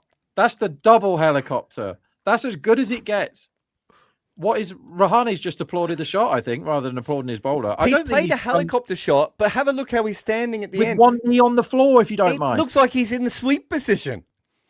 What a shot. What eyes. We have just seen a star being born here. 1 off 1. Now, let's see some funky fields. Yeah. Okay. I think that was the attempted Yorker failed, isn't it? Now, Avish Khan can become a hero here by... We all know what happened yesterday, everybody. What Avish Khan's taking his helmet off. That's a tick in the box. Take That's your arms great right if off. he gets a straight drive back in the face. Wow. What a game. And if it's a tie, I am... So, Jared, a quick smashing question the here. on screen here. If Yeah, go you for it. can't bowl a wide Yorker here, right? Because of the risk of a wide. And the other thing is, if you bowl a wide Yorker, the keeper can't collect it that easily and you can't affect the run out, right? So the bye As we becomes saw much easier. Pakistan do against the USA for a whole over Yeah. once. You have Okay, to so go what would you straight bowl here? Yorker. You have to go Okay. slower ball into the wicket. Are probably his 2 best Slow bouncer options. again? Yeah, or you come back over the wicket and you just try and beat him outside off stump. He's not. He's Yeah, coming around the he's wicket. around He's the- going to He's bowl gonna try it. the slower ball. He's got the bouncer. Oh, he's was a missed quick it. one, and he's got away with it. And he's missed then it. they've Oh won with my the god, bye. they won. Ah, Avish Khan's the hero. Oh my god. That's how you run a bye, my friend. Oh. He didn't take off. Avish Khan did not take off until the bowler What went a knock past. this is. It's ridiculous. Oh my god. Well have a look. played, Mukul. I just called this again as we see the replay here. So he's coming around the wicket. Avish Khan is stuck in his crease. He's running slow, Avish Khan. He's run out by, I think he would have been run out. It's just that the wicketkeeper's missed. That's all that's happened here is the wicketkeeper has missed with that throw. It went straight into the gloves, but it was a bouncer. And they've remember, got Jared, through. Ankrish is not a full-time keeper. No, but yeah. I'm not having a go at him. I mean, you've got to hit I him am. up. Hit the damn stumps. But Avish Khan, that was terrible running, Rob. Avish Khan, as I wind it back, did not. So first of all, right, I've just Fucking hell.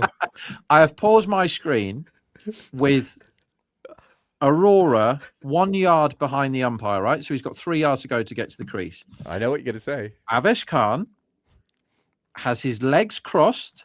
He's leaning on his back with one hand, and his left hand is on his hip. This is unacceptable from Avesh Khan. As the ball is released, Avesh Khan has his back grounded behind the crease, and he's just looking at the batsman. Nothing to do with him. Doesn't matter. He should be sprinting at this point. Doesn't sprint. The ball goes straight into Raghavanchi's hands. Does he have the glove off? No. Doesn't have the glove off. Why would you? He's standing miles back. There's nobody anywhere near the stumps, which obviously there should be. And he's had a shy as Avesh Khan has grounded his bat, a foot short? So he should have had him. Yeah. Well, I mean, it's why the impossible to say. overarm with the glove on? So yesterday, Butler got it with the underarm with the glove on, the Skittles, rolled it along the floor, gone. And today we saw the overarm with the glove. It's really hard to throw a ball accurately with a wicket-keeping glove on. You take the glove off, don't you? You either have to take Unless the he glove knew off the or bounce, you do the underarm. or the bouncer is Those coming, are the two right? options. How does the wicket-keeper not know if the bouncer's coming? The bowler has to tell him, right? Why is there no fielder That he wouldn't know anywhere 100%. near either set of stumps? Well, that's what I keep saying. No fielder the way- anywhere near them. Anywhere near them. LSG have just won a game with Mohammad Shami as the number 8. This day will go No. down in history. Hey, they've won a game at which Mohammad Shami was the number 8 and came into bat in the 15th or 16th over. That's also true. Absolutely bizarre scenes. What are we officially banning KKR team from bowling? Well, they almost did it themselves, Narendra. But thank you to everyone who's been on the live watch along with us today. What a fascinating. That was not the ending we were expecting. I can tell you that. Avesh Khan deciding doesn't matter if I run or not. It just matters whether the wicketkeeper can hit the stumps. Incredible batting by Chowdhury towards the end there. Some of that cover drive I'll be thinking about for a long period of time. And KKR decided that no one needed to be near the stumps right at the end. So big thanks to everyone who've been on this watch along. Obviously, we'll be back again tomorrow. But me and Rob, I don't know, Varun, are you popping in for the podcast or are you? Nah. Too lazy. No, he's not. No, he's not. But we'll see you all again tomorrow. And if you hang around in a couple of minutes, me and Rob will be back for a quick chat on this game. And to be fair, it's been fun. Combox. The game lives on.